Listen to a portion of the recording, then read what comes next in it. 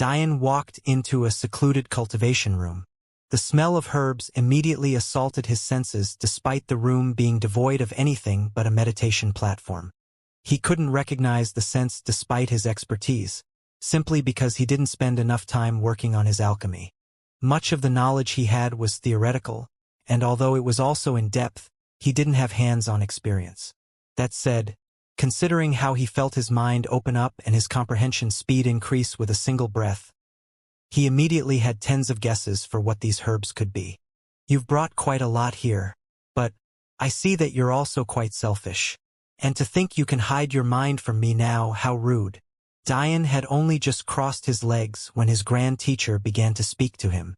Every one of the weapons of 33 heavens had a passive ability that didn't require any energy input. It was what made them pseudo-legendary path weapons. The Soul Tome could purify the soul. The Aurora Steps could awaken auroras.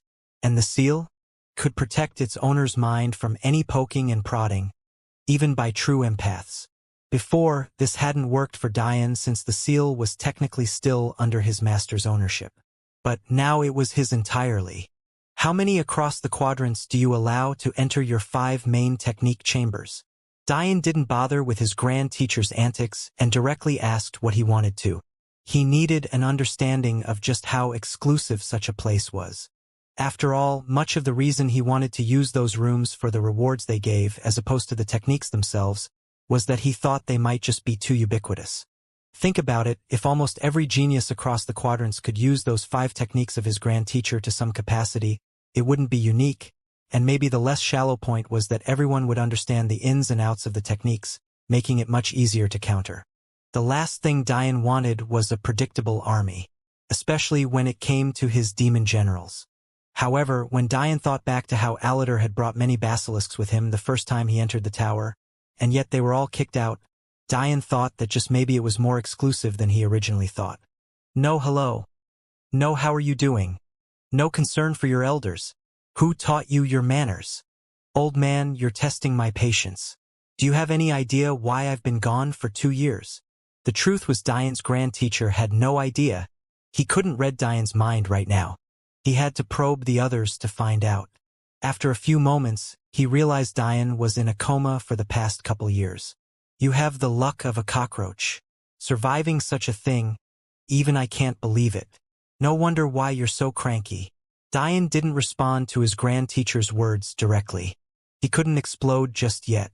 He first needed to know some things that only his grand teacher could tell him. Do you have an answer? It depends on the power.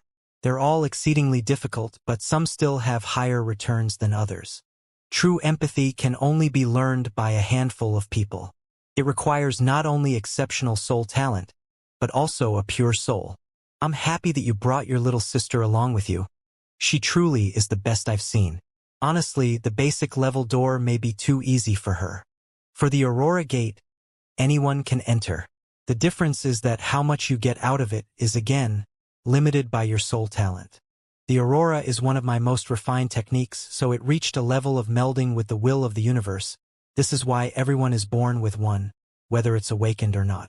In layman's terms, Diane's grand teacher reached the highest possible mastery of a technique, only possible when said technique was self-created and of a high enough grade. Even then, there were other special requirements Diane wasn't aware of. Because of this, it essentially made it possible for any and everyone to learn it. However, the difficult part was learning it to perfection. For the ethereal permeation gate, I'd say a few thousand can grasp it. More than I thought originally, honestly. However, the number who improve it to an intent are less than 100. And as for a Tao, less than 5 all time. I don't believe any one of them is in this plane anymore. Actually, maybe one is. I don't keep track of these things honestly.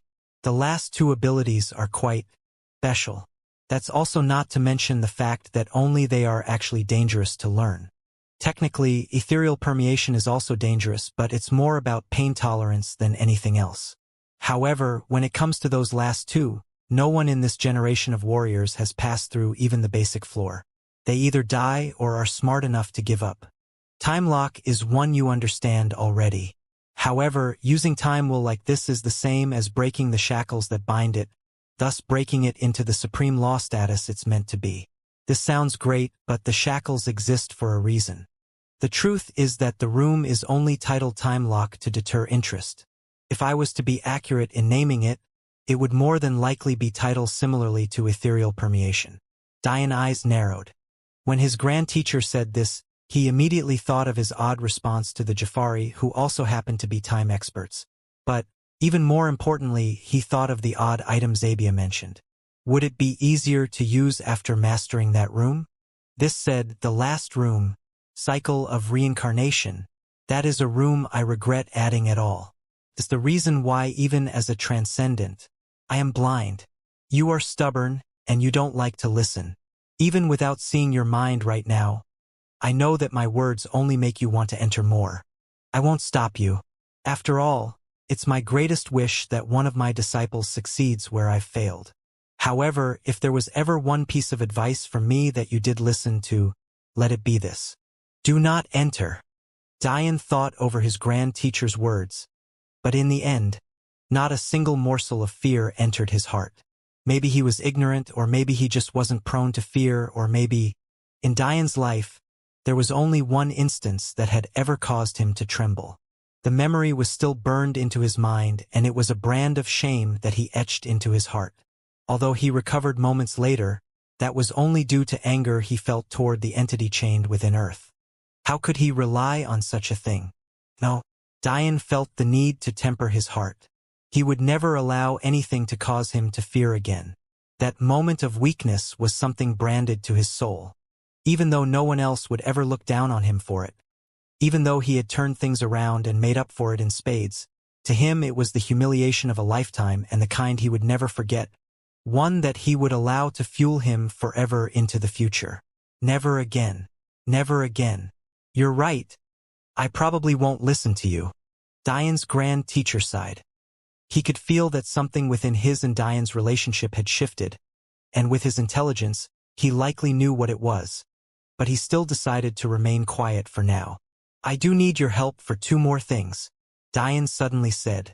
With that, Dian began to explain Eli's situation. It was much too odd. Although they all understood that those from the area Eli was from were usually around his talent level anyway, they also knew that that was also a product of poor resources. Needless to say, Eli obviously didn't have a resource problem. He had an outstanding Dao partner, and he had friends willing to support him. It just didn't make sense that his talent would be so poor. Even his elder sister was improving by leaps and bounds in recent years. More interestingly, none of these oddities even touched the fact he was seemingly immune to poison and pills. For obvious reason, Eli wasn't testing this immunity, but his time with the Cavasitas should have been enough of an indicator. After hearing this, Dian's grand teacher was silent for a long while.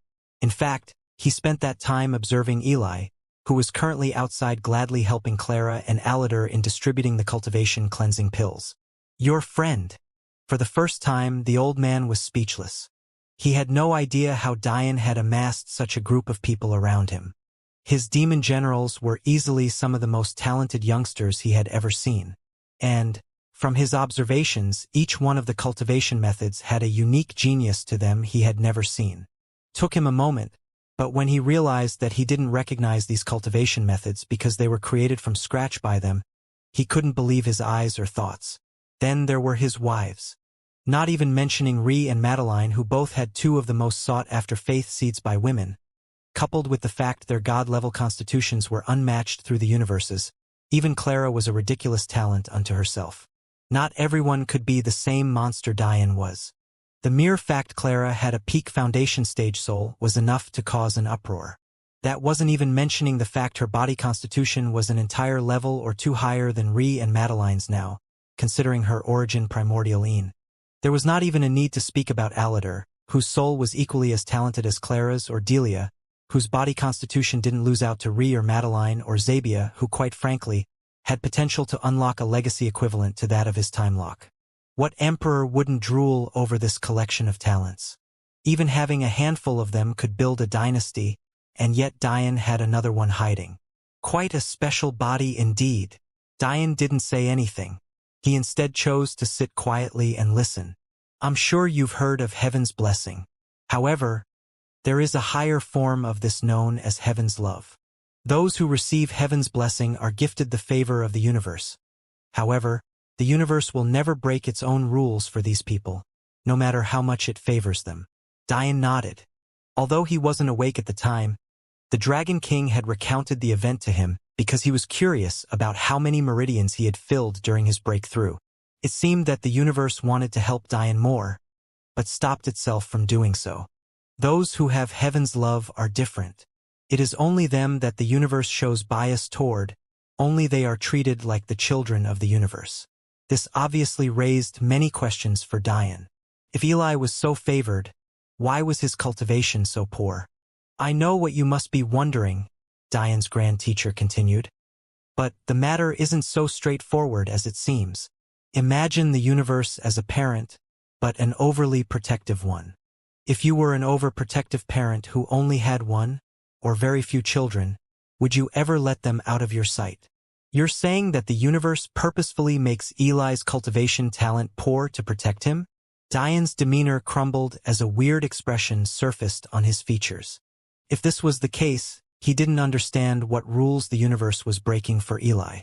Well, other than the making him immune to poison matter. Didn't you already say it yourself? Your friend survived experimentation no one else could, completely unscathed. Even the matter of his lifespan isn't something you have to worry about. Considering your recklessness, he'll likely outlive you. You mean, Eli's current lifespan is millions of years old. Unless you become a transcendent, you have no chance of outliving him. Such is heaven's love.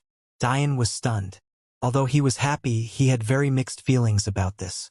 On one hand, it was great that his friend could spend as long as he wanted by his loved ones. On the other hand, he understood Eli's character. It would eat him up inside if he couldn't be of use, especially when his wife was out fighting battles for him. To someone like Eli, the fact the universe was protecting him should mean that he should be the one protecting everyone else. He'll be disappointed, Dian said in a soft voice. A man who can't die until he does of natural causes would be disappointed in such a thing? The old man, who was near the end of his life, couldn't understand such a thing. Someone could walk up and slice Eli in half and the universe would just mend him back together as though nothing happened. In fact, it would probably make it so Eli felt minimal amount of pain too. You don't understand. Something like this wouldn't make Eli happy unless he found out it was someone he cared about who had such an ability. No, you don't understand. He's likely the most useful person you have here. The universe doesn't just break its rules in terms of this Eli's life and death. There are other aspects it affects too. For one, there's Eli's children. Each and every one will be, at a minimum, as talented as your demon generals with a very high likelihood of being born at the peak of their evolutionary chain. Meaning, if Eli has a human for a wife, his child will very likely be born with an angel bloodline. If he copulates with a dragon, I have little doubt another dragon sovereign would be born. Even more pointedly, this dragon child would definitely have a reverse scale of the gold grade, and considering the potential for rule-breaking by the universe might also be of the king or higher grade. He isn't restricted by race either. Even if Eli takes a woman who has chosen the beast path, as long as she is in her human form, she will be able to birth. Because, again, he breaks the laws of the universe. Despite the weird look on Dian's face, the grand teacher continued. If you manage to find a way to break heaven's chains on him, not only would he be able to keep all of these abilities, he would also be capable of cultivating at a speed that far surpassed even your soul cultivation. This wouldn't be because his soul would be more talented than yours, it's actually a form of nepotism. Basically, unlike others, Eli, should these chains be broken, wouldn't have to temper his body with incremental increases in energy. He could skip essence energy, saint energy, and celestial energy and directly jump to enigmatic energy because the universe would protect him. Just like parents never truly stop loving their children even when they feel betrayed, the universe would never stop helping Eli. However, don't bank on accomplishing such a thing. Imagine the universe as super mom times whatever number is beyond infinity. Its hold on its children is stronger than you can imagine. The only way to do that is by making the universe submit, and if you could do that, you wouldn't really need the overpowered Eli by your side anyway, now would you? Diane sighed. He had to admit that he was very much tempted by the idea of releasing Eli from his shackles. After all, he couldn't very well use Eli like a breeding horse, now could he? You're basically saying my best friend has his best use as a stallion. Diane felt like face-palming. He truly can be used like that. Again, he breaks the universe's rules. It's not difficult for him to have children, even with the most talented women in existence. In fact, your Delia friend is pregnant right now, although she seems to want to hide it. Diane's eyes widened. He almost made Delia go through all of this intensive training while she was pregnant? Eli would kill him. Oh, please. How could the universe let its grandchildren die? Until they're birthed, Eli's children also have heaven's love. Afterwards, though, they will be normal people. Well, normal and overly talented people. However, everything comes at a price. It is very likely that Delia will not be able to handle the birth of such a talent. If the baby isn't an angel, it would be fine. However, if it is, Diane's happiness immediately melted away. He saw Delia as his little sister. How could he be okay with such a gamble? How could he not realize that nothing in the universe could be so easy? There was a reason why it was difficult for those with more talent to give birth. It was part mercy. Although this mercy was detrimental when both people were highly talented, in the case of where there was just one talent, this barrier would essentially be saving the life of the less talented individual. But Eli completely broke these rules. Without knowing it, he had put his wife's life in danger. Diane's grand teacher immediately sensed his agitation, so he didn't beat around the bush. In the end, Diane, it is still just a baby. Although it will still be difficult, as long as she becomes a celestial before giving birth, she can survive. Also, since we're all aware of the situation now, we can be of help. Not every form of extending pregnancy is healthy. In fact, it can be highly detrimental to do so. However, that's only in the case where the herbs and pills aren't of a high enough grade. We can delay it for hundreds of years and still have it be healthy. Diane sighed a breath of relief. He had found out recently about Delia's mother and how she extended her pregnancy and how that had almost cost her life. But his grand teacher's words reassured him. Additionally, there are 2 other abilities of heaven's children that I haven't told you that will be of great help. Diane perked up when he heard this, focusing his attention on his grand teacher's voice. The first is that Eli can give other portions of his heaven's love through his blood and soul. In fact, his wife should have received portions of it already. This will help with her cultivation greatly. It will also reduce the difficulty of her tribulations when she crosses into sainthood and beyond. Through this same vein, if Eli is present, he can pardon you of having to partake in a tribulation at all. What? Diane nearly jumped up from his position. You have to be very careful of using this method. Diane's grand teacher reminded sternly. He could already tell what Diane wanted to do. He had refrained from absorbing the energy kernel all this time because of the issue of heavenly tribulations, so the moment he found a way out of it, he wanted to benefit from it immediately.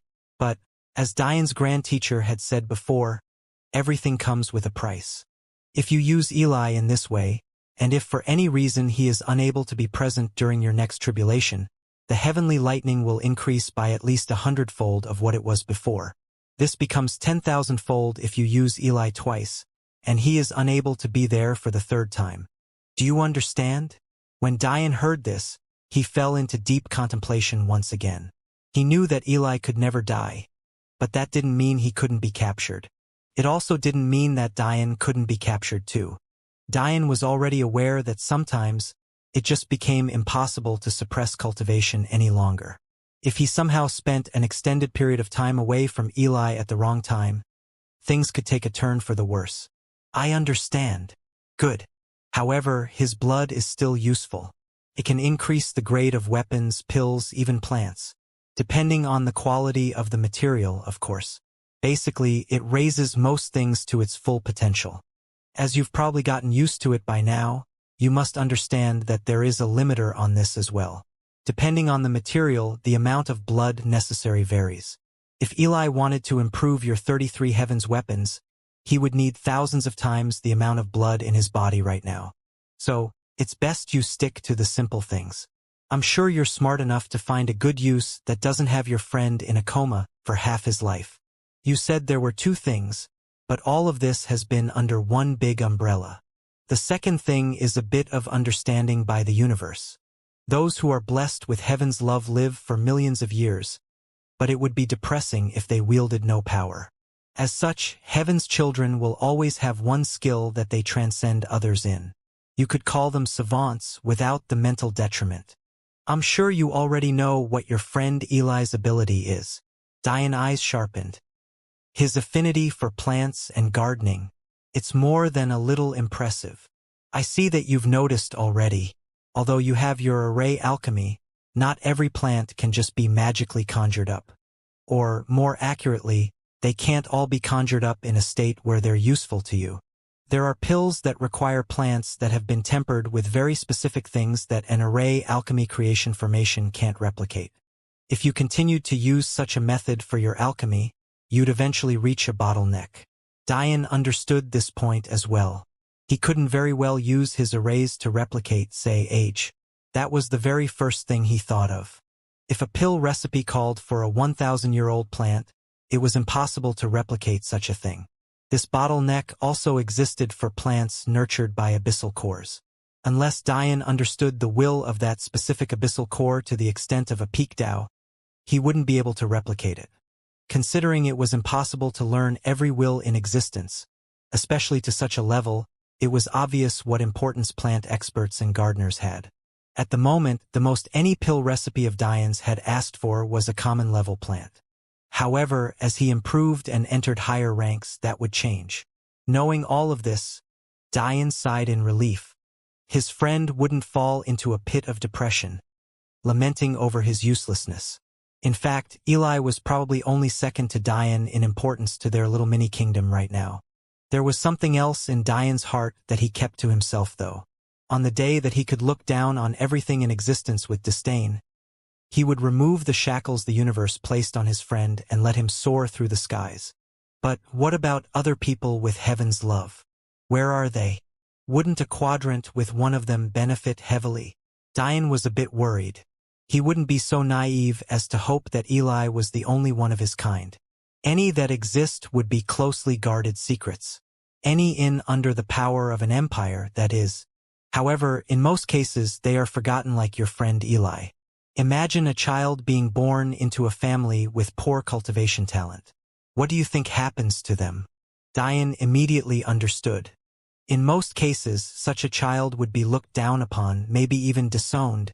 However, those with heaven's love can survive anything. So, when they realize that the years are passing by, and they're somehow not get old, it's only then that they realize that they're special. Interestingly enough, there are at least a few hundred heaven's children in existence. So, although it's rare, it's not as rare as some other things. But, because they have no power to defend themselves, they remain in hiding. They definitely should not be underestimated, though. Those few hundred can rival the power of an Emperor God clan simply by virtue of their otherworldly talent. It's likely impossible that you'll ever come across their society. Rather, it is a certainty that they will come across you. Diane's eyes narrowed. Just from this sentence alone, he had already understood many things. It's good that you understand.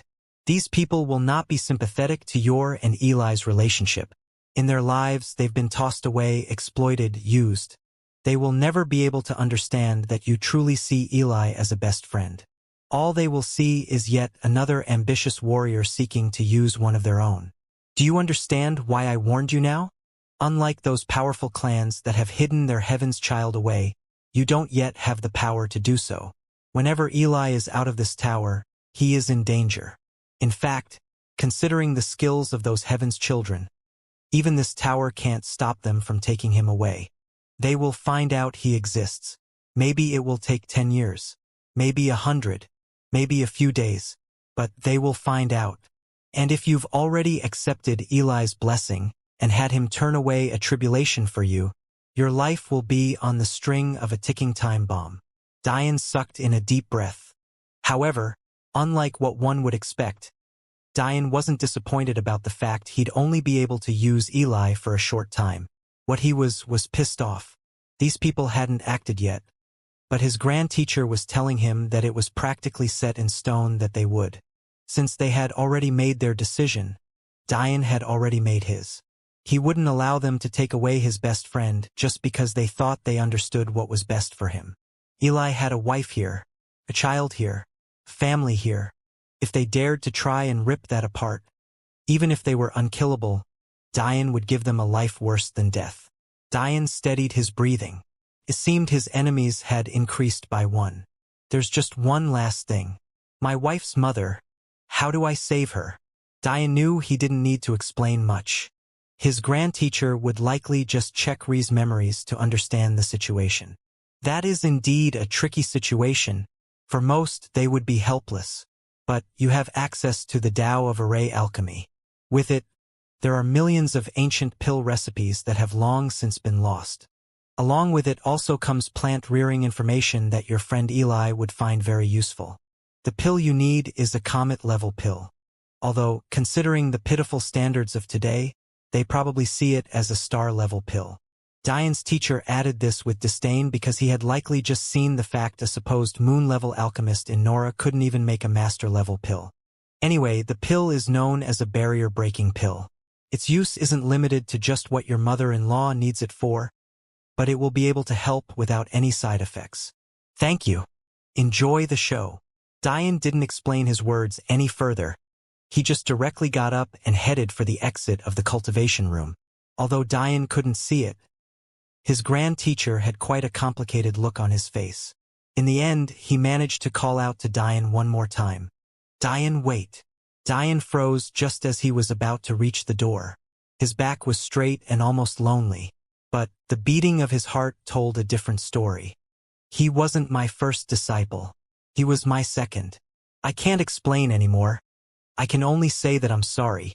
Dian was silent for a long while, but in the end, his tight shoulders and back relaxed as he nodded. Without a word, he left the room. Soon afterward, Dian sat in a room with his most trusted people. Aside from Delia and Eli, there were his wives and Ava. When news like this had to be explained, he wanted to tell the fewest amount of people possible. But he knew that Delia and Eli would also need an emotional support structure around them as well. Delia blushed profusely when Dian mentioned the fact she was pregnant. And after Eli lovingly berated her for hiding it, he too was quite happy. However, when Dian explained the rest of the situation, their emotions seemed to fluctuate wildly thereafter, especially when Dian mentioned the likelihood of Eli being taken away sometime in the future. As much as I want to believe in the rationality of people, and that they truly have your best interest at heart, I just can't. Dian explained. In all likelihood, they're using the guise of helping you in order to do the very thing they're supposedly fighting against. If not, there would be no reason for them to take you away by force. Things aren't adding up. Eli's face was ashen, but he still slowly nodded. He saw anyone who would take him away from his wife and child as an enemy. It was clear to anyone with a brain that this supposed utopia for heaven's children was actually just as ambitious as any other organization. And, considering they couldn't die until their natural time came, who knew just how much planning they had done and just how deep their roots went? For now, let's focus on the good. Dian smiled, patting Eli's shoulder. It may sound odd, but in a few decades you'll be able to hold your baby in your arms. I'll give them a chance first. Dian's smile disappeared before a dense killing intent drastically lowered the temperature in the room. But if they dare to mess around with your happiness, I don't care how many years they've lived or how deep their roots are. I'll crush them and bring you back home. Eli's eyes glistened as his blood boiled. Dian was the one person in his life that helped him without needing anything in return. He saved him from Darius Storm, he uplifted the Array Alchemy faction he loved so much, and he saved his family even knowing it would make him the enemy of 3 god clans. Now, Eli finally had an opportunity to pay Dian back. He lost count of how many nights of sleep he lost thinking about just how to not be a burden. For the first time in his life, he felt like he had a purpose. Eli didn't say a word, but his eyes conveyed everything. He and Dian had a tacit understanding. Looking around the room, Dian suddenly felt saddened. Over the next 20 years, I'm not sure how often I'll see you all. The trials for the key wielder are no joke. But if I don't do them, I won't be able to have the face to see you guys. Diane's voice was a bit hoarse, as though the words he spoke were the heaviest in existence. He knew well that a key wielder had no obligation to take the peak-level trials to climb the tower. However, Diane had no intention of taking any shortcuts. The truth was, he didn't even know if 20 years would be enough for anyone to finish those trials. He could see the sadness in the eyes of his wives, but he could only pull the three of them into his embrace. Their frames were so small compared to his that he didn't have any issues wrapping his arms around them all. In the end, Diane left everything to them. All of his spatial rings, weapons, and cultivation manuals. The only thing he hadn't handled was the Dayu, but he had long since had Clara and Alatar place arrays on them, so he left them all in the charge of his most trusted people. Although Diane didn't tell anyone, they would be really helpful to Little Black in the future. Big brother, are you going away for a really long time? Little Lila's large pink diamond eyes blinked away tears as she wrapped her small arms around Diane's kneeling figure. I'll come back stronger for you, okay? I'll make sure no one makes you cry again. Little Lila didn't say anything, but she couldn't stop rubbing her small and soft cheeks into Diane's neck, staining him with tears. Make sure to listen to the old man, okay? He'll make you strong. MHM. Little Lila managed to squeeze a sound out between her sobs. After a few minutes, Ree had pried the sobbing Lila away, which only made Diane's heart hurt more. He knew well that he was Lila's first connection to the world outside of her late parents. She relied on him heavily. But he repaid her by leaving for months at a time with little to not explanation. And now it would likely be for years. With the maturity Lila shows, they sometimes forgot that she was just a 7-year-old little girl. Regardless of what her talent or future held, she had to be treated as such. Soon afterward, Diane knelt in front of little Zaire, who was rubbing his reddened eyes and trying not to cry. One day, you'll be an emperor, Diane smiled, pulling his little brother into his embrace. But for now, make sure to enjoy your childhood. Okay? Let big brother handle everything. When you're ready, we'll rule the world together. When Zaire heard this, he couldn't hold it in anymore and started sobbing himself. With those last words said and that last hug given, Diane disappeared. Diane didn't know it now, but over the next few decades, these last cherished moments with his loved ones would be all he had left to cling to his humanity. Diane soon stood in a vague world, filled with dense black fog. The only thing that filled his vision with any sort of light were 7 doors, seeping dense fog of their own, but also illuminated by a faint dark gold light around their edges.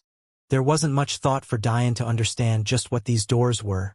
After all, he had been preparing himself for this ever since he learned the secret of the epistemic tower. The leftmost 4 doors were levels available to non-key wielders. They were split into Viscount, Earl, Marquises, and Duke. It didn't take much of a stretch to understand just why those dukes and duchesses were so proud of their talent.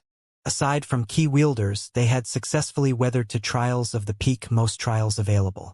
However, Diane didn't spare a single second on these doors. The truth of the matter was that he had no obligation to enter the key wielder doors, but would he really be Diane Sacharo if he took it easy on himself? No, he hadn't thought of doing so for even a moment. The rightmost 3 doors had grasped Diane's attention the most. These were split into King, Emperor, and God.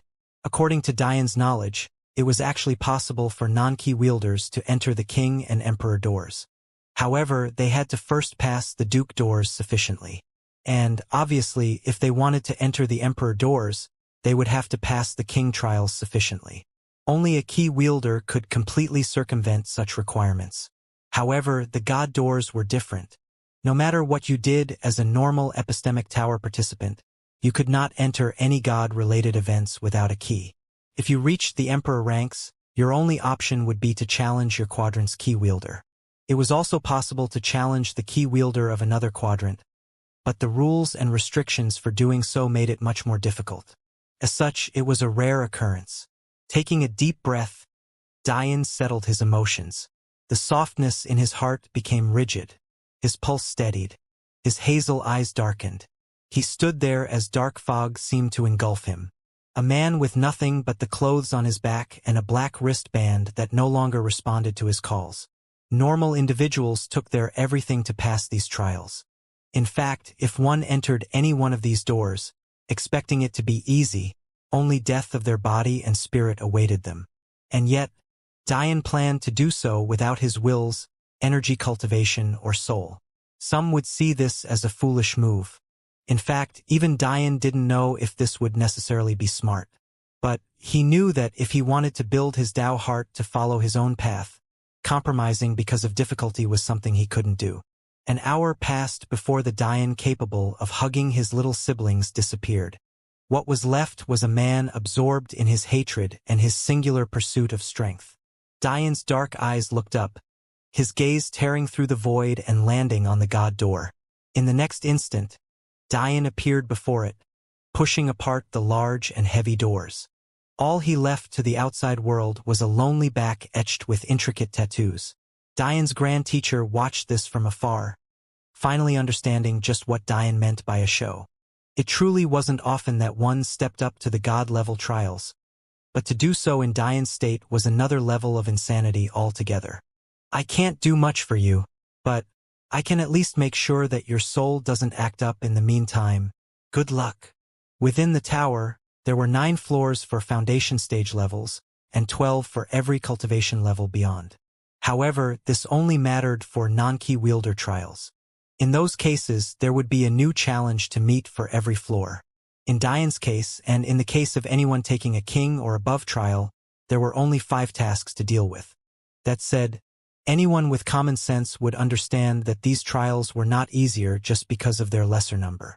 The moment Dian walked in, his vision was blinded as the gate automatically noted that his bone age was 18 years old.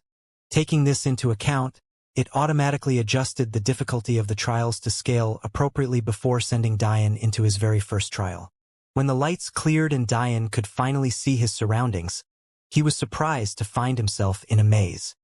He stood at the very center with oddly placed and curved walls all around him.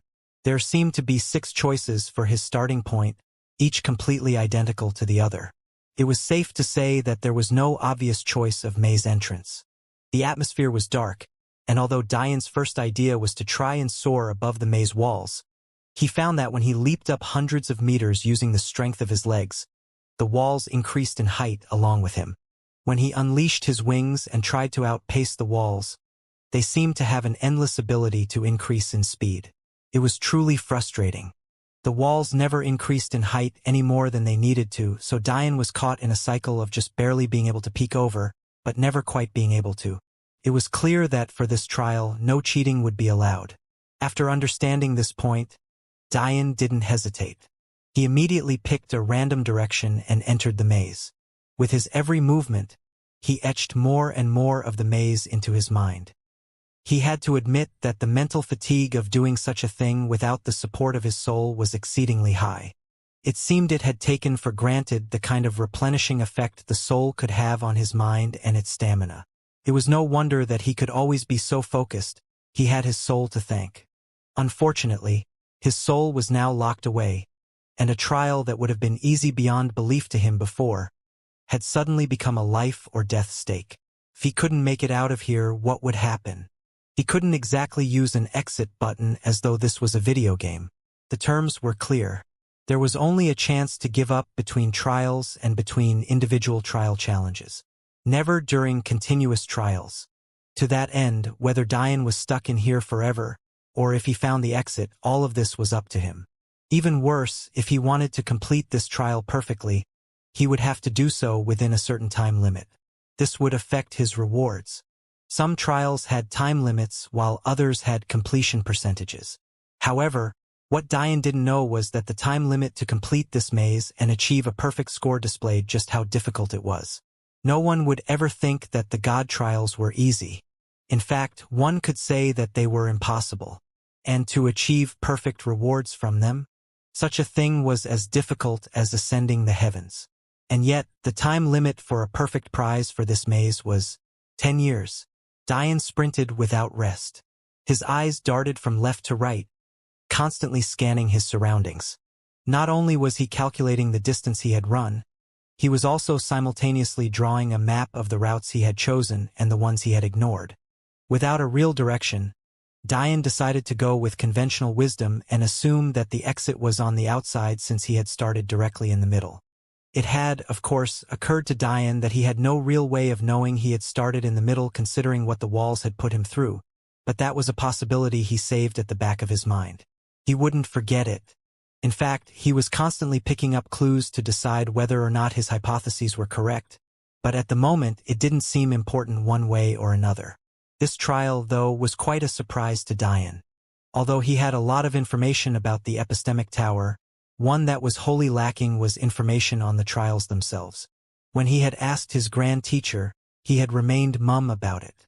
So, for the first trial to be one of intellect was surprising. However, despite not knowing the time limit, Diane could tell that it must be very long with all of the subtle clues he was picking up on.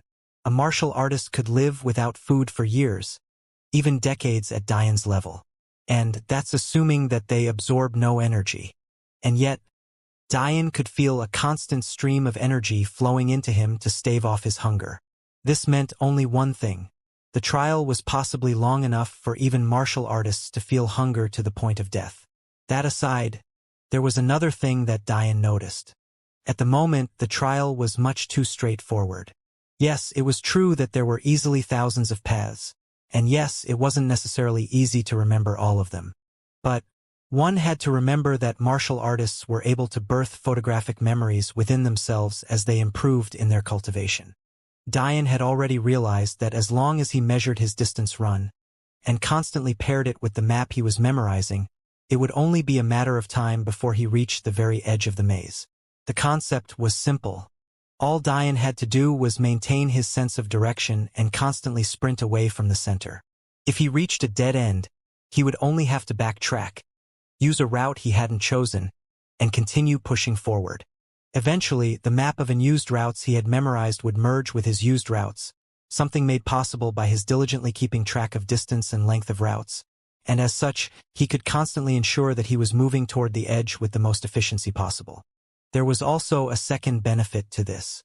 Because he was keeping track of distance and also trying his best to maintain either forward or lateral movement with very little backward movement, he could also begin to measure whether or not he truly began in the middle. The reasoning was simple. As Diane moved laterally, assuming the maze followed a circular pattern as dictated by its curved walls, he could judge whether he was moving further forward or not depending on the lateral movement. Essentially, if he found that he could only move forward easily if he coupled it with a left lateral movement, then it was likely that he had started to the right of the maze. The vice versa was also true. What would this mean? It meant that if he found it easier to move forward when moving laterally in one particular direction, he wasn't actually making his way to edge. Instead, he was making his way to the center. This was because if he started to the edge to begin with, there would be more options in one direction versus another unless he was magically moving straight for the edge. The question Diane would have to answer for himself was whether or not this was good. Should he be making his way to the center, or should he be making his way to the edge? When dealing with a trial with no instructions, Diane followed his instincts, immediately choosing the tougher road. The moment he noticed that it was in fact easier to move forward when he shifted leftward, Diane began to bias his lateral movement back to right. When he noticed it became easier to move forward when moving laterally to the right, he again changed his tactics and biased his lateral movements to the left. All this meant was that he had gone too far right and was on the other edge of his starting point. Diane's mind worked on overdrive, tearing the maze apart with his gaze as days became weeks, and weeks became months. If one had to describe Diane's intelligence, they wouldn't have the words to do so. As Diane's grand teacher watched from above, he almost doubted himself. Did he make the God trial too easy? Ridiculous. Diane was simply a monster. A normal individual wouldn't have even considered the fact their starting point was the middle until years had flown by, and yet Diane did within the first few minutes. If this was even the Emperor-level trial, Diane would have completed it in a month. If he had his soul strength, even a week would be too long. However, this trial wasn't over just yet. As months became a year, then a year and a half, the mental fatigue began to wear on even Diane. He had been sprinting non-stop for almost 2 years, but that wasn't the issue. The energy of the world replenished him constantly so that the physical aspects of this trial were done away with completely. But Dian's focus was waning. Even his vision threatened to blur. Without his soul strength to energize his mind, it was a miracle that he had lasted even this long. It was a testament to the strength of mind his soul had built for him before it was forcibly locked away. At seemingly his lowest point, something occurred that made Dian laugh bitterly. After almost 2 years in this dark maze, he had almost hoped that this wouldn't happen. But who knew that this trial would wait until he was on his last legs to pull this trick? Just as Dian moved to enter an opening in the wall, it shifted. Dian skidded to a halt, watching as the maze and ground beneath his feet whirred to life with a dull look in his eyes. The entire map that Dian had spent the past 2 years memorizing and clinging onto for dear life was now useless. He had no idea where he was. Maybe he was deposited right in the center? Maybe he was near the edge and didn't even know it? He could always start again. But he couldn't help but feel that all of his progress meant absolutely nothing. Not to mention the fact there was no guarantee that the walls wouldn't shift again. The God trial had finally bared its fangs. Just as Dian was about to think through what his next step should be, an unexpected notification sounded in his ears that sounded a lot like his grand teacher trying to sound grand and imposing. The first stage of the trial has been complete. Would you like to quit and accept the appropriate rewards, or continue on to the second and final stage? To anyone else, these words would have seemed simple and meaningless. In fact, many might choose to quit. However, when Dian heard these words, his eyes glistened and his focus sharpened. Firstly, it told him that he was correct. The goal of the trial was to move outward, not inward. If not, then he wouldn't have completed the first stage. Secondly, it completely eliminated the need for him to sit and wait to see if the walls would move again just when he was on the cusp of something. It was clear that this second stage had to do with the constant shifting of the walls. As such, it was named Stage 2. Stage 1 was a still maze and Stage 2 was a shifting one. Simple. And not so simple. All at once. Dian stood silently, quietly observing the shifting walls and ground. He didn't move an inch, but the calculations speeding through his mind told a different story. This was a trial. As such, it had to follow a set of rules that might not necessarily be true in real life. If this was the maze of a legacy world, the expert who built the world would have no obligation to stick to any rules. Although they'd never find a successor using such cruel methods, some experts were too selfish to pass on their teachings to begin with. However, since this wasn't a legacy world, Dian completely threw out the possibility that the movements of walls were random. There had to be a pattern somewhere, and it was up to him to find it. You could imagine a circular maze as structure similar to what you'd see after slicing an onion in half. The only difference was that the layers had dips and turns an onion wouldn't have, and this was exactly what Dian was observing right now. This was, of course, in addition to the fact that those layers seemed to be moving independently of each other. The first thing Dian observed almost immediately was that the layer beyond him had movement he could separate relative to the layer he stood in. This immediately let Dian know that not every wall was moving in the same direction and not every wall was moving at the same speed. It was very clear that the closer Dian got to the edge, the faster the walls moved, and the closer to the center he approached, the slower the walls moved before they likely stopped altogether. Dian had unwittingly stepped into the crux of the trial again. The solution was obvious. It didn't matter where he was now or where the maze's shifting was bringing him. As long as he used his observational abilities to continue toward the faster-moving segments, he would be going in the right direction. However, that was when Dian decided to do something that would baffle anyone else. By all rights, the most logical thing to do would be, seemingly, to continue forward as quickly as possible. But Dian directly sat down, closing his eyes and resting his mind. Surprisingly, when Dian's grand teacher saw this, another bitter smile spread across his features. "You little monster." Hours passed by and then days. Dian continued to sleep, allowing his body to ride the waves of the moving ground. He didn't think of anything. In fact, he went out of his way to empty his mind completely. Unknowingly, Dian was reaching a state only the prime levels of experts could hope to touch. Before this, Dian's biggest problem was his inability to make effective use of his soul prowess. As a result of his soul strength, seeing through the attacks of opponents was incredibly easy. When dealing with those at his level, they seemed particularly slow. However, the problem was that even with this being true, his body could not react fast enough to make efficient use of this ability. Essentially, Dian had an excess amount of power he was incapable of using. The truth of the matter was that there was no easy way to fix this. Although his soul was now sealed away, and his body had an opportunity to catch up, he would only be treating the symptom and not the root problem. While having fast computational abilities was important, which warrior wouldn't want to have even quicker insights? Dian's soul was exact that, however, it would always be limited. So what was the solution? Ironically, the answer Dian settled on was making those computational abilities even faster. If his body couldn't react, give it more time to react. If his opponent's attacks were slow, make them even slower. If his mind was too powerful, make it even more powerful.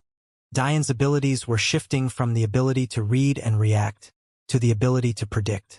Understanding this, Dian realized that the only prize of these trials weren't just the rewards at the end. No, each one taught you something.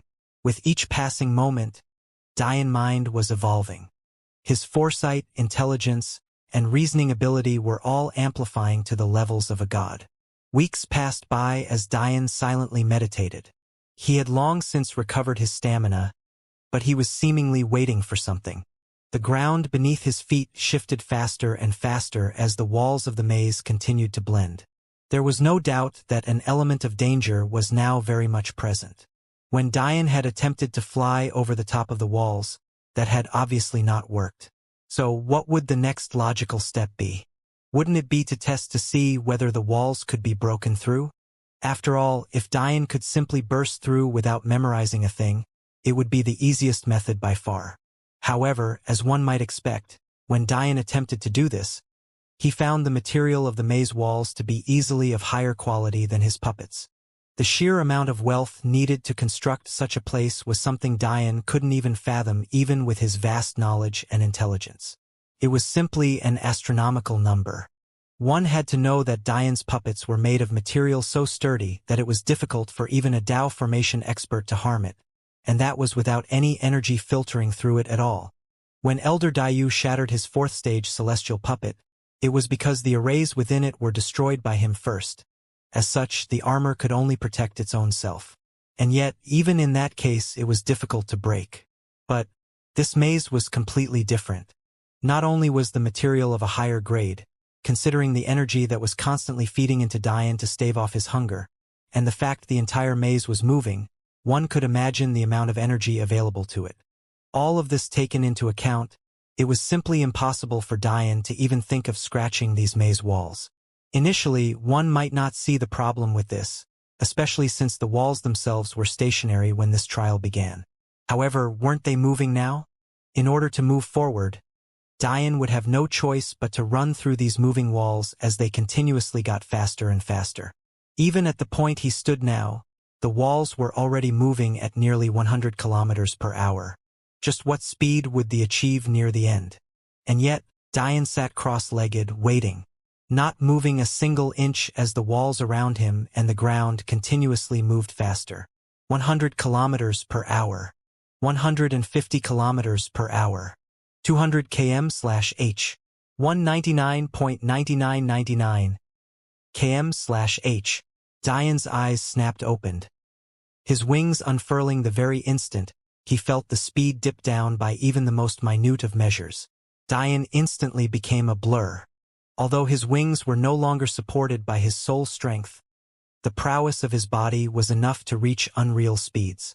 His body twisted in the air, turning at impossible angles, narrowly dodging the constantly moving walls that threatened his life. There was a method to Dian's madness, of course. The moment the maze started to move, Dian immediately made the observation that further layers moved faster than the layer he stood on. However, this was not all he observed. Although it was subtle, Dian also noticed a slight deceleration in the pace the layer he stood on was moving. In fact, The change was so subtle that even Diane's grand teacher couldn't help but praise him for noticing it so quickly. When Diane noticed this, he decided to take a gamble. After Diane realized that layers closer to the edge moved faster relative to other layers, the obvious observation was that since his layer was slowly down, that meant it was moving toward the center. And yet, Diane decided to not move at all. This would seem like the worst thing to do in this situation. What if the maze was trying to undo all of the work you had done? Shouldn't you immediately try and fight against it as soon as possible? However, Diane thought beyond that. Considering the maze was circular, judging by the curve of its walls, doesn't that mean that there was a likelihood that after it finished slowing down, it would then pick back up in speed? And when it reached its peak speed, wouldn't that mean that Diane was closer to the edge than he had ever been before? Diane knew that this was a gamble. There was always the chance that once the layer he was in reached 0 kilometers per hour, that it would just stop, leaving Diane stranded in the middle. But Diane's perception and guts told him different. So, Diane sat in meditation, paying attention to every minute change in the maze, and once he realized layers behind him were speed up, he knew made the right choice. Although Diane didn't know it now, he had traded in weeks of waiting time for 20 years. The truth was that the time limit of 10 years for the perfect prize should have been impossible to grasp unless you saw through the maze perfectly. Since the size of the maze was decided on the age of the one who entered, it was always adjusted such that it would take 25 years to complete. But not only had Diane completed the 5-year segment in a mere year and a half, he had completed the 20-year segment in 3 months. Diane's speed burst to another level. There was no joy in his eyes when he saw the exit. He never expected to fail, and he never once felt any form of despair. As such, why would he feel happy? The only thought in Diane's mind was the second trial. This time, it would be a test of his intellect and his strength.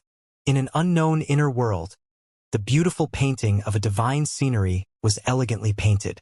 Thousands of flowers spanned across a field of lush green grass, each dripping with rich fragrances and the smallest droplets of water that reflected the high-hanging sun. The river nearby was so clear that one could see to the bottom. Getting lost watching the koi fish swim about was a normal occurrence for anyone who stumbled upon this holy land. However, one might not know how rare such an event would be. The ruler of this land wasn't one to take kindly to any encroachment on his territory. Following along the river and immaculate flowers, one would eventually reach a waterfall that fell with weight far surpassing what a normal saint could withstand.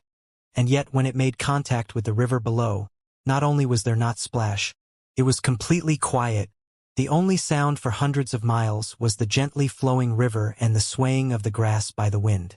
Within the waterfall sat a young man, bearing the overbearing weight of the waterfall on his shoulders as though it was a trickle of rain. One might assume that this young man must at least be a celestial to do this so easily, but the truth of the matter was that he had only just stepped into the ranks of sainthood, having opened 8 meridians in the process. Suddenly, the eyes of the young man snapped open, his gaze tearing through the falling water and into the distance.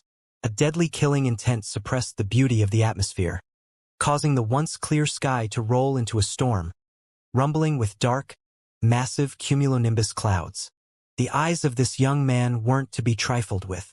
They looked like 2 burning sapphires, laced with whites and blues that were only interrupted by the darkness provided by the slits of his pupils. It was truly difficult to tell whether this young man was a beast or human. But what was clear was that he was a worthy enemy, one that was currently pissed off that others had invaded his private territory. In the distance, easily tens of miles away, a singular man trembled, immediately dropping to his knees and slamming his head into the ground. Anyone seeing this scene would be confused beyond belief. The man was miles away, and yet didn't dare to take another step forward simply because the eyes of a young man hundreds of years younger than him had opened his eyes. The skies continued to darken, rolling in agitation as a peal of lightning tore through the skies, followed closely by a rumbling thunder so profound that the earth itself trembled. "Speak!" The young man's voice rumbled along with the thunder. He didn't like being interrupted, but for this person to dare come here, even at the risk of his own life, he understood that something of unprecedented importance had occurred. "I apologize for intruding, esteemed young Master Falker, But there is something that requires your attention. The young man remained silent. He knew he didn't need to repeat himself. There were very few things he would allow anyone to interrupt him for. As such, the kneeling man should also understand that if this information wasn't at least as important as those things, he was dead. There's been movement on the rankings. A formless pressure flashed down from the skies, slamming into the back of the kneeling man. His spine threatened to snap on impact. It was impossible to maintain his kneeling position as his body was laid flush against the ground. The earth cracked, sinking the man further into it. It seemed like the young man was intent of crushing this subordinate to paste. Why would he care about normal ranking changes? Was he really being interrupted for such a thing? If his faction wasn't being attacked by those he deemed as worthy opponents, he didn't care. "Young master, please." The man struggled, projecting his voice outward. "It's not a normal ranking, it's movement on the rankings of the god trials." When the young man heard this, he paused. Maybe he had acted too rashly. This was indeed worthy news. Movement on the rankings only meant one thing: that someone new had just completed at least 3 or 4 god trials. Never would the young man think such a thing would be possible after completing only a single trial. After all, what kind of concept was it for someone to change the rankings after only completing 20% of the trials themselves? That would mean their performance on one trial was so overwhelming that they already ranked higher than those who completed the trials in their entirety. This possibility never crossed the young man's mind. However, when he heard the next piece of information, the possibilities he had thrown out of the window had suddenly come back in full force. "Young master, that is not all. There is also movement on the first record tablet." "What?" The man trembled from his pathetic position, feeling the anger of the young man. For there to only be movement on the first record tablet only meant one thing. Whoever this one had only completed a single trial. "Young master, speak." Falker was losing patience. He beat the previous top record for the Eternity Maze by 9 years.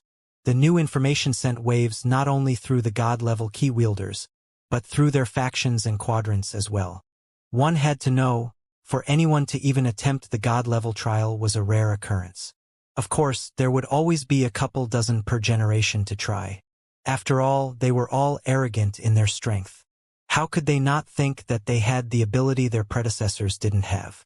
However, for one to actually cause a change in the god trial rankings was ridiculous in its own right. The truth was that the god rankings only contained those who had no transcended. However, the record rankings contained the top 100 of all time. This meant that from the very beginning of the existence of the epistemic tower, Dian had beaten the very best by almost a decade. Even now, there were only 3 current key wielders who were in the tower currently who had made it onto the exclusive list. Well, now the number was 2. The name Demon Sage Dian Sicharo etched itself into first place, standing domineeringly above the Eternity Maze rankings. However, this wasn't the only surprising thing. It wasn't surprising that no one had heard the name Demon Sage Dian Sicharo before. After all, with the trillions upon trillions of warriors across the quadrants, who could boast in knowing every family or clan name in existence? So, simply not recognizing the Sicharo name meant little. What was surprising was the change on the quadrant rankings. The name of the Celestial Quadrant had been dragged through the mud. After the destruction of the Celestial Deer sect, the storied quadrant that had once stood domineeringly within the top 20 had slowly been forgotten by history. This may sound unimpressive, but one must remember that the number of quadrants used to number in the thousands. Of course, now only the most powerful remained. After all, they had to survive the onslaught of the Dark Phoenixes. All in all, the Celestial Quadrant used to be a quadrant that stood at the top of the cosmos. However, in recent years it gathered dust at the 100th spot, not producing even a single genius. In fact, no one had heard word from its key wielder. Just when everyone had begun to forget this quadrant, it suddenly shot upwards, not stopping until it stabilized itself at the 81st spot. A move of such magnitude, how could it be missed? For a single person to contribute enough to outweigh the effort of 19 quadrants alone, it could be seen just how overpowering Dian's debut into this world was. That said, with every success, there would always be jealousy and envy. How could anyone fully respect a faceless man? To those in the tower, Dian had been too scared to show his face before, and only now made waves before he would enter hiding again. They acknowledged his talent, but disparaged his character. However, those who were more intelligent saw a different story. What if there had been no key wielder for the celestial quadrant at all until this Dian Sicharo appeared? Wouldn't that mean in as little as half a century more, he would step onto this floor and face them all? The ranks of the god key wielders now had one more, and at the moment he stood atop them all. There were two individuals, though, whose eye contracted when they noticed the celestial quadrant name shoot upwards. Hela Ragnar, a woman with a dark and sensual kind of beauty. Her voluptuous breasts were so large that she didn't bother to form her armor around them entirely. Instead, they covered the bottom half, just barely covering her soft pink nipples. She truly gave an all-new meaning to cleavage. Her blonde hair was long and bright, completely contrasting her sleek black and tight-fitting armor. She was also tall, standing at more than 6 feet. Her long snow-white legs were almost all anyone could focus on. Hela had only just recovered from the injuries of her celestial tribulation. So, she had been clearing the final challenges of the top saint floor before she continued onward to the lowest celestial floor. After all, she had an Emperor God clan backing her, although those of her sect weren't fully aware. This wouldn't be too eye-catching. The requirement to step onto celestial floors was to have royal God clan backing. Even the weakest members of an Emperor God sect would have such credentials. So no one would question how Hela got them. However, when she realized that her home universe had moved up in the rankings, she wasn't so shallow of naive to believe that she was the reason. Nor did she think that it was First Saint's son either. If it was them, they would have made an impact a long time ago. And yet, even with the two of them working, their impact was too minimal, although they had both become dukes. In fact, one of Hela's current goals was to tackle the king trials. I need to report this. Whoever this Dian Sicharo is. Hela's blue eyes flashed with a cold light. You'll have to pay a price for making a fool of the Ragnar family. Elsewhere, First Saint's son had reached the very same conclusion as Hela. That said, they both understood the problems their anger would cause. This Dian was a no-name to them. This meant that there was no way he came from one of the 3 main clans. The Ragnars controlled 29 universes. The Pakals controlled 30. The Weta controlled 24.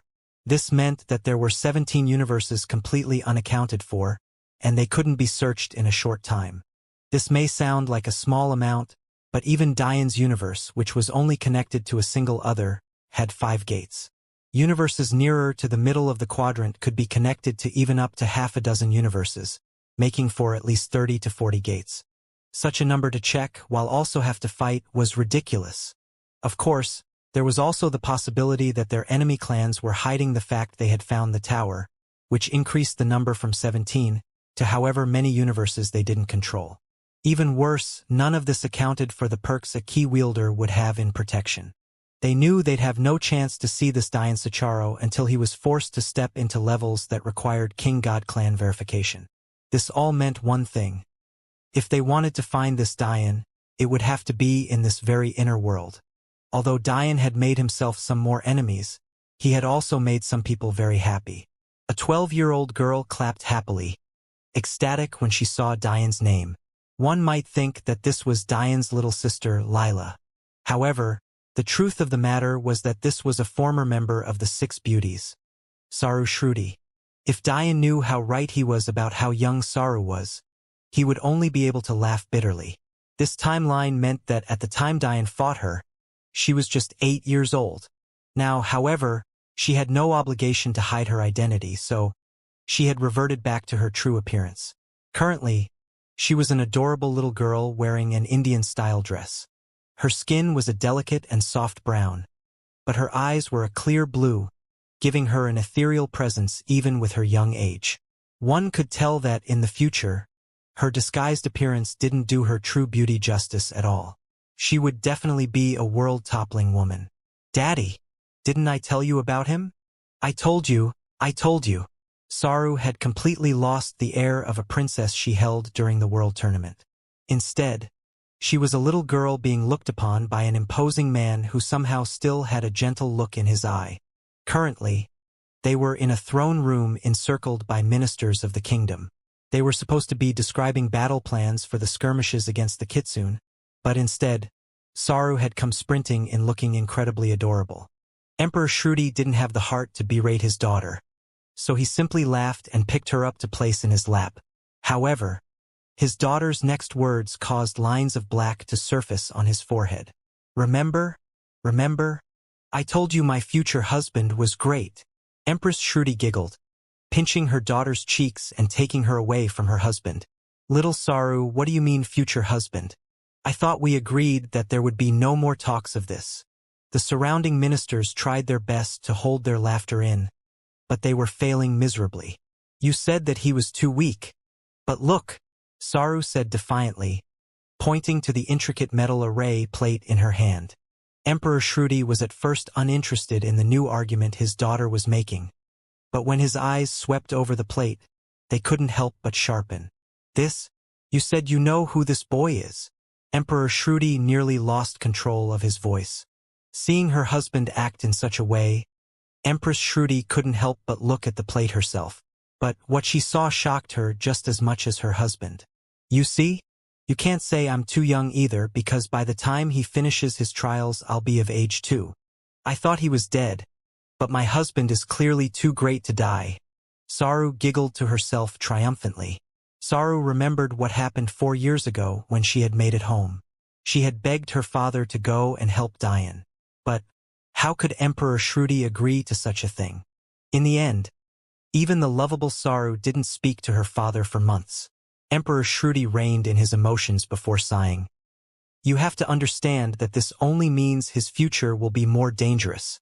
From what you've told us, he has no backing at all. How is he going to build a faction in the inner world? Do you think the other god key wielders will sit by idly? There's a reason building up your real-world presence is a mandatory part of climbing the tower. Saru pouted. Don't you understand what it means for him to be alive right now, Daddy? It means he survived a fight against a celestial. Emperor Shruti frowned. Or that celestial won easily and is using him now. Remember, a celestial means nothing to the full power of the quadrants. Unfortunately for Saru, she had no rebuttal to this. She had no way of knowing what happened after she left. For all she knew, her father was right. And as much as she wanted to go and check, it would soon be her turn to take the trials. Her 13th birthday was coming up soon, so her father would finally let her become the first Shruti to become a god key wielder. If she wanted to be ready for that, she couldn't do any traveling. In all likelihood, this meant the earliest time she could meet Dian would be 100 years from now, since that was the average amount of time the god trials took. Mommy? Yes, darling. Empress Shruti smiled, stroking her daughter's dark, cascading hair. If he takes first place in all of the rankings, you'll let me marry him, right? Empress Shruti giggled. Only a man so great is good enough for my little girl. Hearing this, Emperor Shruti sighed in relief. There was no way this Dian Sacharo could do such a thing. This was the equivalent of his daughter silently giving up. Although Emperor Shruti appreciated Dian's talent, there was a reason why backing was so important. Dian marrying Saru, regardless of his talent, would mean the Shruti would be taking on the burden of protecting him. Although they were a top 30 quadrant, that was because of their power coupled with the kitsunes.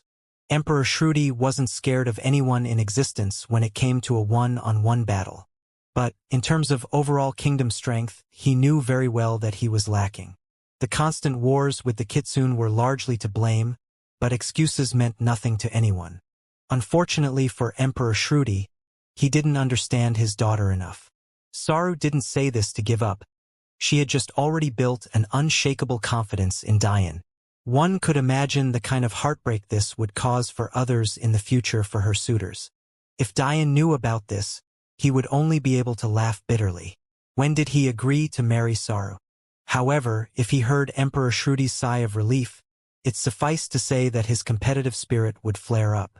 When Clara and Madeline finally understood Dian's lust firsthand, they had felt a guilt weigh on their hearts. Dian hadn't wanted such a thing to happen, but there was nothing he could do about it now. That said, just because his wife's guilt had catalyzed their acceptance of concubines, that didn't mean Dian would act on it if he could help it.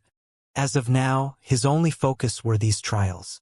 Dian whizzed by the final barrier, spinning his body to once again narrowly avoid a maze wall that was easily moving at hundreds of kilometers per hour.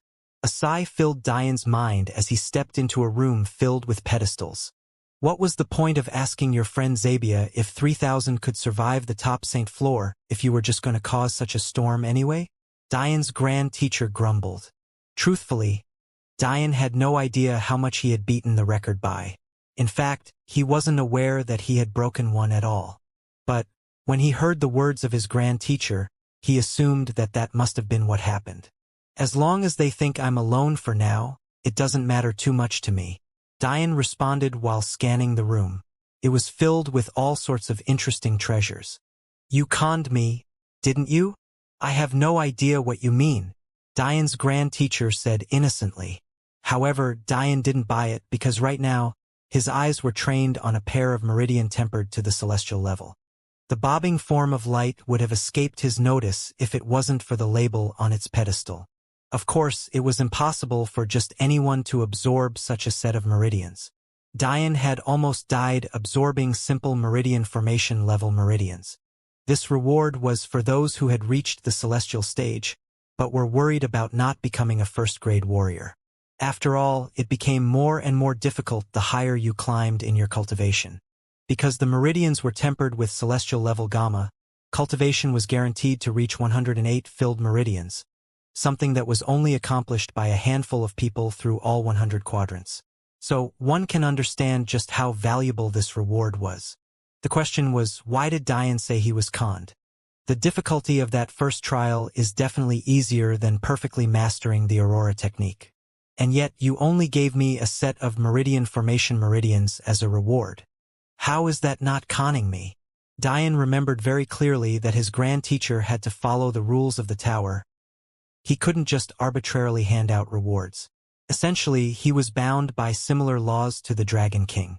Both had to follow the laws of the treasure they resided in, which was why the Dragon King couldn't betray Dian even if it wanted to. Therefore, when Dian was given his meridians to circumvent the seal placed on him, his grand teacher had justified it as a reward for completely mastering his Aurora. But that reward fell far short of what Dian deserved for such a feat. P13, you were born with a perfect Aurora. How can that be the same thing? For the first time, Dian's response made his grand teacher uncomfortable. It was a weird experience for him, not being able to read the minds of non-transcendents, that is. You realize the affinity I have for weapons, right? Dian said slyly. Yes. Dian's grand teacher knew about Dian subduing the Dragon King. Aren't your precious epistemic towers exactly that? Dian's gaze pierced through the void as he leisurely walked around the room. You wouldn't. I can and I would. Unless I get some proper compensation. Dian said slowly. This is extortion. That's exactly right. Fine. You can choose 2 peak-level rewards from this room then. Dian smirked, before a serious expression replaced his features. He knew that all he had to do was find the core of the tower in order to claim it as his own. The fact of the matter was that his affinity for weapons was too overwhelming. However, he also knew that the core of such a treasure would be in the hardest place to reach, which was definitely the top floor, a place only accessible to half-step transcendence. I'll take all of my rewards after I complete all of the trials. If I accumulate merits, will I have access to even better rewards? Dian was quite interested in collecting more Soul-type 33 heaven weapons. He was also interested in seeing the body-type ones as well. As for the energy-type ones, they were his lowest priority. You are thinking of those 33 weapons, aren't you? Even transcendents want those things, yet you have 3. For if you include the fact the Dragon King doesn't lose out to them at all, at least on this plane anyway. Aren't you being a little too greedy? Actually, I'm being magnanimous. You and I both know that the Soul-type 33 heaven weapons want nothing more than to bow to me. As Dian spoke, he walked to the exit, arrogance dripping from his voice. What Dian didn't say was that with his improved body talent, 22 of the 33 weapons would drop everything to be by his side. Diane's grand teacher just shook his head and let Diane go. What Diane didn't know was that even if he was the most uninterested in energy type 33 heaven weapons, there was one in particular that he soon be heavily reliant upon.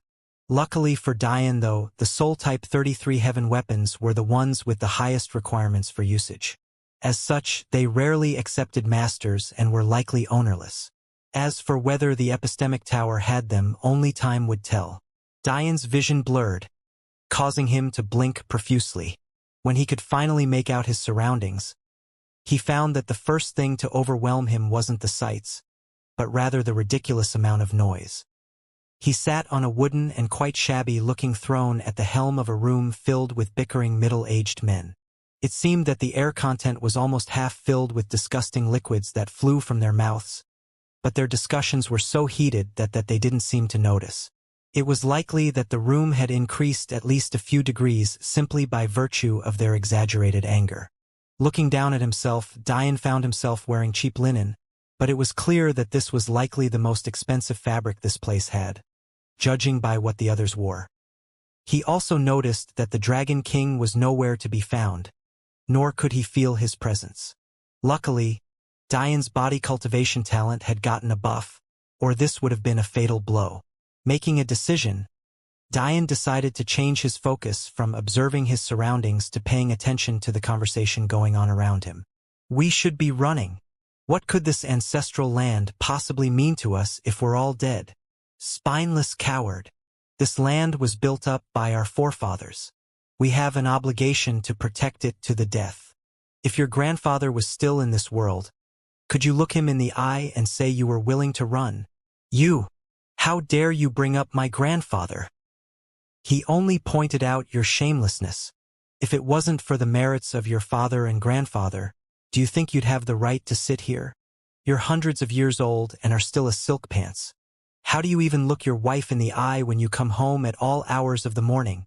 The man who spoke out face reddened in anger to the point where it seemed steam was coming out of his ears. He and they knew that this was nothing but a ridiculous exaggeration.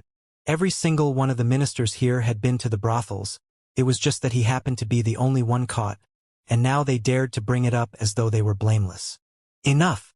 You're speaking of ridiculous things and character assassinating those of us that are rational to cover up your stupidity. Another minister jumped in to defend the red-faced man. You want us to stay here and die? Really? Then what do you think those damn devils are going to do to our sacred lands after you die here? Won't they desecrate it just the same?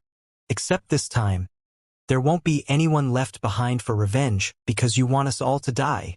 Although those who wanted to stay and fight were angered by these words, anyone rational could understand that this was a very valid point. In some form or fashion, both decisions resulted in the defilement of their ancestral lands, but only one decision gave them the chance for revenge.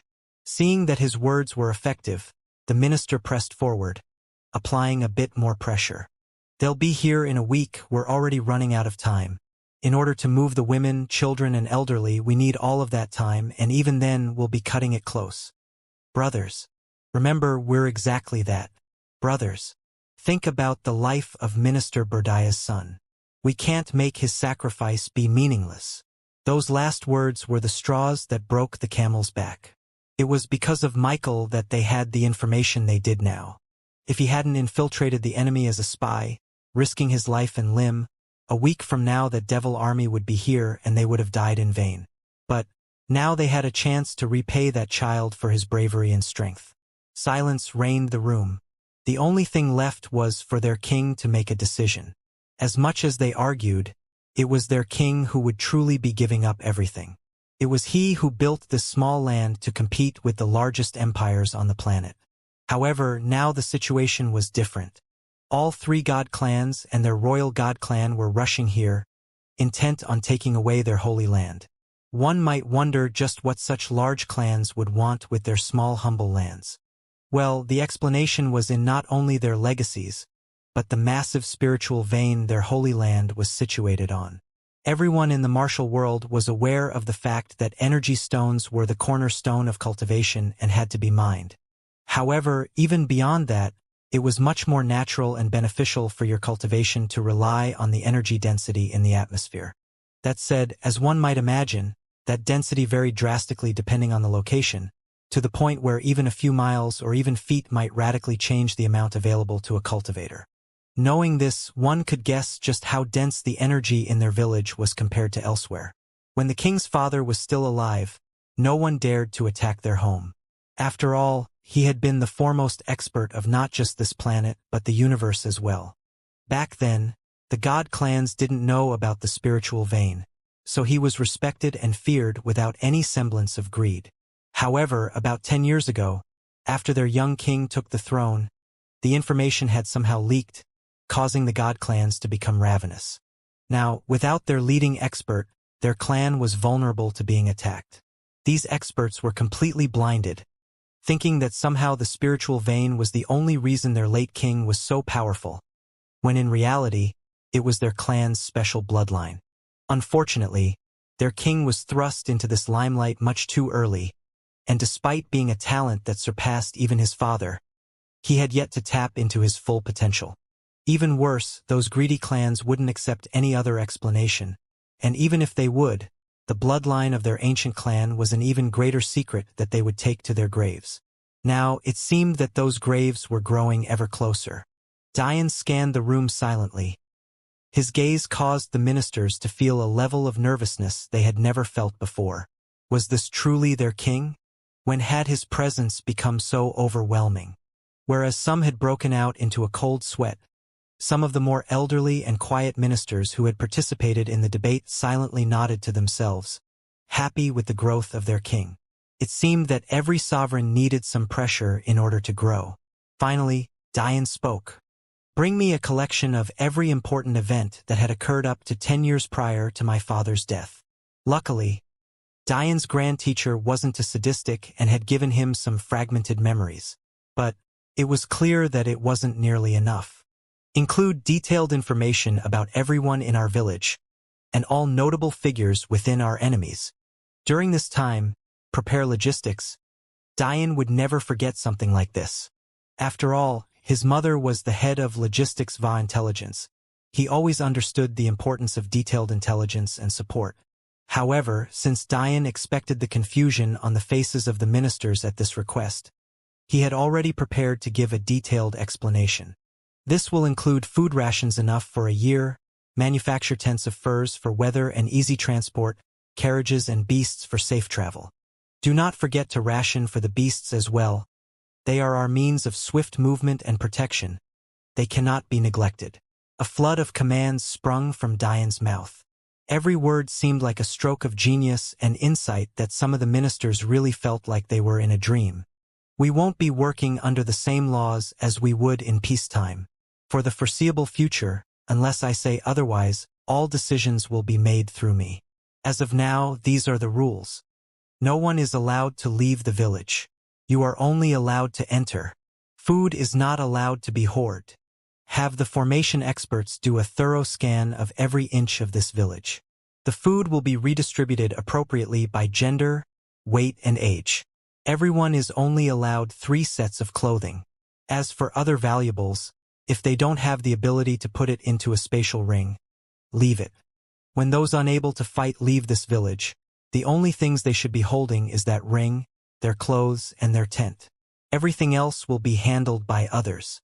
If you see anyone hoarding and smuggling valuables, 10 lashes is the punishment administered by strength depending on cultivation level. As for the spatial ring, it is obvious that not everyone can afford such a luxury. As such, everyone will be given a 9 cubic meters spatial ring, taken from the merchants and paid for with our treasury. This move will occur by tomorrow. There will be no exceptions. As for tonight, there will be a curfew of 5 p.m. All businesses will be shut down. With a flurry of newly implemented laws, Dian shut down all avenues for chaos. There would always be those who tried to take advantage of the times, so it was necessary that they controlled such an event. The land was unaware that their end was weighing down on them, but as soon as such an announcement was given out, one could imagine the fallout.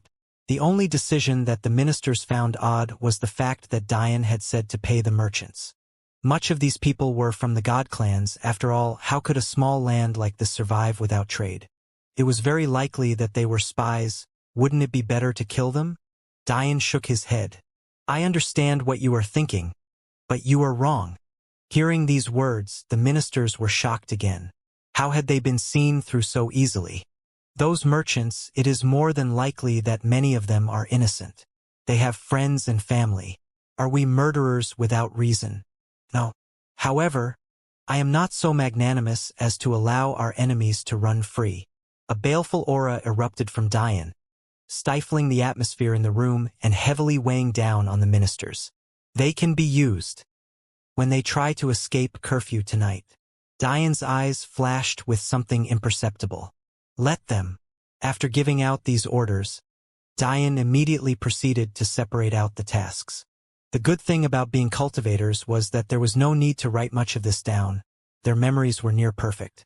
As a result, they could work efficiently. There was a bit of a headache for Dian, though. Because this was an ancient martial world society, it was suffice to say that there was little to no military organization. In fact, even advanced martial world societies hardly had such a thing. This made dividing up work much more difficult.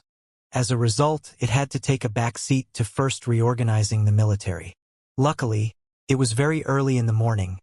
The sun hadn't even peeked over the mountains yet, so Dian had time before curfew.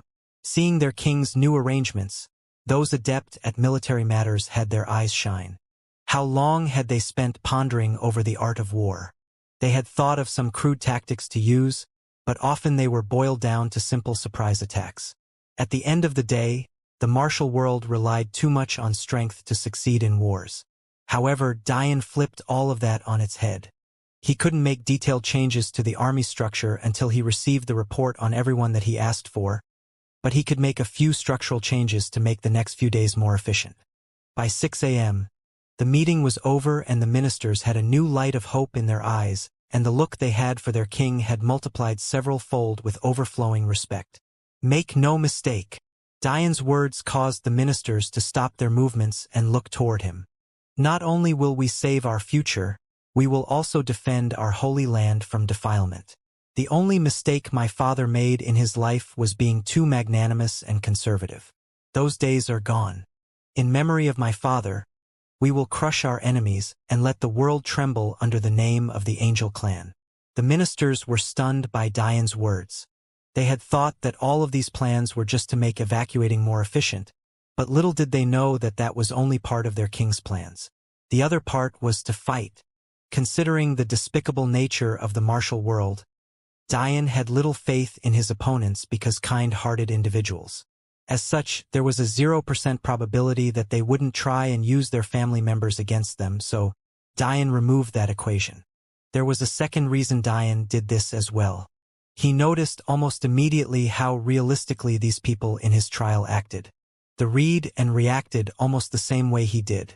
And, from what it looked like, they were nothing like a video game with pre-coded phrases. That only meant one thing. Grasping their sentiments was important. Dian had to take control of the situation exactly how you would in real life. If he neglected the people, they would react and in times of chaos would decide to not follow him. This also meant that while he was manipulating his enemies, he also had to manipulate his allies. This may seem extreme, but there was one thing that kept nagging at Dian, and he trusted his instincts. That thing was a single question. How did their enemies find out about a secret they had kept hidden for hundreds of thousands of years? The answer was simple. There was a traitor. Over the course of the next few hours, Dian took his time in not only combing through the village with a fine-tooth comb, but also mapping out the landscape surrounding their land for a few hundred miles. He memorized every street, house, and even the faces of everyone he came across. By the time he finished, the report he asked for was complete. Censuses were important to a properly functioning society. Unfortunately, this was an ancient one and such methods were unknown. As a result, when Dian asked for detailed information on everyone living on their land, his ministers were scrambling until he properly organized them. Setting aside half of the military to work through these affairs, every house was visited. Dian was able to gather information about cultivation, numbers, occupation, and possible specialties. He also divided people by age, combat ability, as well as whether or not they were born in this land or were refuged from elsewhere. From the information, the land Dayan currently ruled housed about 200,000 people. This number may seem like a lot, but it was actually a drop in the bucket. An entire planet population would likely be about 10 billion, so the number of warriors 3 god clans and a royal god clan could move would be well into the millions, and that was assuming they didn't use their influence in coercing the smaller miscellaneous clans. Mind you, that was just warriors. As for the 200,000 count for Dayan's lands, much of that number included the elderly and children. Even worse, when Dayan noticed his ministers didn't list a single woman as having combat ability, he could only curse his grand teacher. He had gone from an exceedingly simple task to one that was seemingly impossible. Because these NPCs were so realistic, they had their own emotions and culture. Although there were no rules given to Dayan, with his keen observation skills he had already picked this up.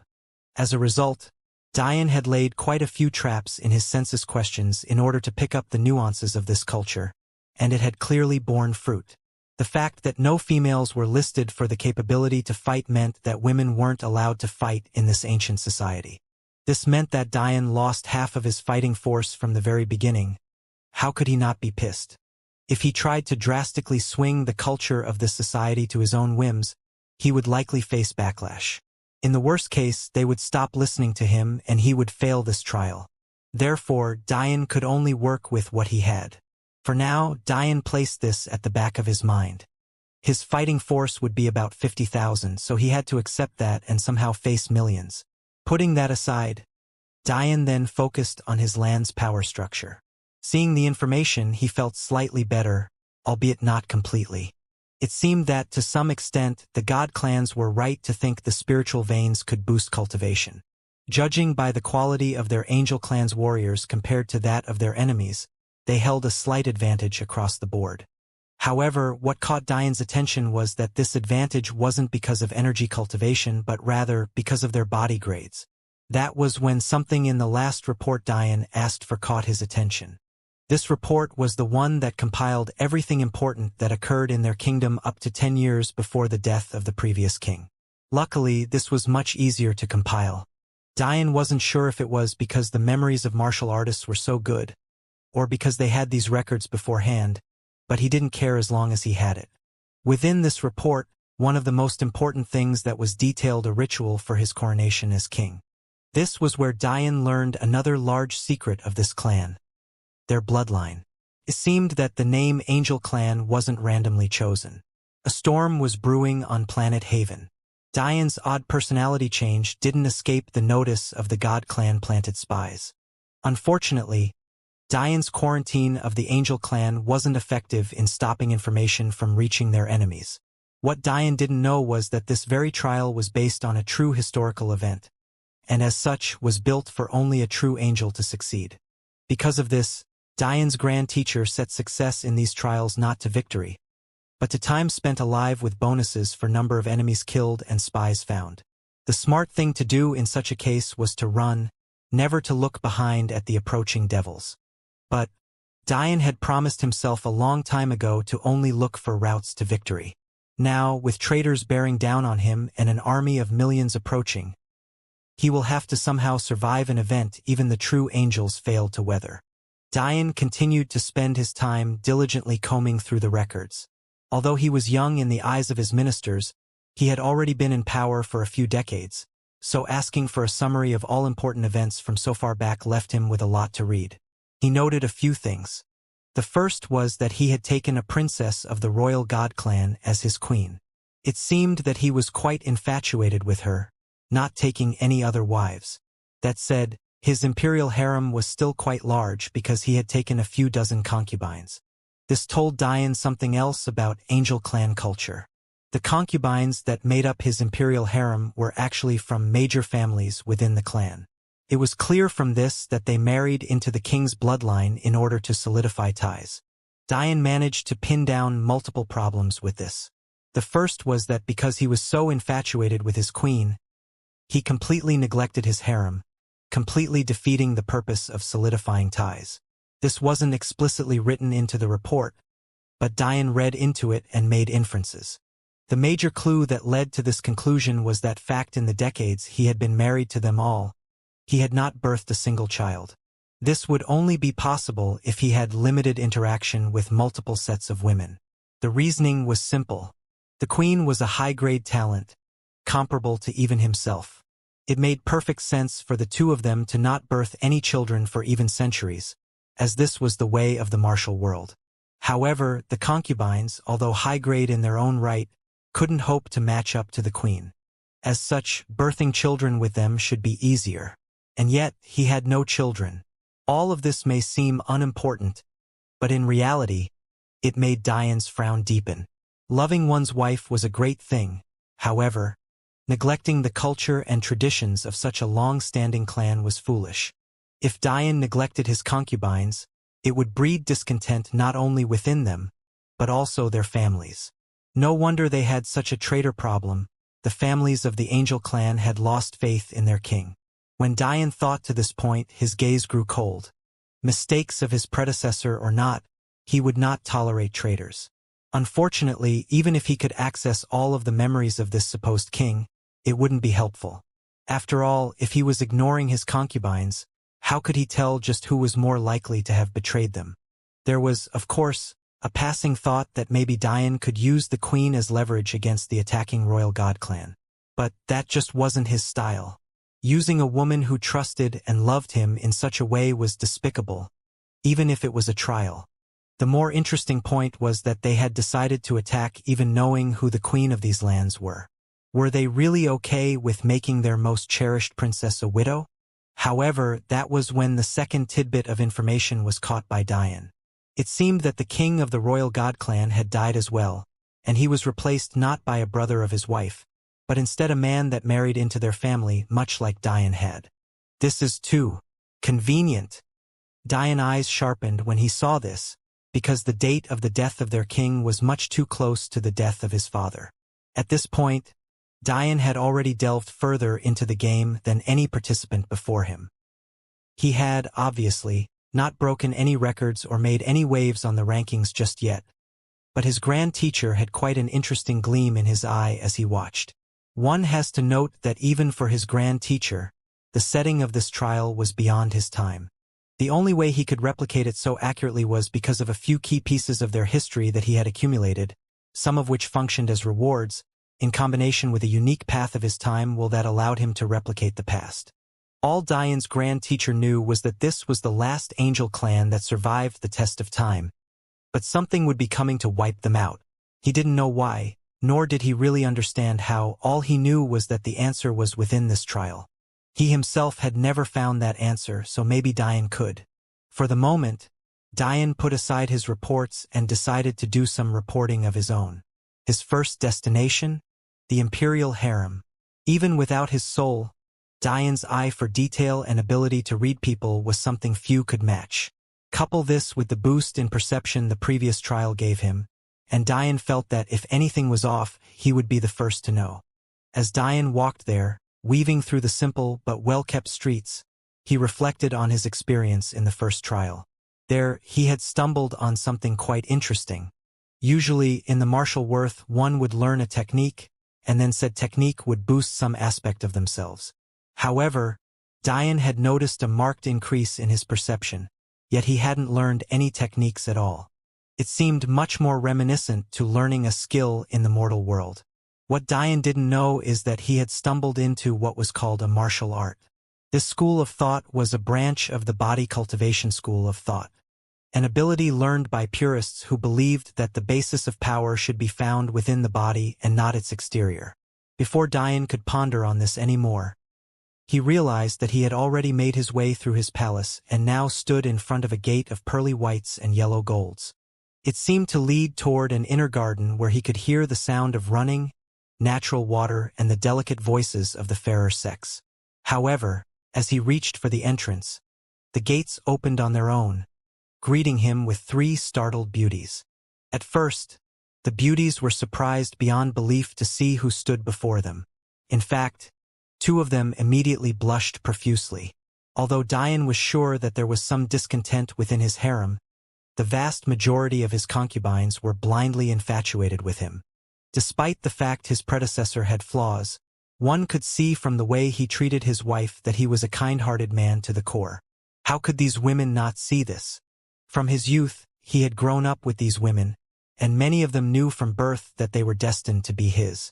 This led them to fantasize about him from the very moment they understood relations between a man and a woman. However, this was a double-edged sword. All of their dreams had come crumbling down when they realized they hardly had the right to see their husband, let alone live out a fairy tale with him. Could be said, though, that Dian tried to treat these women as best as he could. He understood tradition, it was just that he loved his wife too much and felt that this tradition betrayed her. This was especially so since his wife wasn't from their clan. As a result, despite the fact Dian wore the simplest of linens, the imperial harem was built not to their small clan standards, but to the standards of the largest clans on the planet. They were given the best food, dress, and entertainment. Since they weren't treated poorly aside from the issue of neglect, Dian would have no sympathy for traitors. Ironically for them, the first day they could be said to have the attention of their starry king was a day he was investigating them. All of this said, Dian couldn't very well let them sense the hostility behind his visit, so he wore a warm smile. His cover was simple. There were massive waves surging through their lands with the planned evacuation, so how could he not check on them? The women who greeted him wore pristine silks. The two blushing beauties were simple yet cute. One had light brown freckles to complement her bobbing brown hair, while the other had sparkling black eyes to match her cascading dark hair. However, the woman in the middle was on an entirely different level. Dian had to admit that she was among the most beautiful women he had ever seen. Her dress was a fiery red dress glittered like rubies as it clung to her outrageous curves. Her chest seemed to want to escape its tight bindings along with her plump bottom. Despite such a description, she could be considered to be dressed conservatively. It wasn't her fault that she was born with such rich assets. Judging by the tight bindings, she even tried her best to hide them. In fact, there was no cleavage to be seen. Even her slender arms were covered with a shawl. This made Dian inwardly nod. It was clear she took her modesty and position as imperial concubine seriously. But the cold flash in her light blue eyes was something Dian would never miss. Seeing this red-headed beauty act so coldly, yet try to cover it up, Dian simply took a mental note before taking a step forward. Amphory, Destiny, Pearl. Dian nodded and greeted each and every one of them warmly. Despite his neglect, they couldn't help but feel a shred of warmth when he called them by their names. At the very least, he hadn't forgotten them enough to not remember that. Hearing Dian's voice, the three of them finally snapped out of their own worlds. They so rarely saw their king that they had completely forgotten etiquette. It should have been them who greeted him first. Understanding this, Amphory, the fiery red head, was the very first to step out and apologize. My king, royal husband, I apologize for our rudeness. Seeing Amphory attempt to bow, Dian immediately stopped her, taking her soft hand in his. Don't worry about such formalities. I've neglected you all so long that even I've forgotten the customs. Forget it. Amphory was stunned by Dian's words. Her cold gaze had completely melted into a profuse blush. One had to say that she and every other concubine here was still a virgin. Even their wedding night had been spent without Dian, which was a large part of the reason many families were angry with him. So, Dian touching her now was truly a first for her. Her first reflex was to pull away. After all, she had been avoiding all thought and touch from other men for as long as she could remember. But, when she realized that it was her husband in front of her, she blushed even more profusely. After helping Amphory up, Dian released her hand, leisurely looking at the three of them. Where were you all headed? Dian finally asked. Pearl, the freckled beauty, was the first to anxiously speak out. She was much less conservative and reserved, so she directly grabbed onto Dian's arm and looked up at him with a pleading expression. Quite frankly, Dian found her to be adorable. Royal husband, we heard that we were being attacked and have to run away? Is this true? Dian patted her head, realizing that they were likely leaving in order to gather information. After all, his predecessor gave them freedom to do almost anything they wanted. It is only for a little while. In fact, that is the reason for my visit. This matter has put a lot into perspective for me. Now is not the time to be selfish. It's a time for our clan to band together and become stronger than it's ever been before. A majestic aura weighed down on Diane's surroundings as he spoke these words. Although Destiny and Pearl were seemingly simple women, they were highly intelligent. After all, they were the best their families had to offer. This was doubly so for Amphory. As such, all of them understood the deeper meaning behind this. It seemed some heads would roll soon. Come. It's time I stopped neglecting you all. Amphory took the lead, bringing Diane in and closing the gates. Since this was the imperial harem, it was closed off to all men. Since their culture had no eunuchs, the rules were kept like this so as to not tempt anyone to do anything stupid. The imperial concubines were served by female maids, of which each had 2 of their own. One could see how well Diane treated them, especially considering he had no servants of his own. When the women noticed the entrance of a man, they were startled. However, when they realized who it was, the reactions varied wildly. Needless to say, Diane took this opportunity to knot each and every single one. Without having to say much, all 36 concubines gathered in the central area of the imperial harem. The room itself was quite elegant. It had massive windows projecting outward and toward the mountain ranged to the back of the castle. The rushing water Diane had heard was actually a river that was diverted from that space into the central area. It was a true feat of architecture and engineering. Seeing this, one of Diane's vague memories left by his grand teacher surfaced, clearly triggered by his experience here. It seemed that his predecessor had left all of the design and specifics of this mini-utopia up to his concubines. Clearly, there were quite a few talents here. Diane could only sigh when he saw the looks of apprehension on the faces of his concubines. His predecessor really understood nothing about human relationships. Despite his goodwill, it made him a bad king. Although Diane wasn't aware, the more he grasped the faults of the previous Angel Clan king, the more his aura changed almost imperceptibly. Looking around, Diane decided that the best course of action was to act as leisurely as possible. These women were meant to be his and his alone. It was only that he never treated them as such. Even if he gave them all the material things in the world, there would always be something missing. So, Diane directly took his shoes off, rolling up his loose linen pants until they stopped just below his calf. Then, he unbuttoned his shirt, taking it off before rest his feet in the water. The women were stunned as they watched this scene. It was almost like this was truly a natural event, and much of this inadvertently rubbed off on them. This was only helped by the fact Pearl sat as close as she could to him, nearly climbing on top of his lap. Others may not understand why Diane was doing this, but he had a very clear goal at hand. Although he suspected some of the concubines might be traitors, he would never act without 100% certainty. Therefore, there was another reason entirely that he was here. The first was that he was sure that this trial would take years. He needed to repair the culture and grievances of his Angel Clan to push it in the right direction. The second thing was who would know more tidbits about the internal affairs of the clan than its women? As stereotypical as it might sound, what else did the concubines have to do all day besides share information amongst themselves and their circles? Each woman here touched a core family of their clan, and each of them was intelligent enough to understand how to take advantage of this. However, right now, these women were simply innocent souls, blushing while trying to decide whether they were allowed to look at the lean and toned torso of their husband.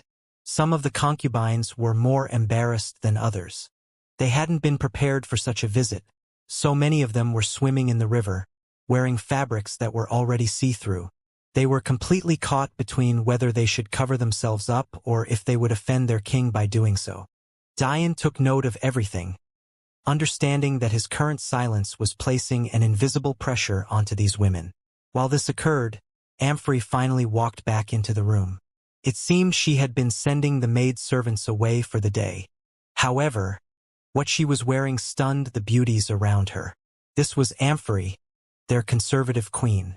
In fact, many of the concubines, although they understood this was wrong, saw Amphory as more of their true queen than Diane's true wife. The story behind this was quite complex, but from a very early age Amphory, being the most outstanding female of the angel tribe, was universally recognized as next queen. In truth, Dian had even treated her like this as well. It could be said that the two of them had some love between each other. However, when their current king, and the then prince, left to enter the world and temper himself, that was when he met a woman that snatched his heart away completely, Queen Luna. It was suffice to say that Amphory was heartbroken. Even when she compromised, holding off the anger of her father and protecting Dian, agreeing to be a second wife, Dian made no such compromise. In the end, the crowned beauty of the angel clan had been belittled into the role of a concubine, only to then still be neglected in favor of another woman. It was no wonder why her gaze was cold when she saw Dian.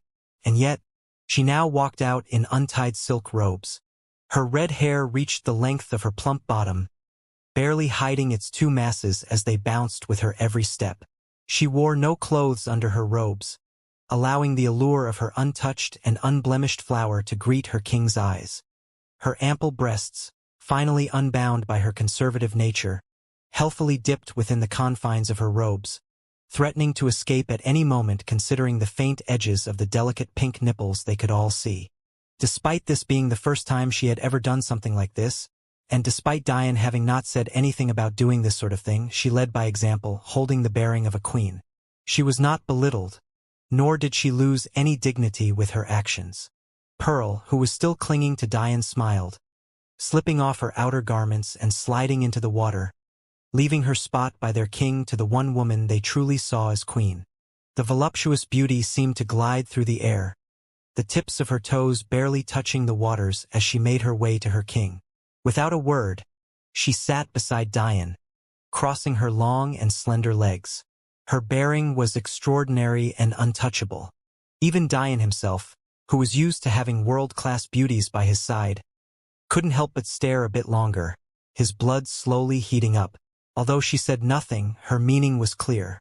If you want the clan to be stronger and work as one, act like it. Dian didn't understand it now, but he would soon understand just how perfect this first move of his was. The reason was very simple. When female key wielders took this trial, their role wouldn't be Dian's. No, their character would be Amphory. Dian lightly smiled as he looked over Amphory's delicate figure. The more time he spent with her, the more his curiosity for this Queen Luna grew more fervent. What kind of woman was Queen Luna to make him forget this beauty? Whether it be intelligence, demeanor, or looks, Amphory could be considered to be perfect. Dian found it hard to believe that a young man could grow up with her by his side, understanding that she was his alone, and yet fall in love with someone else simply because of one trip. There was a second problem with all of this as well. This was the imperial harem. The person that should be at the helm of it wasn't Amphory. That person should have been Queen Luna, and yet, she was nowhere to be seen. This clearly exacerbated the situation. It seemed this Queen Luna was just as bad at public relations as her husband. Maybe they really were a match made in heaven. However, for now, Dian put this aside. After all, wouldn't he meet his queen tonight? For now, he had to focus on the task at hand. Because he intended on allowing some traitors to purposely sneak past their vision tonight, there was no way the attacking clans would stick to their one-week timetable. In all likelihood, they would move up their attack. So, Dian began, accepting Amphory's placement by his side with nothing but pleasure and comfort on his features. This was the easiest way to convey that he had accepted her. At the same time, he had to be careful. He was well aware that this was the first time his character had seen Amphory like this, so if he was too eager, it would seem to make his motives lecherous. Although there would be a time for that, it wasn't now. Seeing Dian's demeanor, the women couldn't help but inwardly nod with approval.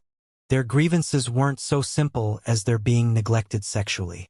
If their king came here and thought he could just wave around his penis around to pacify them, although they would have no choice but to accept the matter, it would likely only push the majority of them further away.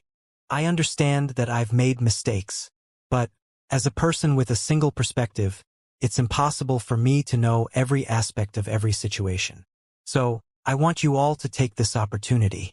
Every day moving forward from now, you'll be treated as family should be. However, for today, I want you all to ignore proper customs the same way your terrible king has. Forget etiquette. Don't think of punishment. Speak your minds freely." When they heard Diane's words, many of the women looked at each other, unsure how to feel about things. Diane had, of course, expected this.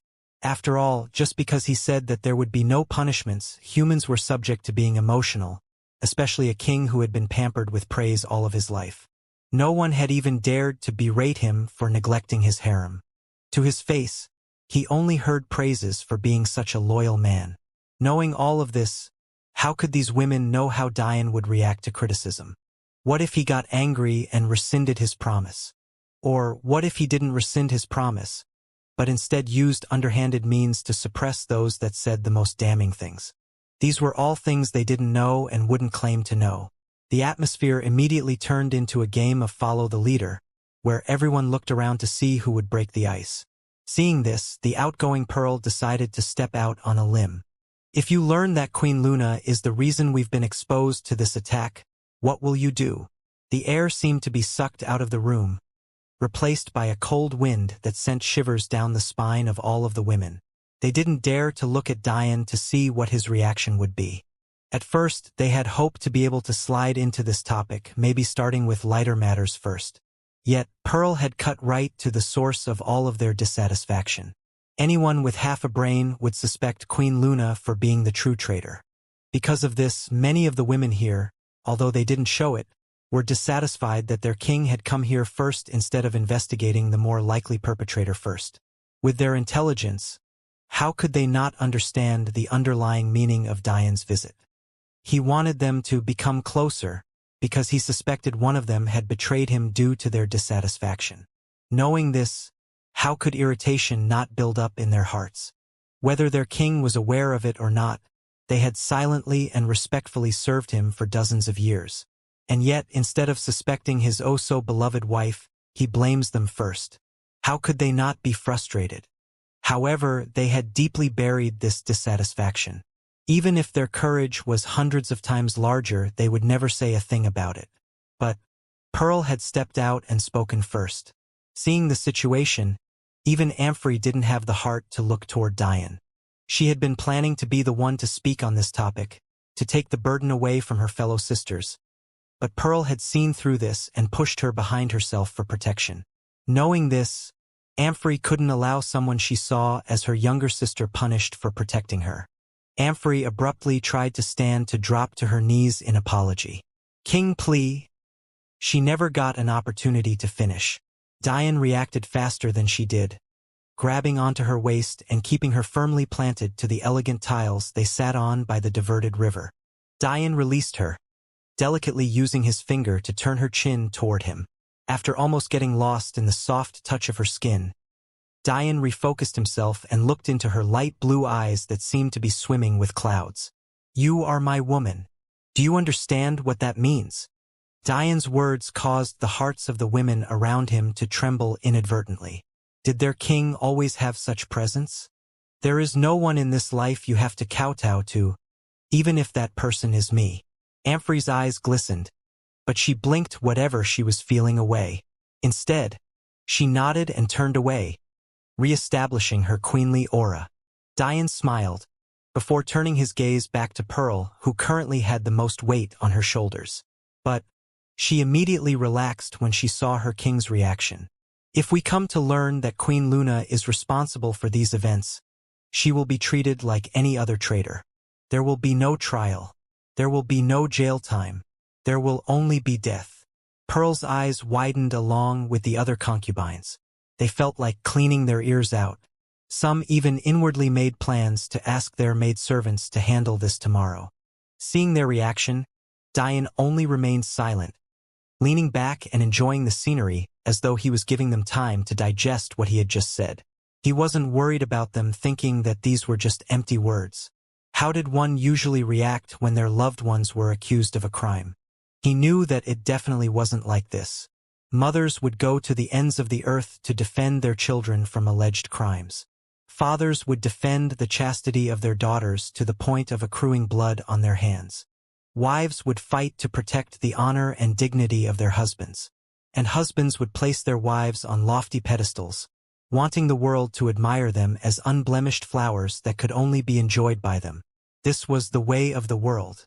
To so casually speak of killing your loved one, if it wasn't for the fact their king's love of their queen was so public, they would think he had been faking it this entire time. As such, these words had the effect that Diane wanted. They could all see that he had mentally prepared himself for this meeting with them. In reality, Diane just didn't have any real feelings for Queen Luna, which made saying these words incredibly easy. He couldn't imagine saying something like this about Clara, or Madeline. In fact, the ease of this process was another fruit of Diane's methodical nature. When he called Amphory his women, he had felt something heat up inside of him, as though he really meant those words. If he hadn't, how could he trick a woman as perceptive and intelligent as her? Diane had noticed this feeling long ago, as soon as he stepped into this trial world. The first moment he grasped this clue was when the minister spoke of the boy who sacrificed his life. Michael, Minister Berdia's son. Diane distinctly remembered feeling pain when he heard this information. Yet, he had never met Michael and he had spent just a few minutes with Amphory? So, how could he have such deep feelings for them? The only conclusion was that this was part of the trial. The thoughts and feelings of the body he took over were heavily affecting Diane. Understanding this, Diane decided to investigate his concubines first. After all, their emotional impact on him would be far lesser than that of his wife. Considering this body's infatuation with that woman, Diane would be in deep waters the moment he met her. Just like that, Diane had identified a sub-aspect of this trial. As a ruler, he needed to be able to decide when emotions were important and when they weren't. If this Queen Luna was truly a traitor, it would not only take major foresight to see that she was with his love for her overwhelming him, and even more courage to actually go through with killing her. If he had to do such a thing, Diane was absolutely certain that his grand teacher would make this just as difficult as if he had to kill one of his real wives. All of this said, there was another interesting aspect of all of this. This body, it had true feelings for Amphory. So, why did he treat her like this? What was the purpose? Diane couldn't imagine neglecting such a love. This aside, it was suffice to say that this question truly broke the ice, so to speak. They found Diane's answer more than satisfactory. Even if they weren't 100% certain that Diane wouldn't punish them all for this later, they at least decided that if one of them was going down, they might as well all go down. Their conversation shot through many different things. The first thing they spoke about were the grievances of the women in the population as a whole. After all, they too had Angel clan blood. In a lot of instances, they were more powerful than even their male counterparts. Amphory, for example, was easily the second strongest of their age group within the clan. Only behind him is king, of course. And yet, they weren't allowed to fight for their lands even though they cared for it just as much as the men did. They understood that their husbands and brothers and fathers wanted to protect them, but didn't they also want to protect them as well? Love was often a two-way street, especially when it came to family. This, of course, led to a round of negotiating. After all, 50% of their population were made of males. That meant he had two major halves to appease. Keeping status quo was definitely easier, but he too wanted to move the clan in the right direction. If he couldn't do so, their likelihood of surviving was next to zero. As a result, Diane immediately suggested the ideas he had thought of, causing the light in the eyes of his concubines to shine. How could they not see that their king had thought this out well?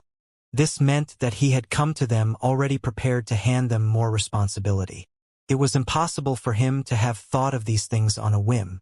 There was no doubt that as these talks proceeded, the women grew more and more comfortable around Diane. Some even found that the flames of love they had for their king, flames they thought had long since been extinguished, were being rekindled.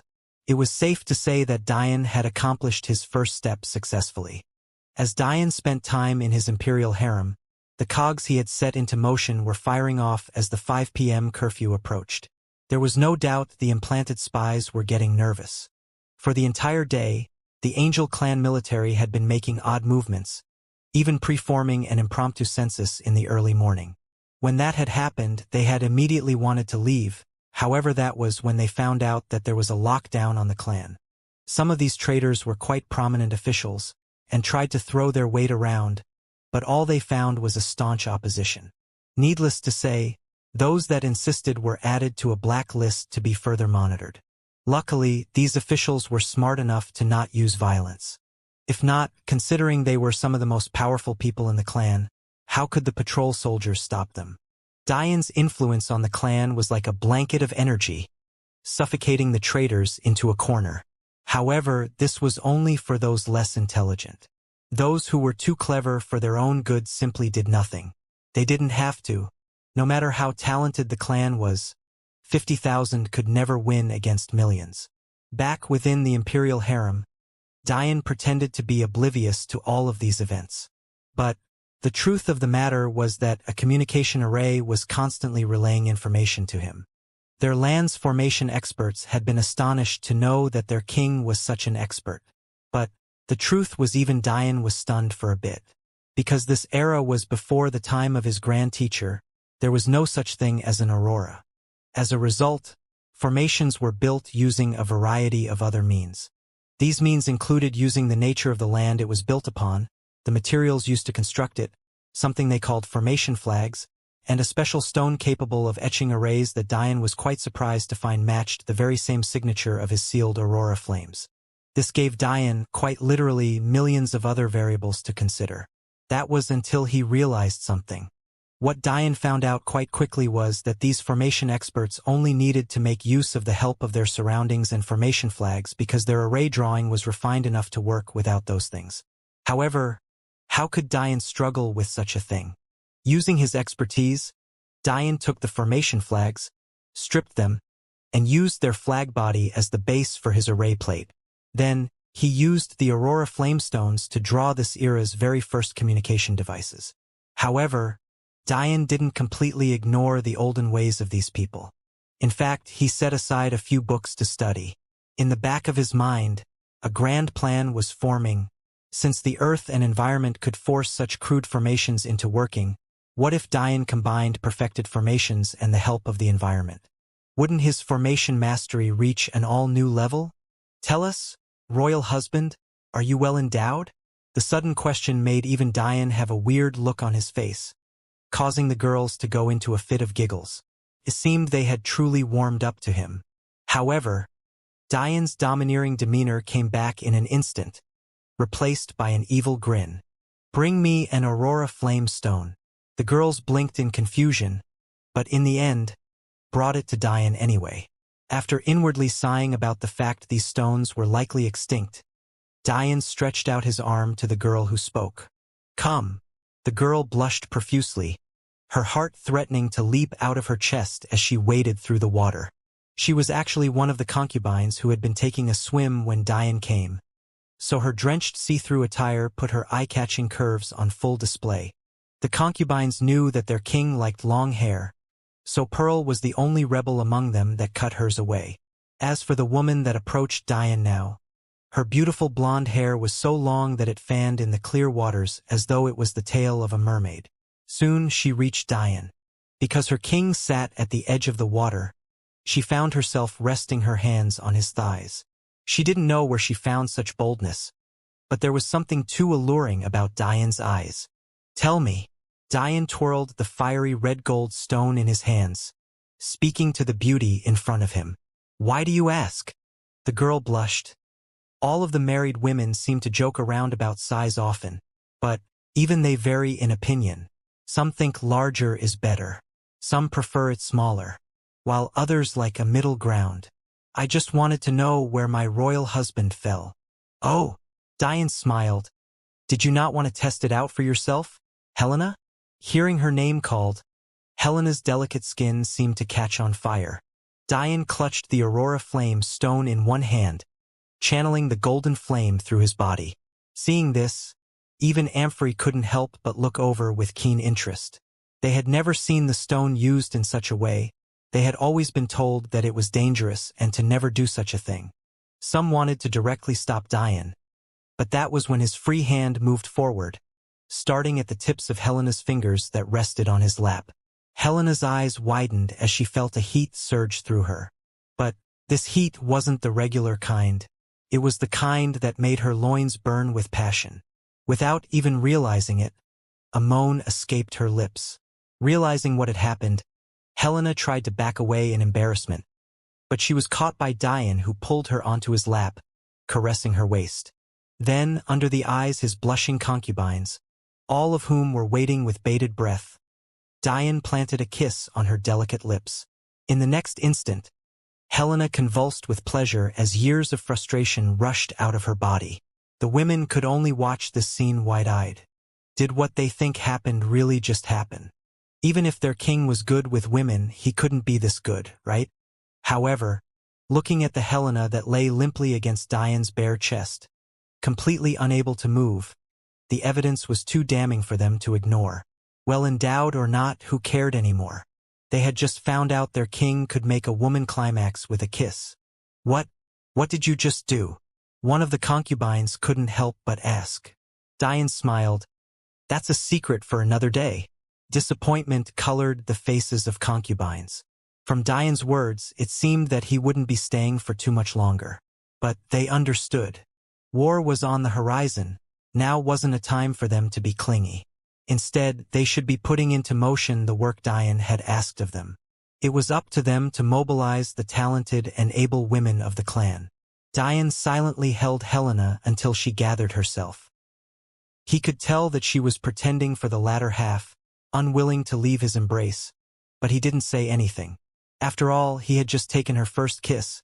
He couldn't very well kick her away. A few minutes passed as they spoke about unimportant things. Eventually Helena dived back into the water, a happy glow coloring her features, inciting the envy of the women around her. But her response was just to stick out her little pink tongue adorably. Eventually, it was time for Diane to go. But first, he asked a question. Is there anything else any of you would like to ask me? The girls looked around. Diane could immediately tell that they all had one last burning question. However, even compared to everything before, they felt as though this truly crossed a line. Although their relationships were mostly repaired now, it still felt as though the smallest of things could bring all the goodwill they had built today crashing down. That wasn't something they were willing to see. That said, there was another reason none of them spoke. There was almost a silent agreement between them that there was only one person who could ask this question. None of them had a right to. The only one who could was the only woman who hadn't spoken, their most beloved sister, Amphory. The women inadvertently turned their gaze toward Amphory. But she seemed to have no intention of speaking at all. She continued to sit in her loose silk robes, never moving an inch from Diane's side. Her legs remained crossed. The only hint that she was a living beauty instead of a perfectly sculpted statue was the fact that her toes would dip into the water every so often. Aside from that, she was like an immortal goddess, forever frozen in time. Diane smiled lightly, leaping upward to stand beside the river. He looked off into the distance, unblinking for a long while. The imperial harem fell into silence. The only sounds were the steady waves of the flowing river and the swaying of the flowers in the wind. There was a sudden movement by Diane. When he looked over, he found that Amphory had stood and was now floating away. He watched her toes gently grace the water as her alluring yet lonely back drifted further away. It may take time, but I'll make it up to you. With those last words, Diane turned to walk away. But what he didn't expect were for his words to have stopped Amphory in her tracks. Before he could leave, the question that everyone had been waiting for was hung in the air, making them all incapable of breathing. Why did you choose her? Amphory's voice was so soft, but it was strong. She didn't waver.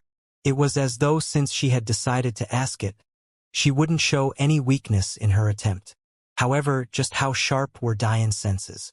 How could he not tell that her sentence had trailed off? He could immediately tell that she wanted to finish it with something else. Instead of me, the words rung in Diane's ears. He immediately felt something in him snap, as though he had unlocked an achievement, or a quest that had previously been closed to him was now open. That was how Diane interpreted it, because he knew he was within a trial. However, if he had to explain it in terms of how his body felt, it was like an anvil just landed on his heart. His muscles tightened, and for an instant, he was no longer Diane and his body was no longer his. Instead, He was the man who broke Amphrey's heart. A flood of memories entered his mind, and he suddenly knew the answer. He had two paths in front of him. He could either lie or he could tell the truth. In the end, Diane decided not to hesitate. As for whether he told the truth or not, only time would tell. "I love the both of you." Diane didn't turn around, but his words sent waves through the harem. "In fact, the both of us are likely the better match, whether it be for the future of our clan, or for just ourselves. However, I chose the weaker woman because I knew the stronger of you would stay by my side despite my selfish decision." Diane said nothing more. After these words, he directly left. The moment the gate closed, Amphrey's queenly demeanor crumbled. Her sisters gathered around her, holding her in their embraces as tears fell from her eyes. Although Diane left the imperial harem, he didn't leave the palace. Instead, he walked toward an area knowing there was one woman waiting for him there. He had two more things to do this day. The first of them was to find out just what kind of person this Queen Luna was, and why a mere flash memory of her made Diane's heart tremble in ways he had never felt before. Diane's footsteps inadvertently slowed the closer he got to the main palace bedroom. He felt as though something was weighing on him, and that burden was only increasing with his every step. The royal bedroom was the only room on the peak floor, and as such only had two entrances, one for either side of the palace. Somehow, Diane was fully aware that if he wanted to see his Queen Luna sooner, he would have to use the back entrance. Memories flooded into his mind, which caused him to understand that Queen Luna loved to look out onto the mountain view toward the back of their room. In fact, of the things she did, there was a 90% chance she was either doing this, reading, or doing a combination of both. Diane walked up high and winding steps, eventually reaching the end to find a single door that only two individuals had the right to open. He steadied his breathing before reaching for the handle, slowly turning it to enter a long and dark corridor. Bright streams of silver light flooded the hallway from one side, likely meaning that it was toward the mountain. But Diane was shocked. That light was definitely the moon, but he was certain he left the imperial harem before 5 p.m. How was the moon out already? Unless it seems I've underestimated this trial. There was only one explanation. The thought of meeting Queen Luna had somehow caused him to slow his progress toward her to the point where a trip that should have taken us 8 minutes because one that took hours. Diane had miscalculated. He thought that if he was aware of the effect this trial had on him, that he would be able to ignore the feelings that came with everything, but he suddenly felt like he couldn't. The mix of his feelings for Queen Luna, coupled with the fact this was technically his first time meeting her, made him feel like a teenager about to go on his first date with the love of his life. Diane couldn't understand, so he just stood frozen in the hallway, unable to move forward although he knew the woman who had grabbed a hold of his heart was just around the corner. This definitely wasn't Diane's personality. Since when had he been nervous to meet a woman? Since when had a woman forced him to be at a loss for words? But it was different. When he fell for Madeline, Clara, and Ree, it had all been gradual. He had had them by his side for the most part, so by the time he decided that he truly loved them, they had already truly felt like his family. However, this Queen Luna was like a woman he fell in love with from afar. One he had never interacted with before. His heart wouldn't stop pounding. The worst part about all of this was that he had triggered his feelings for Queen Luna and Amphrey at the same time. All of the guilt and remorse his character had had years to temper and get over attacked Diane's psyche like a flood, relentlessly assaulting his conscience. This is too real. Diane grit his teeth. Who knew that this trial would be difficult not only because of the looming threat of death, but also the emotional trauma his predecessor had left behind for him. Husband. Suddenly, a voice as sweet as fairy dew flowed into Diane's ears. It held such an air of innocence and purity that Diane's heart lodged directly into his throat. The tinge of worry in the sound made Diane inadvertently feel a warmth spread across his chest, as though her concern was worth the weight of nations to him. All of a sudden, Diane questioned if he had ever felt true love before. Didn't he love his wives? He was sure he did. He would rather die than see them hurt. But this feeling was on an entirely different level. What the hell was going on? It was infatuation. blind infatuation, unconditional and unrestrained. Suddenly, Dian thanked himself for having the foresight to go to the imperial harem first, or else it would have been nearly impossible for him in a short time. He felt like if Queen Luna asked him to kill them all, he'd do so without hesitation, save for Amphory. If I don't face her, I won't be able to temper this. Since you want to test my mental fortitude, test it then. Although Dian didn't want to admit it, this test attacked his one mental weakness. He had always had a soft spot for women. Whether that be because of his mother and how close he was to her, or because he was just the pervert Clara and recalled him, he didn't know. But at the moment, he would rather face the worst kind of torture for centuries than deal with these emotions. He couldn't stand the thought of letting his women down, yet those very thoughts were weighing down on him now. It felt no different than if he had truly done it himself. You don't have to be so hesitant. I know you went to the imperial harem. You're so stubborn. I've been telling you for decades to treat those women better. I'm happy that you finally decided to listen to me. They would never listen to me. It had to be you. These words made Dian's heart freeze. Was that why he was so nervous? Was it because he hadn't known how to tell her? Is this how the previous king felt every time he thought of going to the imperial harem? Such a weight. Dian stopped hesitating, finally taking a step forward toward the silver light. The sight that greeted him when he finally turned the corner was one that took his breath away completely. Dian could only see her back, but butterflies fluttered in his stomach, churning through his insides and forcing the shortness of his breath. He couldn't see her face, but just her back sent waves through Dian's heart. She stood barefoot, wearing an elegant white gown that likely doubled as her sleepwear. Her hair was so long that Dian had only just made out the soles of her feet. If he hadn't known that the moon was silver as well, he would have sworn with his life on the line that the radiating silver color was from his wife's hair. Dian's brain stuttered. He had inadvertently called her his wife in his mind. Did he really mean it? Suddenly sensing Dian's presence, Luna turned. The entire moment seemed so slow. It was as though every centimeter her head moved, another minute would go by in the world.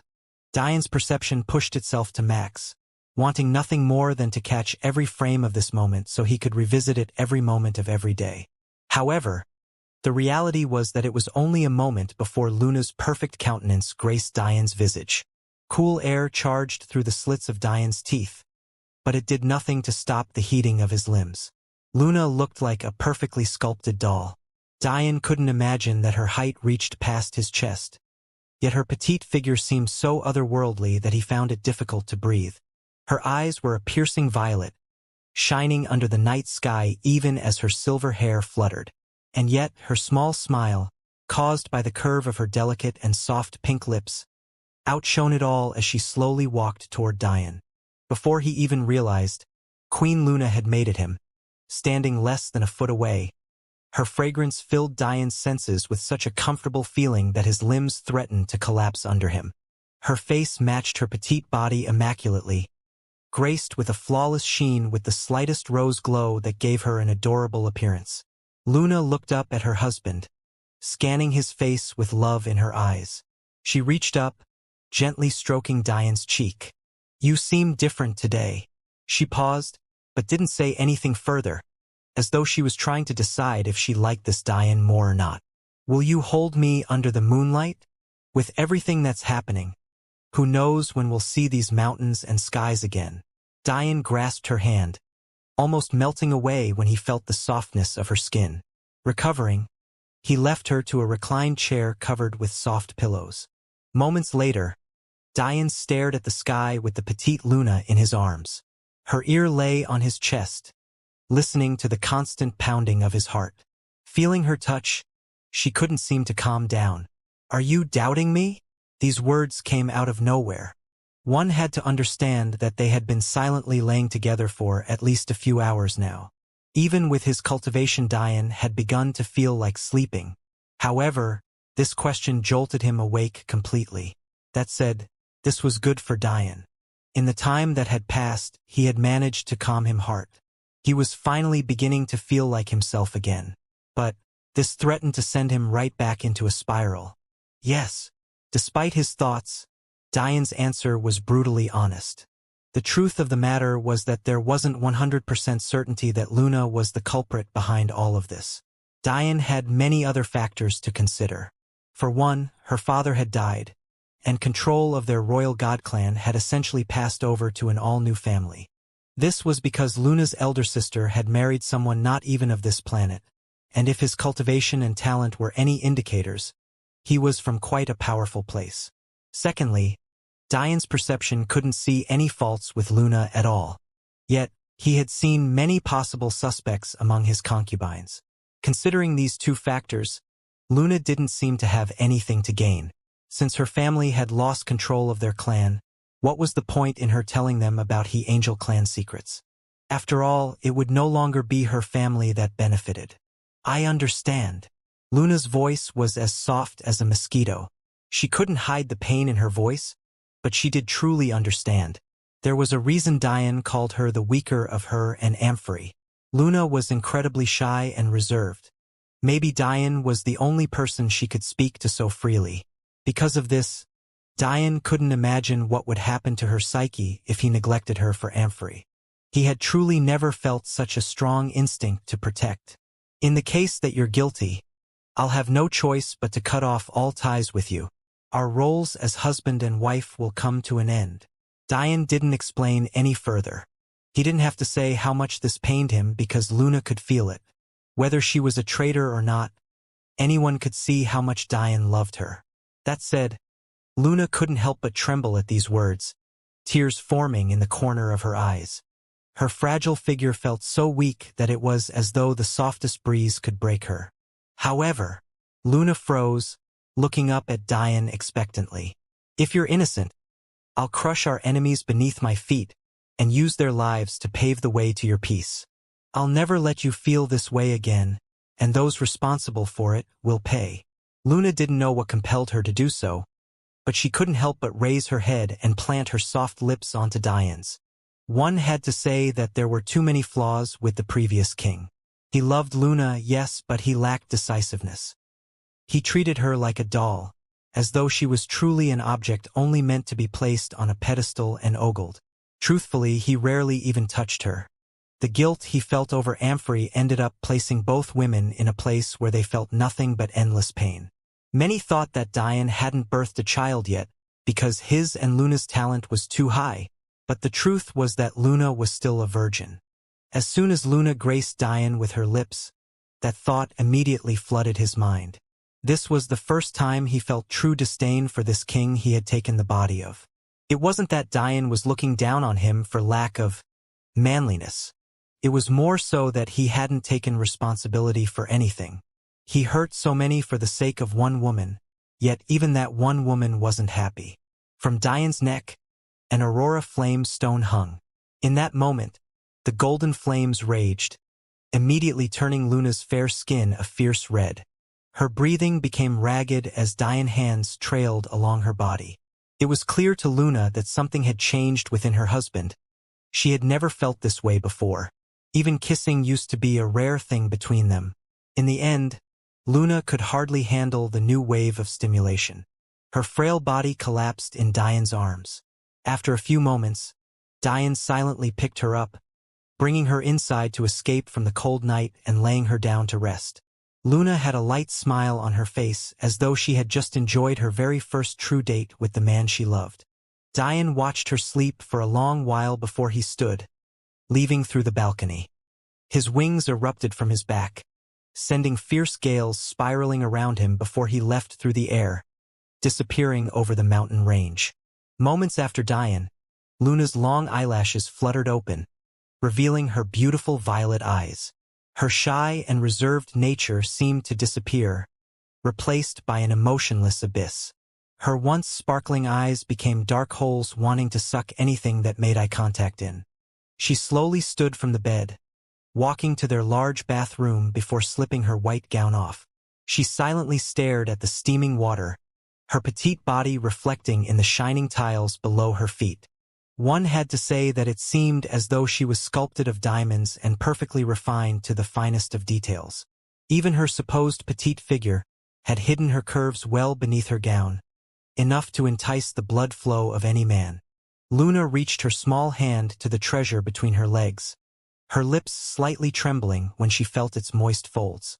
Never had she expected that a man would truly be capable of making her feel such a way. To her, her feelings and emotions had been dead for a long time now.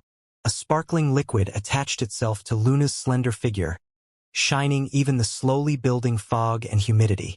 Even after just one touch, her legs felt weak, but it was clear there was no more denying what had happened.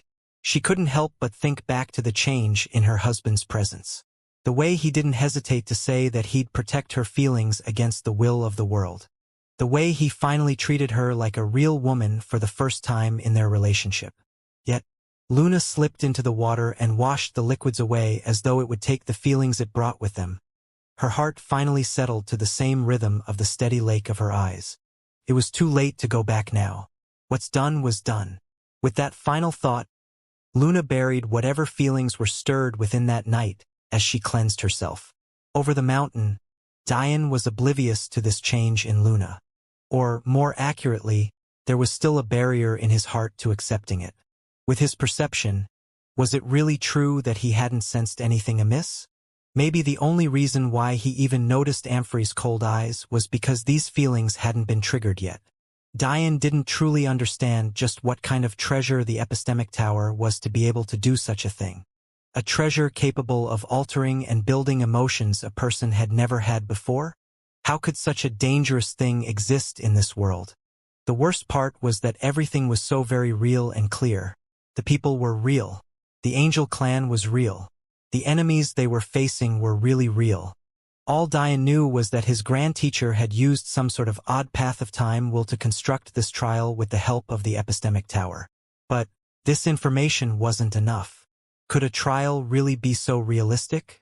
Even when Diane partially partook in the true empath trials, in order for his grand teacher to test his mental fortitude, everything there had seemed so fantastical, and the only emotions were ones he felt in his day-to-day life anyway. It was nothing like this. Diane suddenly wondered if he could truly kill Luna. He wondered if he'd be able to handle the trauma of betraying Amphrey again. He wondered if when he left this trial, if their imprint on his heart would ever disappear. Standing above the mountain, ranges with his wings flapping gently in the dead of night, Diane decided that the only way to move forward was to finish his second task for the night, completely understanding and planning for the surroundings of the Angel clan. The moment Diane began thinking of battle plans, he immediately realized the greatest flaw of most of his battle formations. Martial warriors could fly. This fact alone crumbled many of his seemingly ingenious innovations to dust. There was a simple reason he hadn't bothered to consider this before. The Earth Gate, although it had a cap of essence gatherer cultivation, was a mostly forgotten gate at the time, and as such was mostly populated by meridian formation experts who couldn't fly. As for the few essence gatherers there weren't enough of them to make a large difference. The variable they provided would be easily handled by Diane. However, Diane was stepping into an all-new world now. Many of his coming opponents would be in the Saint realm, with quite a few celestial-level opponents. Luckily for him, when it came to Dao formation enemies, his Angel clan had enough to offset them even when all four clans were taken into account. Such was the talent of the Angel clan. As a result, Diane understood that those Dao formation experts wouldn't attack unless those experts of the Angel clan came out. The reason for this was simple logic. Why would they place their lives on the line when they could simply use their numbers to overwhelm? Although Diane thought of using his Dao formation experts to force them to act, this would gain him nothing. So, Diane decided to build up his new military strategy from scratch. That said, he had two very solid starting points. The first was a formation he had already implemented with his demon generals. His efficiency formation. Because of Diane's foresight, he had long since realized the foremost problem of chaotic martial world wars. The strong killing the weak. In the long-lost mortal world, there was strategic organization, even in ancient times. The weakest and youngest of warriors would be used as vanguard. This was in order to train them up to become elites in the quickest fashion possible. However, this was also decidedly brutal, yet effective. This was not the only reason for such an arrangement. It also allowed those elites to rest for decisive strikes. One might wonder just how effective such a scheme was. Well, the Roman Empire was quite an overbearing presence for a very long time, no? As a result of this arrangement, it was very rare for number losses to be sustained because of elites taking out the weak. Unfortunately, the martial world didn't have such a thing. This resulted, of times, in the more powerful and talented warriors weaving their way through the battlefield and picking off the weak. It was only after many deaths that an equivalent warrior might realize the mess being stirred up and go to stop this person.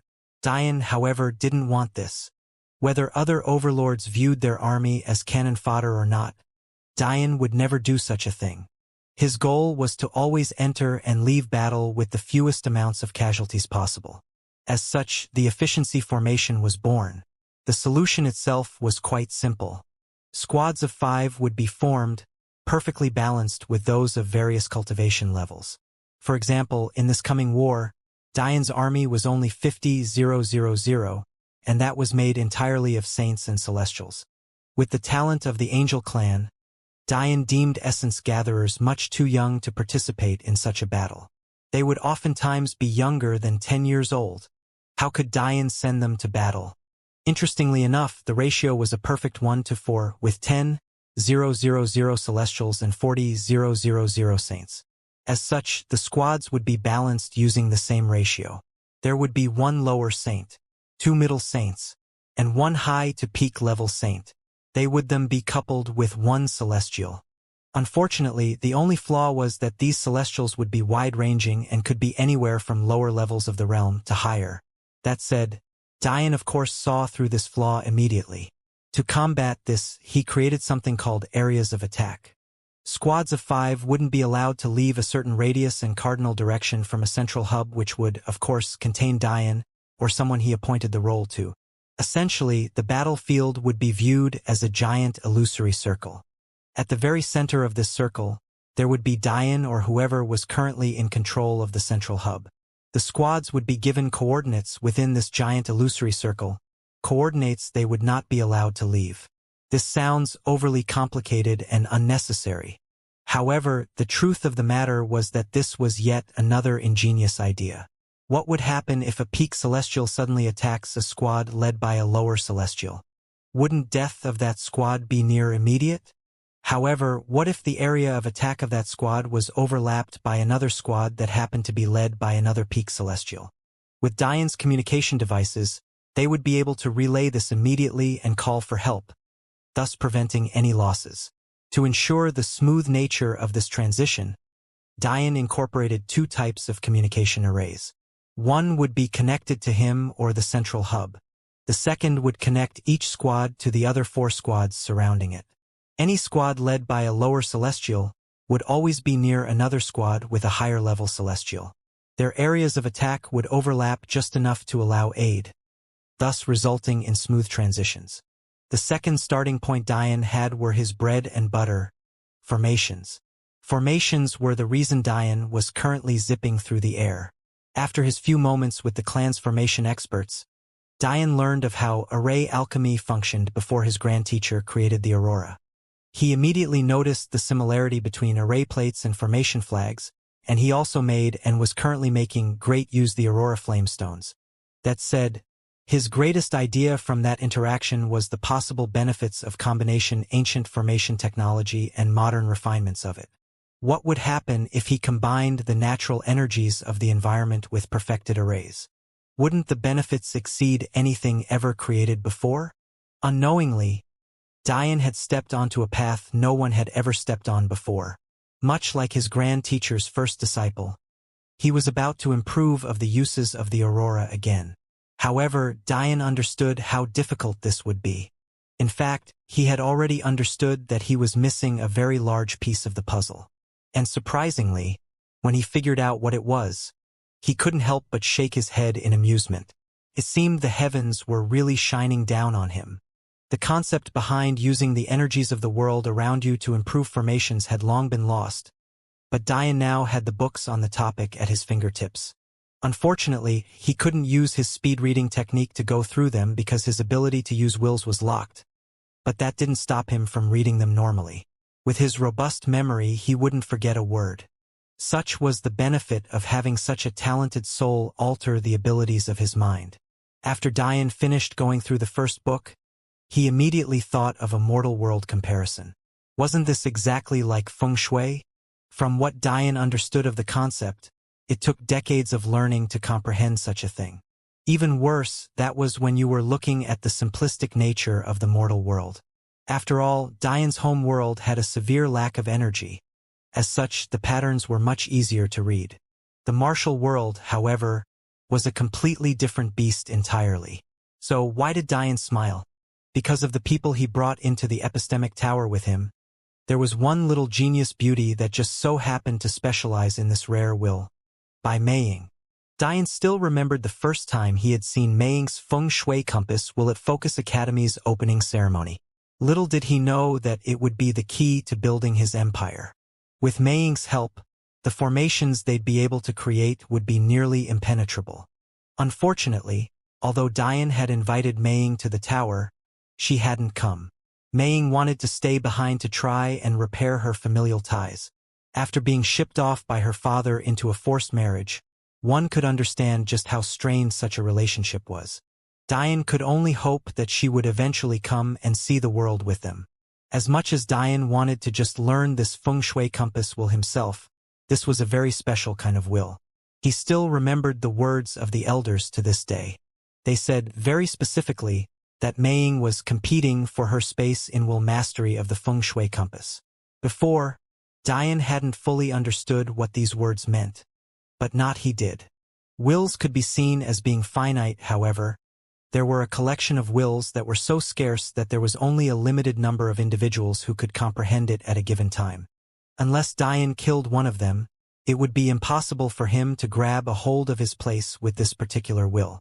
Dian didn't know what this meant for Meiying's past, and maybe that had something to do with why she decided to stay home even in the face of a brighter future. What he did know was that if his theory was correct, her value was immeasurable. There was one obvious problem with all of this right now, though. Meiying wasn't here. Knowing this, Dian had no choice but to push forward and see what results he could gain on his own. That meant he had to simplify things.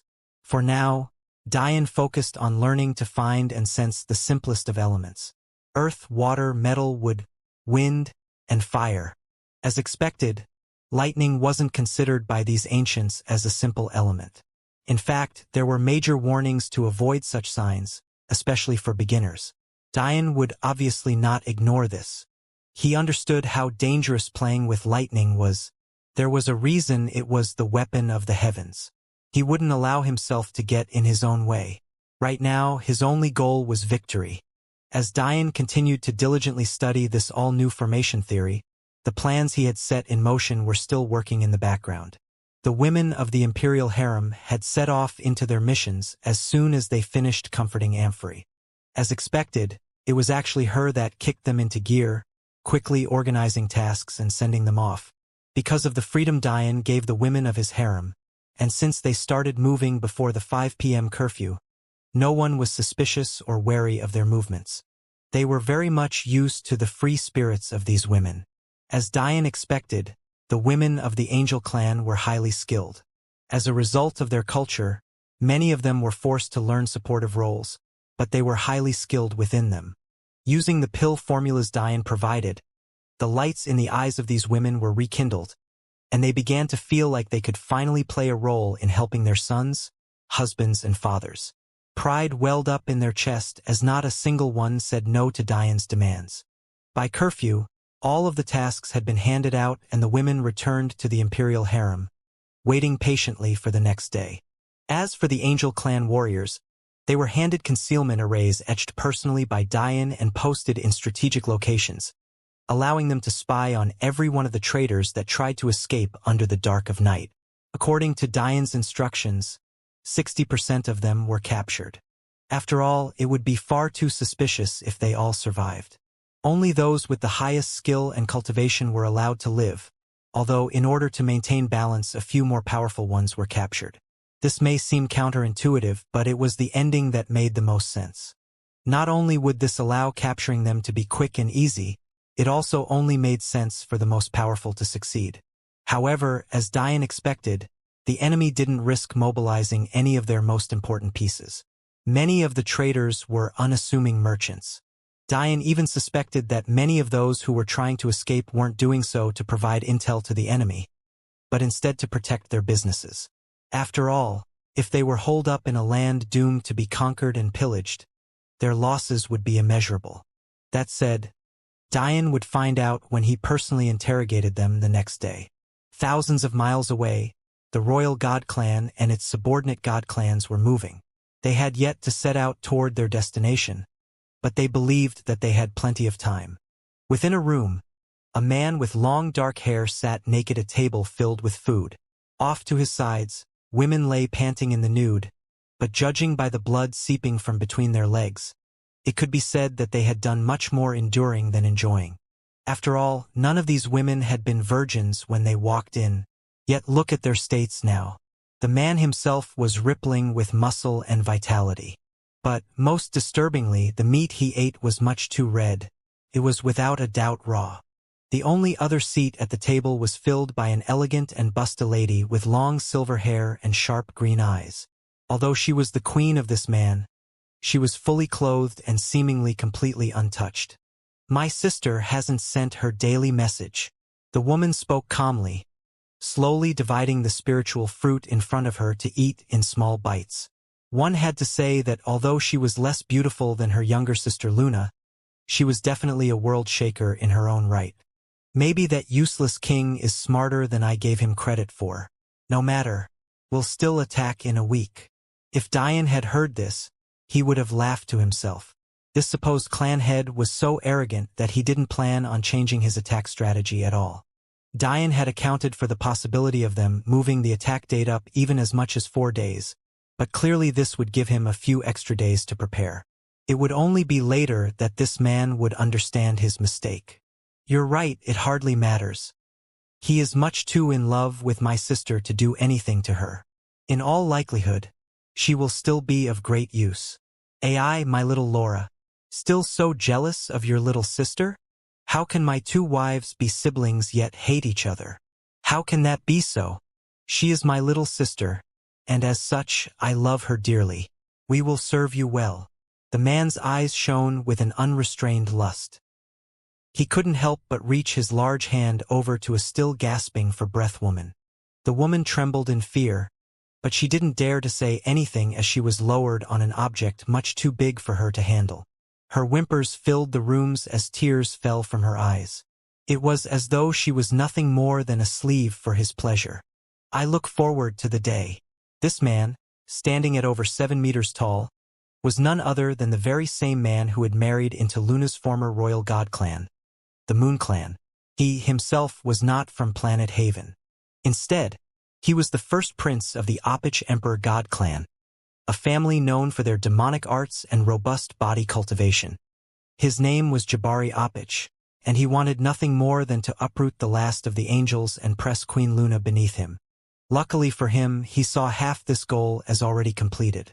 Queen Luna had already accepted her fate to be his. As for the second half, in little more than a week, he'd be feeding on angel flesh. The next morning, Diane's eyes had lost some of their sharpness. It was one thing for a martial warrior to not sleep, but it was entirely different if they didn't sleep and were constantly grinding away at their mental energy. Diane had spent all night sensing patterns and marking them in his mind. The most troublesome part was that he wanted to leave the actual village as a trump card, so he wanted to force the main battle to be a certain distance away. This would allow them to slowly whittle down the army until they unleashed their final struggle. However, Diane didn't have the time to rest now. He forcefully circulated the last bits of the Aurora Flame Stone hanging from his neck to replenish him from this fatigue. Interestingly, Aurora Flame Stones were separated into tiers much like Soul Strength was. The stone with Diane now was the equivalent to about a peak Blossom stage soul. The truth was that using the stones were highly dangerous. If Diane's capacity wasn't far higher than the stone, he would likely hurt himself. The more Diane learned about this flame, the more he admired his grand teacher for managing to find a way to subdue it.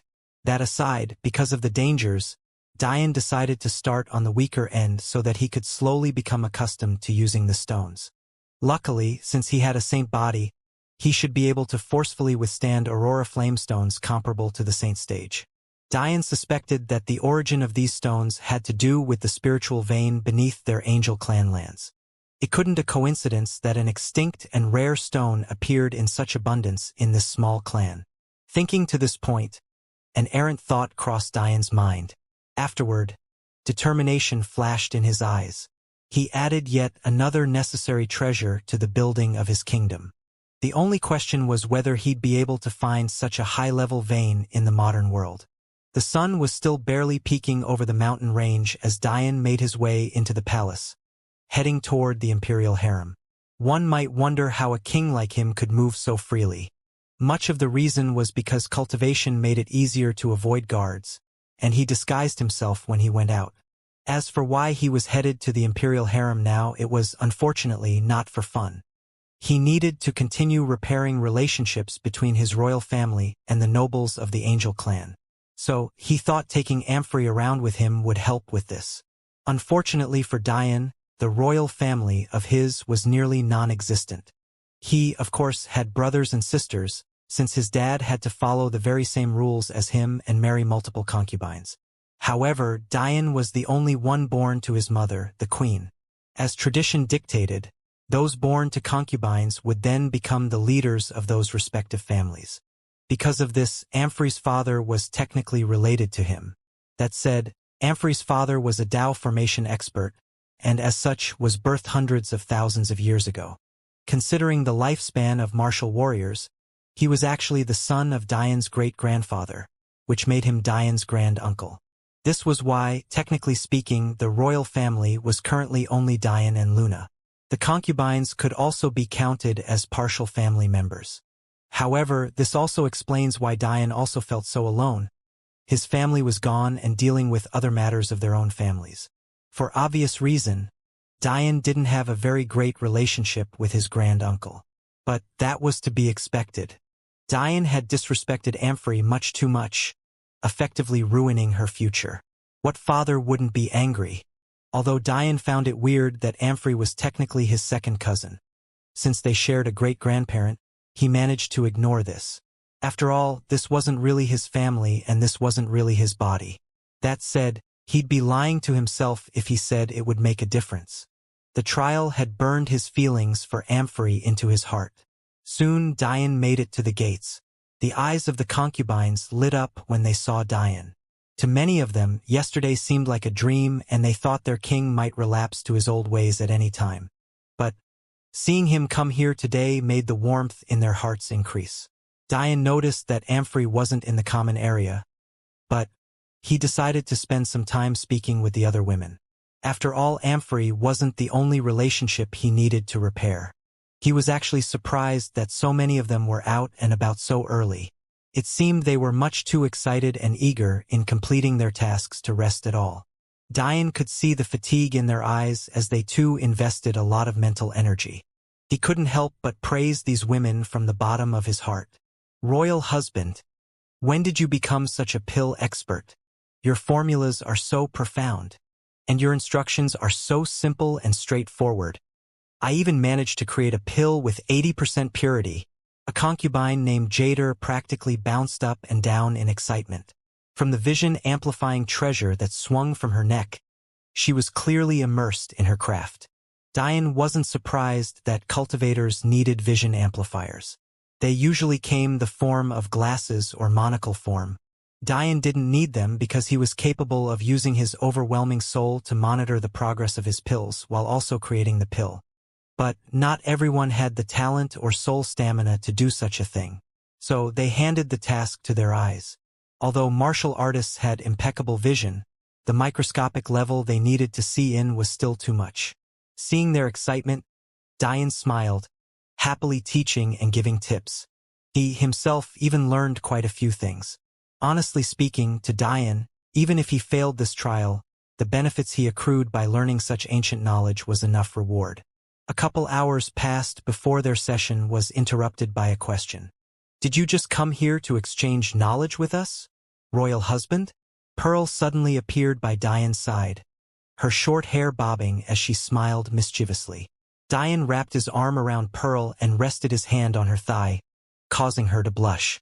He had already figured out how to tame this little rebel. She may seem eager, but she was actually quite ignorant in the matters of man and woman.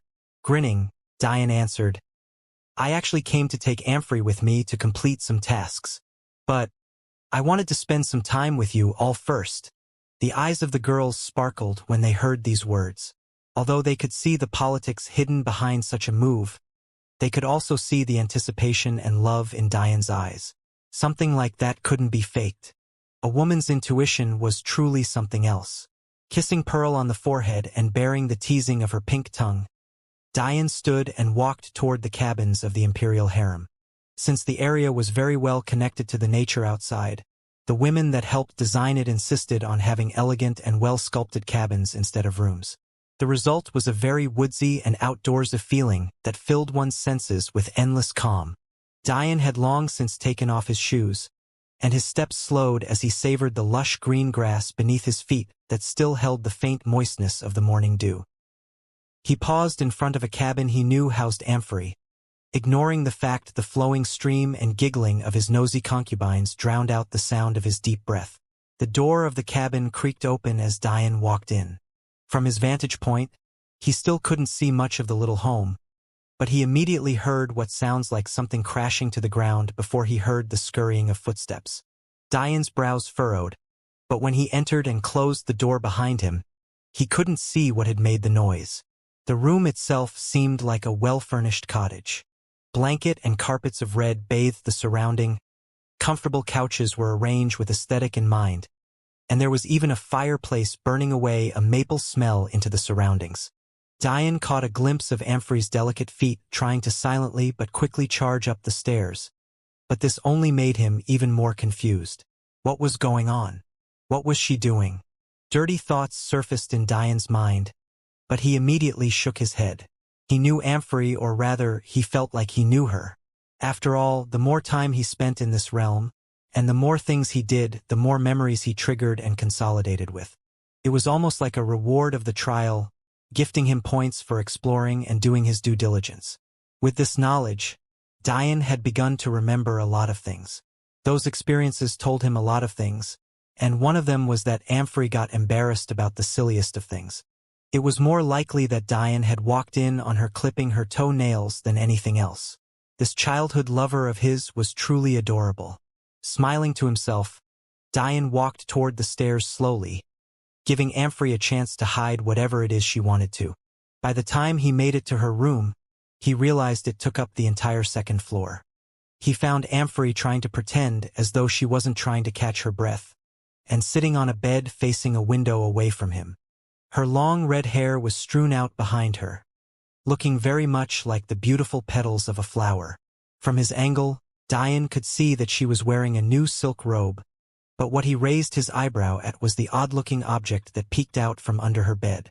He could just make it out from a bulge in the hanging red sheets. Is that what she was trying to hide? From what Diane could see, it was a plank of wood, but the moment he saw the crude and transparent strings attached to it, he was taken back by his surprise. Even more interestingly, the strings, although transparent, reflected a faint red light that looked very much like Amphrey's hair. As his eyes continued along the odd plank of wood, it seemed the strings of hair got thicker and the bundle of hair strings also increased in number. Diane's perception also caught a faint energy permeating the strings, as though they were purposefully reinforced. What a genius! Diane couldn't help but breathe out. Diane eventually made his way to Amphrey's side, sitting quietly and watching the river outside her window. "You like music?" Diane suddenly asked this question. He couldn't tell whether this era had instruments or not, but what he did know was that Amphrey had been trying her best to create what seemed like a simple lyre. To do such a thing with your own perception and without a reference, how could he not think Amphrey was a genius? Hearing Diane's words, Amphrey's queenly demeanor shattered as a light blush appeared on her face. But, even in such a state, she still managed to keep a relatively neutral appearance. Diane smiled.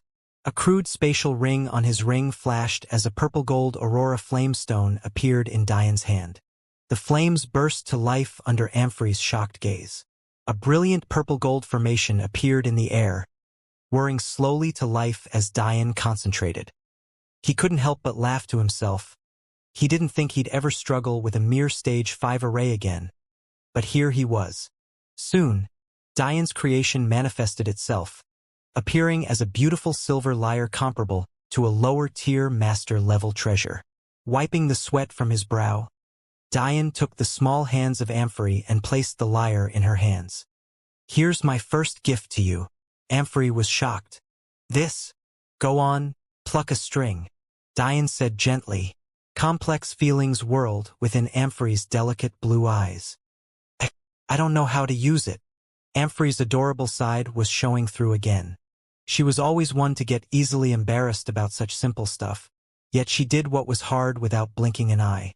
She sat in front of Diane right now with her body only partially covered by an untied silk robe while being a complete and innocent virgin.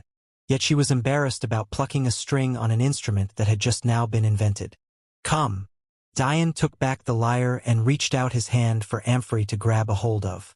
After some hesitation, she reached forward, accepting Diane's hand. Diane lightly pulled Amphrey into his lap, wrapping his arms around her waist and setting the lyre on her thighs. He rested his chin on her shoulder, lightly pressing his cheek against hers. Amphrey's heartbeat inadvertently quickened. She was practically naked and sitting in a man's lap. She had never experienced this before. Even when she and Diane had grown up together, even knowing they were betrothed, they had never had any intimate contact because Diane wanted to preserve her dignity. Rumors could be the end of a woman's reputation in such an ancient society. But now, none of those barriers were here. Suddenly, Amphrey thought back to Diane's words yesterday. The word love reverberated in her ears, causing them to redden. "For you to create such a thing," Diane whispered. "You are truly amazing." Amphrey froze. "But this was you." Diane shook his head, not explaining. It would take too much. So, instead, he took her hand and slid it across the strings. A mesmerizing sound lit up the room, resonating their hearts as one. In mere moments, Diane no longer had to guide Amphrey's hand. She seemed to lose herself in the melody, gracefully playing the emotions of her heart. This was a true genius. Diane could only be considered good at music will become from a very early age. His mother had wanted him to learn the piano. She had always been so charmed by a man who could take command of those black and white keys, and despite the stoic nature of his father, maybe that was the only time one could see the depths of his emotions. However, where would Amphrey have learned from? She not only came up with the idea of a stringed instrument on her own, if Diane's perception had anything to say about it, she had damn near perfected it despite what it looked like. The heavens rumbled as the pace of Amphrey's fingers quickened. She poured out her soul, leaning back into the embrace of the man she loved, but also feeling the deep and reverberating pain that his love wasn't all hers. Tears streaked down her face without her noticing, but the more they flowed, the more the skies seemed to respond, opening up their heavens and raining down upon the world. The patter of raindrops assaulted the wooden cabin and its windows, making it seem like a symphony accompaniment. The skies themselves felt everything Amphrey felt. Every bit of anger and resentment threatened to tear space apart. And yet, the deep and inerasable love that resided within her held it all together. Thunder rippled through the accumulating clouds, following closely being the golden streaks of lightning. Never had Diane witnessed something like this before, but his main focus wasn't the phenomenon. He had frozen the moment he felt Amphrey's tears moisten his cheeks. He held her with all his might, afraid that she would disappear if he stopped for even a moment. He was completely oblivious to what was happening. The golden streaks of lightning grew more frequent, condensing, before striking again with more force. It was as though every note that refined the strikes of lightning, morphing it, molding it, the skies sang with Amphrey's heart. It took only a moment for lightning to learn to strike with only the same intensity and frequency in the heavens as her fingers did on the strings. In the next instant, The roof of the cabin was torn away by the savage winds, and yet not a single drop of rain fell upon Amphory or Diane. Diane wouldn't be so naive as to think any of this was because of him. There was no doubt that Amphory was protecting him. Diane's eyes widened as he finally noticed the skies. The golden lightning had become a raging dragon that coiled in the air, and its only goal, them. The heavens trembled as the dragon charged for the two of them. Diane's eyes lit with defiance. He had promised to protect his women. Where did this dragon get off thinking it could do as it pleased? Diane leaped from his position behind Amphory, his wings spreading out as though he was the true deity of the skies. A roar escaped his lips, tearing through space. Time seemed to slow. A man stood in the skies unafraid as a dragon of lightning bore down on him. A woman lay seemingly unknowing of her surrounding, completely engrossed in the music of her heart. And then, the dragon tore through Diane as though he wasn't there, charging directly for Amphory and piercing into her lyre. Diane fell from the skies, landing directly before Amphory as arcs of golden lightning crawled along his skin, rampaging through his body and meridians. Amphory's days slowly faded. The lyre in her hands had completely transformed, emitting a terrifying golden light. It had grown to double its original size, and its strings sparkled with such a refined light that it didn't lose to the blinding golden light even a small bit. A moment later, the lyre disappeared, turning into a small golden bracelet that looked like a dragon biting its own tail. It seemed attached to Amphory, unwilling to let go. Finally, Amphory's enlightenment came to an end, and her dim eyes finally returned to their lively but reserved light blue. The moment her vision cleared, she saw her husband lying on the ground, and panic racked through her heart. Diane? Diane! Tears fell from Amphory's eyes as she scrambled to the floor. She ripped Diane's linen shirt off and even his pants, searching desperately for a wound to treat. But in the end, she found nothing. Worry colored her features. No external wounds could only mean one thing. The injury was within. Amphory tried to calm her breathing. With so much time on her hands, she had studied many things, and as Diane had said, she was a genius. Although she wasn't perfect at everything, she was quite serviceable in most things. As such, she was aware of how to use her soul to check for wounds within a person. Normally, doing such a thing was very dangerous. After all, it was similar to attacking with your soul. You would be vulnerable.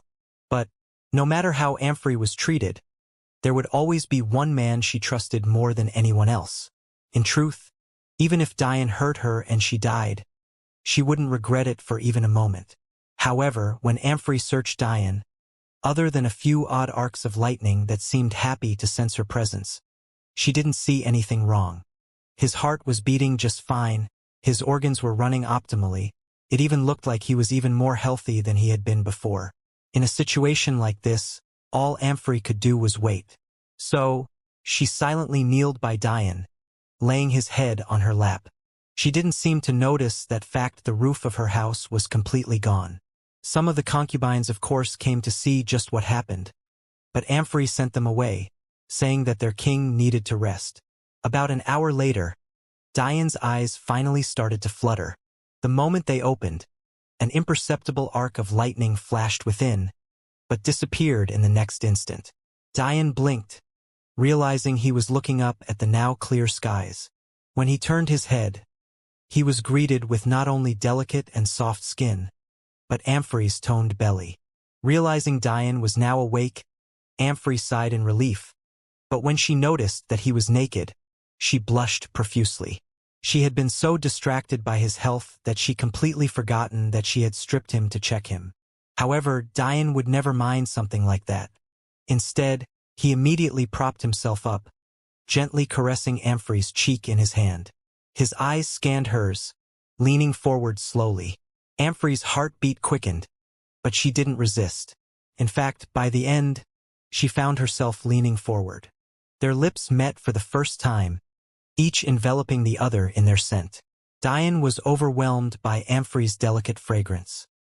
He couldn't help but wrap his arm around her, lifting her up and placing her on the bed. Minutes passed before either broke for breath. Amphory's delicate skin had flushed completely, Her perfectly sculpted breasts heaved, glistening with sweat. "Will you come out with me today?"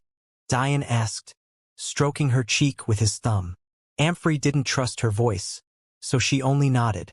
But when she heard the cheering and whistling from the other concubines who had somehow appeared in the air at some point, she couldn't help but trying and pull Diane close to hide her face in his chest. Diane's laughed, waving the girls away until it was just him and Amphrey again. That was when he said something that sent ripples through her heart. "When this is all done, you'll be my queen," Diane said firmly. There was no hesitation in his voice. Although Amphrey didn't say anything, her grip on Diane tightened and tears began to drench his chest. This entire process was seen by Diane's grand teacher, but he had completely lost his neutral expression. This only seemed to happen because of Diane, but at the moment he truly knew nothing of what was going on. There was a very simple reason for all of this. He recognized that bracelet. It was none other than a weapon of the 33 heavens, a member of the energy category, the Golden Dragon Lyre. Did he just witness the creation of one of the 33 most legendary weapons? Did it always happen like this? That was impossible. In the original history, the king never repaired his relationship with Amphrey. The Angel clan would have been wiped out, and Amphrey would have been taken in as a sex slave, only for her to kill herself. She would have never had the opportunity to create this weapon. What the hell was going on? This was way outside the scope of a trial. There's no way anyone witnessing any of this could still think in such a way. Diane's grand teacher understood what had just happened. That phenomenon wasn't caused by Amphrey's power. No, she wasn't strong enough to cause such a thing. What had happened was that a new will was born into the world. The very first instance of any will being tapped into would always lead to such a phenomenon. Until the person who tapped into the will died, every other user of the will would be suppressed when facing the originator. However, music will was one of the few that was different. Among the 11 energy weapons of the 33 heavens, there were a few exactly like this. Its dominance transcended the life of the originator because it was also tethered to the weapon.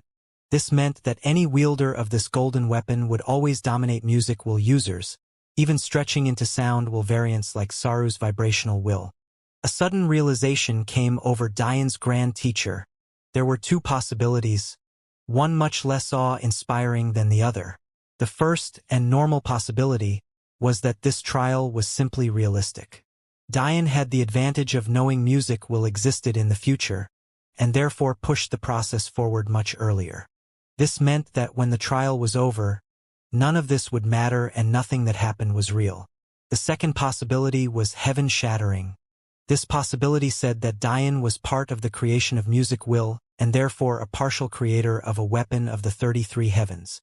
This meant that everything that happened here was real and time will was much more complicated than even Diane's grand teacher knew.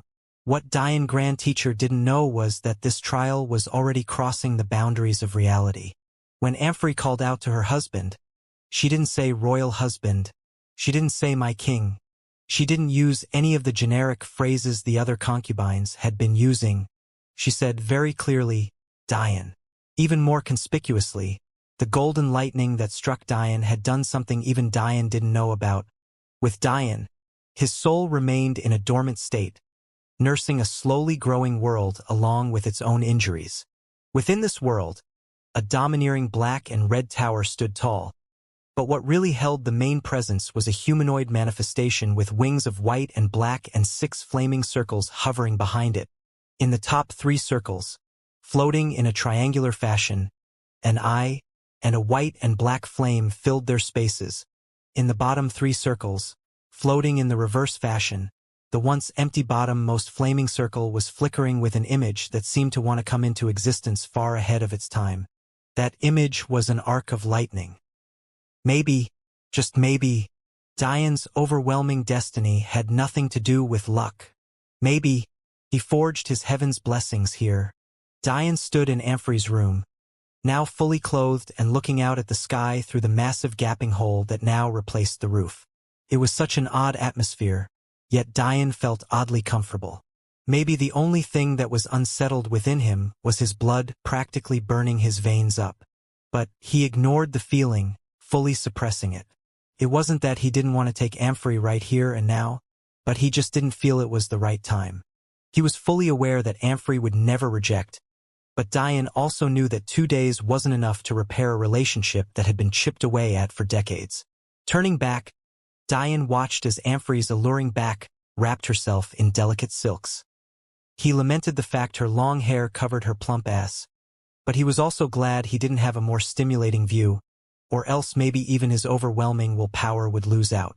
Diane walked over when he noticed how tightly Amphrey was binding her chest. His hands wrapped around her, stopping a process he thought had to be very painful. Why should she have to do such a thing? Amphrey paused. Why are you stopping me? Diane smiled to himself. He had spent the morning with Amphrey, trying his best to get her to speak less formally with him.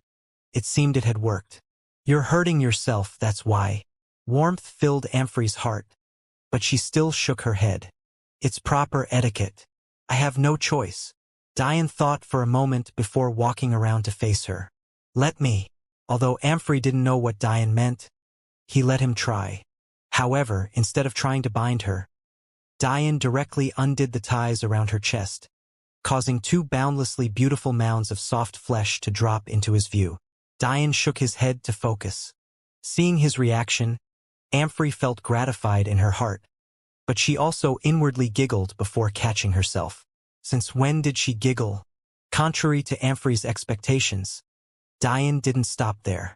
He proceeded to also remove the silk wrapping around Amphrey's hips and thighs. He realized that they also tried to hide the plumpness of her ass. Diane found this more blasphemous than even the chest bindings. Soon, Amphrey stood naked and confused. She blushed thinking that maybe Diane had stopped holding back and wanted to take her here. A slight anticipation, but also a blanket of worry colored her heart, leaving her with a slight unsettled yet wanting feeling. Her heartbeat quickened as Diane cupped her breasts and slightly supported them between his thumb and index finger. But, if Amphrey's mind wasn't wandering, she would have realized the focused expression on Diane's face. A slight moan escaped Amphrey's lips when Diane's thumb accidentally slid by her pink nipples. However, Diane didn't seem to react. He was so focused on controlling his impulses that he had practically shut down all of his other senses. A moment later, Diane nodded to himself, finishing his calculations in his mind. He grasped onto the purple-gold aurora flame stone once again, causing a blinding purple light to fill the room and envelop the room, with Amphrey covered in specific. Amphrey was snapped out of her fantasizing state to find the feeling of fabrics wrapping around her skin, but somehow, it felt much more comfortable and much less restrictive than usual. When the light finally faded, Amphrey looked down at herself in amazement. To help her see, Diane moved away from his position, allowing the mirror behind him to be seen by her. Stunning red lace lingerie covered her important areas, and although this wasn't conservative in the least, she fell in love with the design and feel. Diane had even replaced the normal, uncomfortable metal Y with a much comfier flexible fabric. Seeing that Amphrey liked it, Diane smiled, ignoring his fatigue and using the purple gold stone again. Soon after, a beautiful red dress covered Amphrey's figure. It was loose and unrestrictive, but still maintained the air of conservatism that he knew she still wanted. Is it okay? Diane asked. Not trusting her voice, Amphrey could only nod. Smiling, Diane approached her side, giving her his arm. In the future, I'll show you something even more comfortable. A grin spread within Diane's heart, thinking about the conservative and elegant Amphrey wearing sweatpants. Although Diane was trying to ignore his fatigue, it still caught Amphrey's attention, causing her gratitude to blossom even further. She happily accepted Diane's arm, and for the first time in a long while, she couldn't hide her smile. When they walked out, it wasn't much of a surprise that the women were immediately caught up in Amphrey's new dress. In the end, Diane had no choice but to promise to make one for each one of them. Having so many women was truly too tiring. Despite this thought, Diane actually felt quite happy having Amphrey cling to his arm. Her queenly aura caused the air around them to tremble in fear. It made those they passed realize that there was truly no man worthy of such a woman that wasn't a king. For these few moments, Diane was finally able to set Luna aside in his heart. He didn't forget her, and the love was still raging in his heart. But what he could do was ignore her possible betrayal for now. All that mattered was Amphrey's happiness right now. Just like that, the two of them headed toward a secluded part of the palace. It was time to deal with the traitors.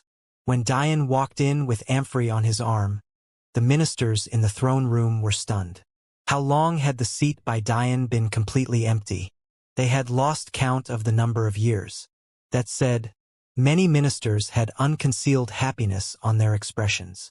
It seemed their king was finally growing up. Amphrey didn't seem to notice the gazes on her, but her heart was fluttering the entire time. She felt gratified to finally be able to be by Diane's side. The fact it was something so important too only made her feel better. The truth was that a concubine didn't have any right to such an honor, but the fact Diane ignored such an obvious and clear rule of etiquette made his stance clear. From today forward, Amphrey's status wouldn't be any less than that of Luna. Diane sat in the center throne with Amphrey directly to his right. He didn't speak for a long while. Instead, he scanned the room silently. Unlike yesterday, he knew everyone in this room now, and it was very clear to him that 3 families were missing. To arrive after the king was a clear sign of disrespect. But for now, Diane said not a single word. In fact, because of the atmosphere his aura created, not a single person dared to talk. The throne room remained completely quiet. 10 minutes passed, then 30, then an hour, and still no one said a word. Amphrey's heart couldn't help but feel a fiery heat spread through her chest. Diane's presence forced even those of the Tao formation in this room to not dare to speak, even to ask what was wrong.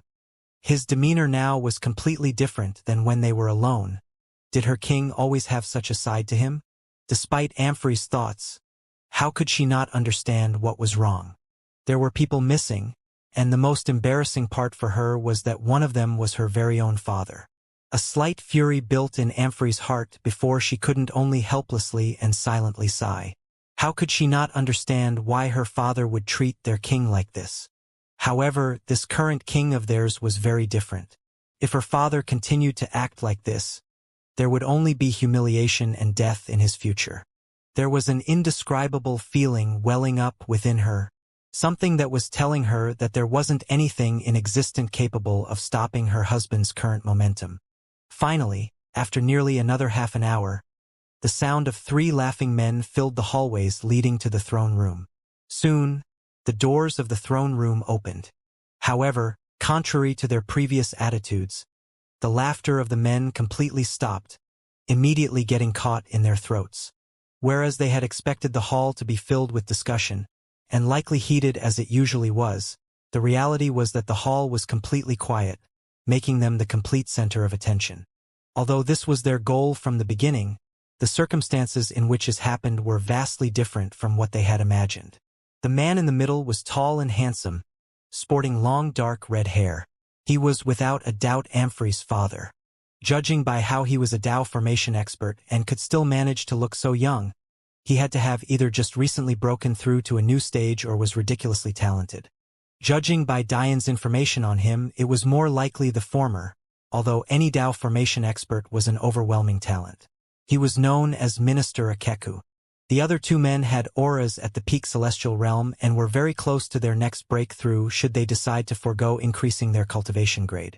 Considering they were only a few thousand years old, they not only had plenty of time, but were also much younger than Minister Akeku. They were known as Minister Barya and Minister Hesus. One had to say that although they were all family heads, such an arrangement of friends was truly odd. Whereas Minister Akeku was Diane's grand uncle, Minister Barya and Minister Hesus were both his uncles. The difference of 1 generation in the martial world was much too wide to ignore. Diane noted this oddity but continued to stay silent. In fact, he had long since closed his eyes. He didn't even react to the laughter or the opening of the throne room door. The only clue that he was still very much here and very much aware was the stifling dominance of his aura.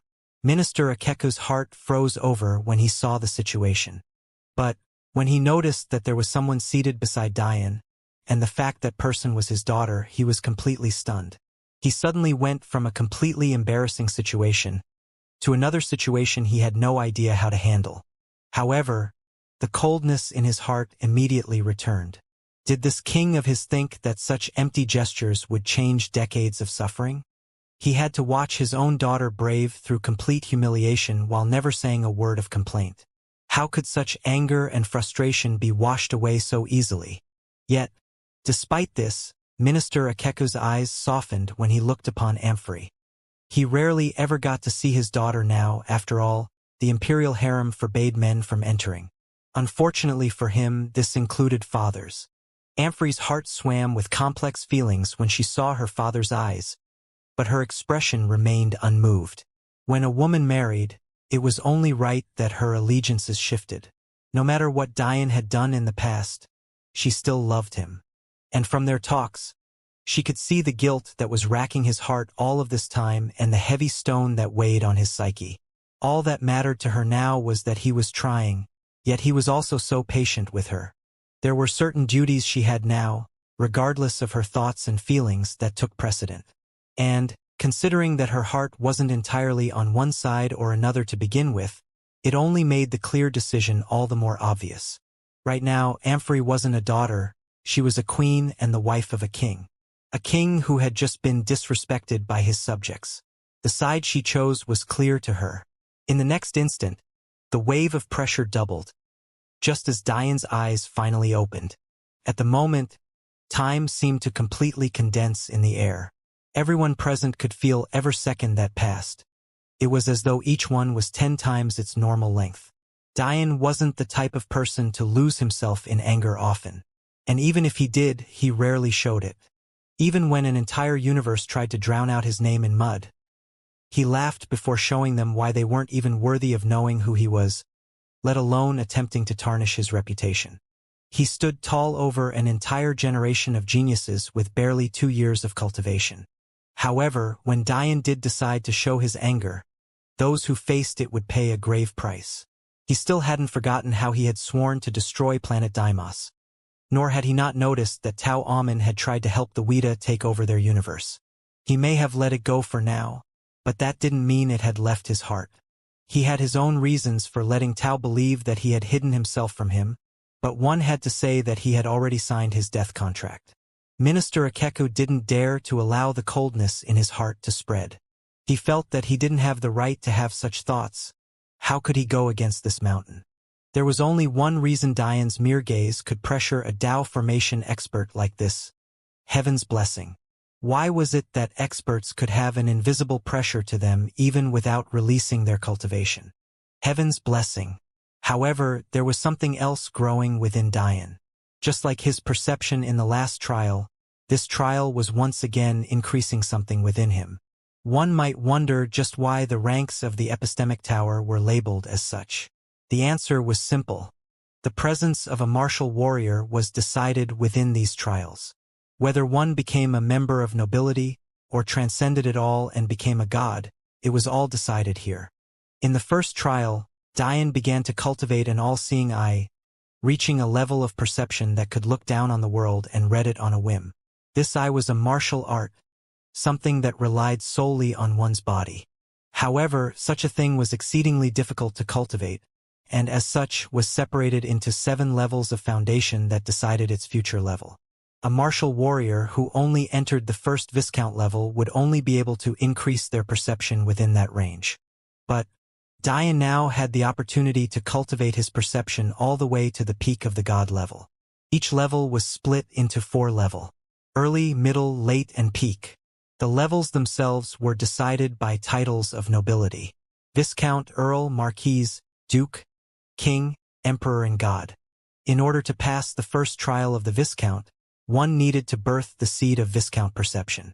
However, in order to pass the first God trial, one needed the seed of God perception.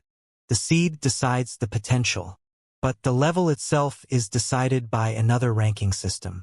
A seed of Viscount perception is the equivalent of a half-step to early Viscount perception. But the seed of a God perception is the equivalent of a peak Duke perception. Even more interestingly, Diane completely shattered the first trial's record. Knowing this, How could his perception possibly be at the minimum requirement? No. Dian's perception had already crossed over into kingly levels. Currently, Dian wielded a late-stage king perception.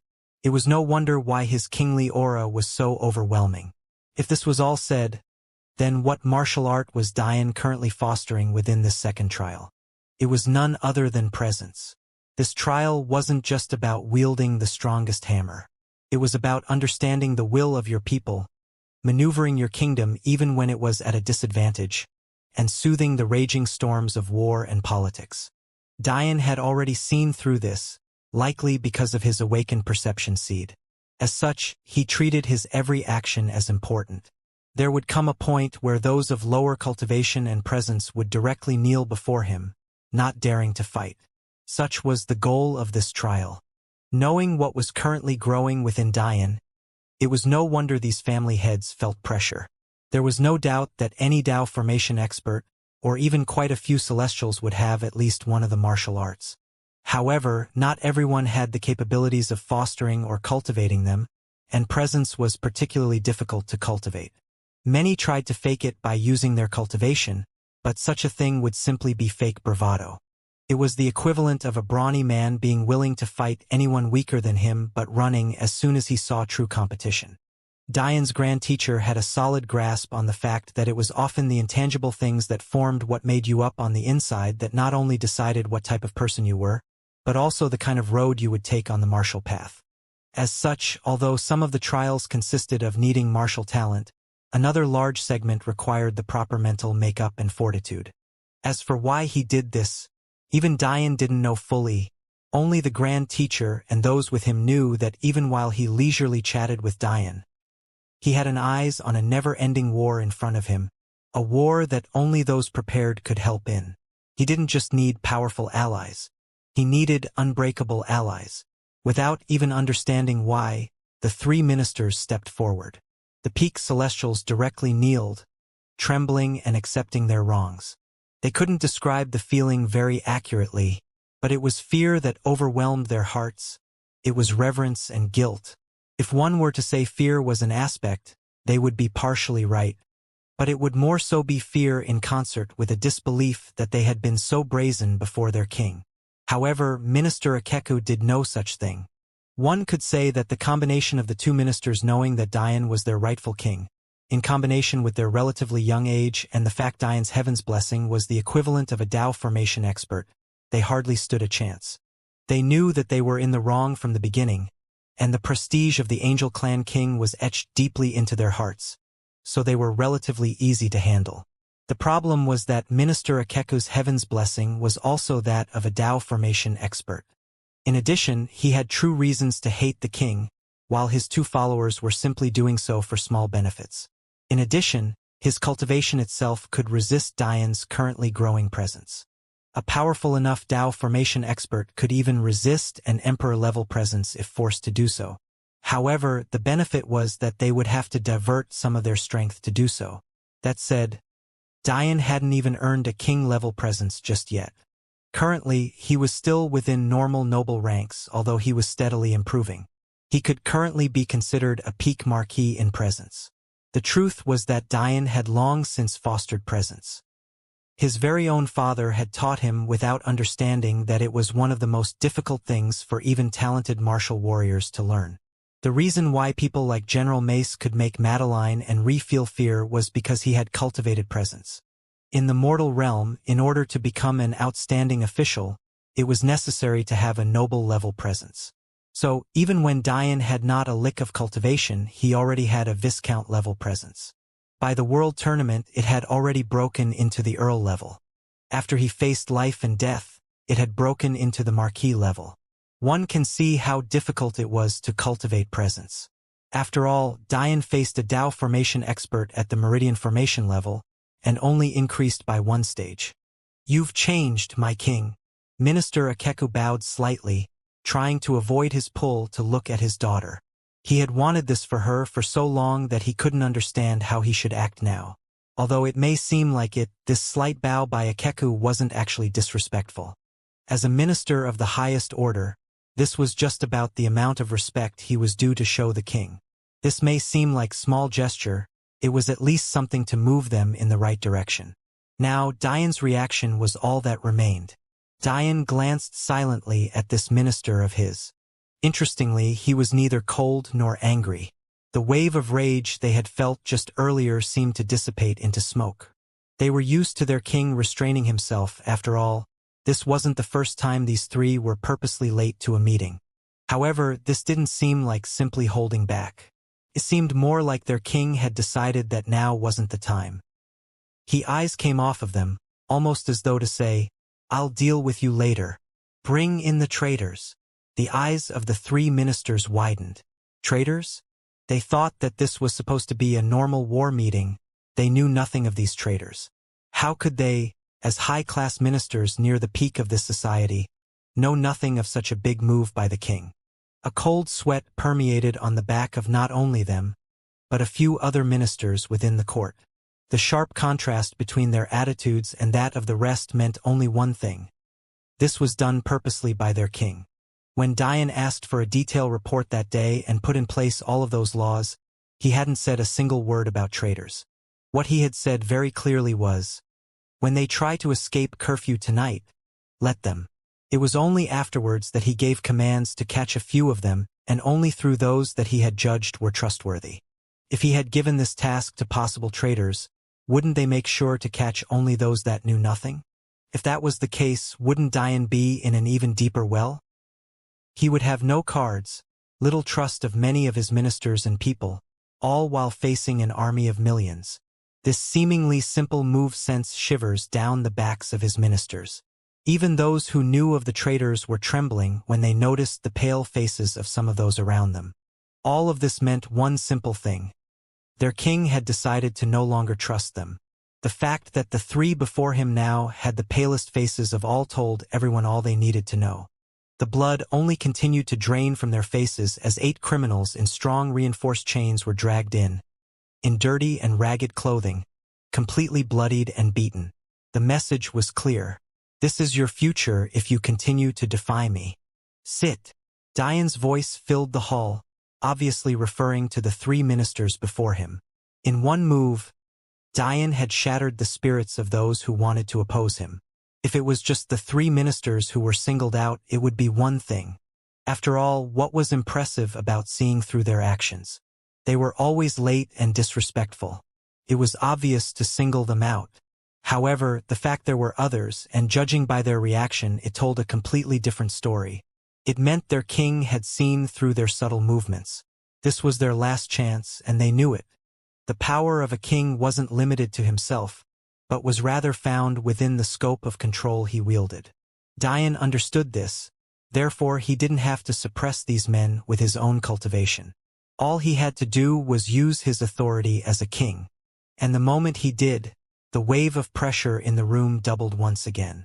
Diane's presence had broken into the duke levels. Moments later, the 8 traitors were laid at feet of the stairs leading to the thrones that held Diane and Amphrey. Diane and the ministers silently scanned the traitors while those who were essentially called out by their king tried their best to regain their composure. From what they could see, 4 of the 8 were merchants, and judging by their injuries, they were treated much better. This was because Diane took into consideration the fact that their betrayal may not be so simple. In the mortal realm, companies usually benefited from war, but that wasn't all companies. In the same vein, war was clearly detrimental to these merchants. They likely sold luxury items that would be completely useless in these times. Who needed furs and jewels when their lives were on the line? However, there was a 5th merchant that they took much longer to recognize, and that was simply due to the bloodiness of his face. He was almost completely disfigured. By this point, it was clear that Diane decided the treatment of these traitors based on a series of rules. What those rules were, the ministers could only make some guesses. Firstly, they were correct about the first 4 merchants being luxury peddlers. This made it less likely that their betrayal was a stand against their clan. That said, this was, of course, not enough for Diane to trust them. For one, despite his deductions, he treated them as prisoners regardless. Secondly, they had been escaping with their luxury items in tow. This made their motives more acceptable, although still punishable. Secondly, When the ministers finally recognized the fifth merchant, a coldness swept over their hearts. This merchant was the very first to be allowed into their village, and many ministers here thought highly of him. In fact, he was invited to many important functions. After the death of the former king, the one thing that the ministers managed to appreciate about their king was the fact that he built up the economy of their little clan very well. He took advantage of their spiritual veins' ability to produce rare stones and cornered a market all to their own. But he also facilitated trade between clans as well. Much of this was because he wanted Queen Luna to feel more at home. So he tried his best to reflect her experiences here. However, despite the slight bitterness that brought, it still held an overall good within. This was one of the few bright spots of his rule. Unfortunately, it seemed that the very first merchant they allowed in, one many of them called friend and even spoke secret matters with, was actually a spy implanted from the very beginning. How could their hearts not go cold? Just how deep did the schemes of the Moon Royal God clan go? It was very clear to them that a merchant truly had the best disguise. They could freely enter and leave the clan, and only had to undergo minimal inspection at the gates. Considering what they were truly dealing in was hidden in their minds, how could that be checked? With the knowledge that Merchant Brinsop was a traitor, Dian immediately knew that the Moon Clan had full knowledge of not only their military strength and numbers, but also their equipment. After all, he was responsible for dealing in such things. Although the Moon Clan had many capable weaponsmiths, they had been forbidden by their ancestors to dig out the resources of their land. This was much of the reason why their young king's new innovations were so well received. He allowed precious metals and minerals that the Angel Clan hadn't seen in millions of years to come back into their society. Unfortunately, with every bulk order of precious metals suitable for weapon-making made by the Royal Angel family, the easier it was for their enemies to calculate just what kind of weapons they were working with. This was especially so since Merchant Brinsop had many private dealings with weaponsmiths. The truth was that the scouts last night had almost let him go. After all, Dian ordered a mix of escapees to be taken in. The scout assigned to Brinsop's area just happened to be one assigned to watch and not capture. However, because of Dian's communication devices and the fact he had thoroughly studied everyone in the village through his reports, he was able to organize a proper ambush. Dian immediately made a mental note to inspect every weapon before war. Worst-case scenario, they would have to start from scratch. Suddenly, Dian's perception caught of something odd. He abruptly stood, his actions catching the attention of the entire hall. Am I really so lucky? If he had managed to slip through, a cold sweat permeated Dian's back. He finally realized a flaw in his plans to allow a few to escape. If he hadn't been lucky enough for this person to be on the docket to be caught, who knows what kind of disaster would have been stirred. Dian's figure flashed toward the prisoners. Amphrey's heart was caught in her chest. Injured and chained or not, many of these traitors were beyond Dian's strength. He was being too reckless. The aurora flame stone on Dian's neck roared to life as he picked up a traitor they had all seemingly ignored to now by the throat. Panic overwhelmed the eyes of the traitor. He couldn't help but think, how? Dian didn't respond. He didn't have to. His perception had grown to an unprecedented level. This disguise technique was near perfection, and somehow maintained through a beating. The only explanation was that it wasn't a technique at all, but rather, a pill capable of changing one's appearance. The aurora flames scorched the inside of the traitor, causing him to scream in horror. The cold sweat of the singled-out ministers came back in full force, each one imagining that he was them. But, the next moment, a resounding shock shook the room. Even Dian couldn't help but widen his eyes as complete confusion colored his features. When had he ever been so confused? This feeling was nearly foreign to him. He could be in the dark about something. He could not know something. But confusion. He couldn't be blamed. As the pill's effects were cruelly burned away by Dian, the appearance of the traitor began to slowly change. This traitor was none other than the father of the dead Michael, Minister Brodiah. There was no doubt that this meant that the Minister Brodiah, currently in the stands beside his fellow ministers, the one completely white, as a sheet, was a false replacement. But, then, why was the real Minister Brodiah in on it? Why would he betray a clan his son gave up his life to protect? The throne room was silent. Or, it would have been if it wasn't for the screams of the minister Brodaya. This only managed to send yet another cold sweat down the backs of those Diane had singled out. Who had ever heard of a mere saint causing a Tao formation expert to scream like this? The truth was the aurora flames were very volatile and dangerous. It wasn't until Diane's grand teacher that they were managed to be reined in. However, that only worked when the power they flames wielded was closely tied to your soul. This was, of course, something that old man learned after hundreds of thousands of years of experimentation. As you might expect, this was also one of the requirements for creating a technique that fused with the will of the universe and could be passed down. Diane's grand teacher had taken a natural substance and tamed it, thus making it docile. That said, it was no wonder why the old man said his technique was imperfect. His technique was the equivalent of domesticating a wild animal. On the surface, it seems like a great idea, but if you toss that animal back into the wilds, they'd be at a severe disadvantage. Although you gained something, it was an inferior and much weaker product. This was why Diane's grand teacher said that, in many ways, the aurora was actually holding back Diane's soul. However, Diane didn't have any thoughts of improving the aurora despite having deduced this. How could he not figure it out after having seen the original form of the flames? The problem was that it was truly much too dangerous and the soul was much too fragile. One couldn't even attack directly with their soul, even when facing a much weaker opponent, without fear of being severely injured. How could you then, in good conscience, place a combustible and violent flame near it? Wouldn't you be asking to die? Acknowledging this, Diane placed the idea at the back of his mind. Maybe in the future he'd find a way. But, for now, his grand teacher was right in taming these flames. Why is it you? Diane's brow furrowed as he held Minister Berdaya's neck. Suddenly, in the midst of his screams, a dangerous light flashed within Minister Berdaya's eyes. Hate, anger, regret. All of it swirled within. Amphrey's heart clenched. She knew it was much too dangerous for Diane to get so close. How could she be fast enough to help him now? Diane's perception immediately caught onto the killing intent. However, he didn't panic. Hadn't he faced odds like this before? Except this time it was different. This time, he was in control. His presence dampened his heart and forced him to remain cool-headed. It had only been fractions of a second since he detected this traitorous minister's intentions. But he had more time to work with than most. As Diane had decided during the first trial, if his body wasn't fast enough to react, what he needed wasn't just faster reaction but prediction. Husband! Amphrey's voice sounded out, but Diane had already made his move.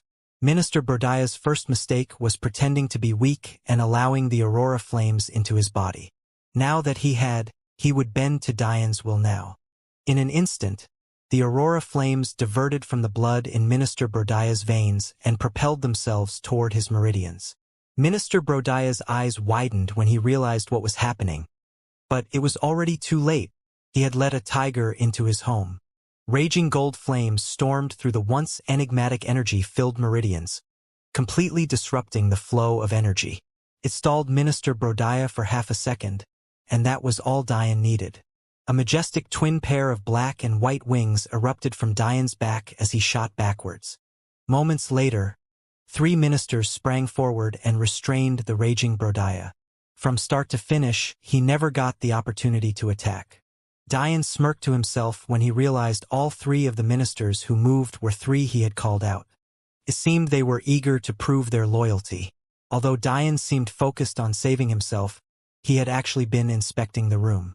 Those who were traitors would likely know that Brodaya was also one, no? In that case, why would they move to help? If the king died, that was even better for them.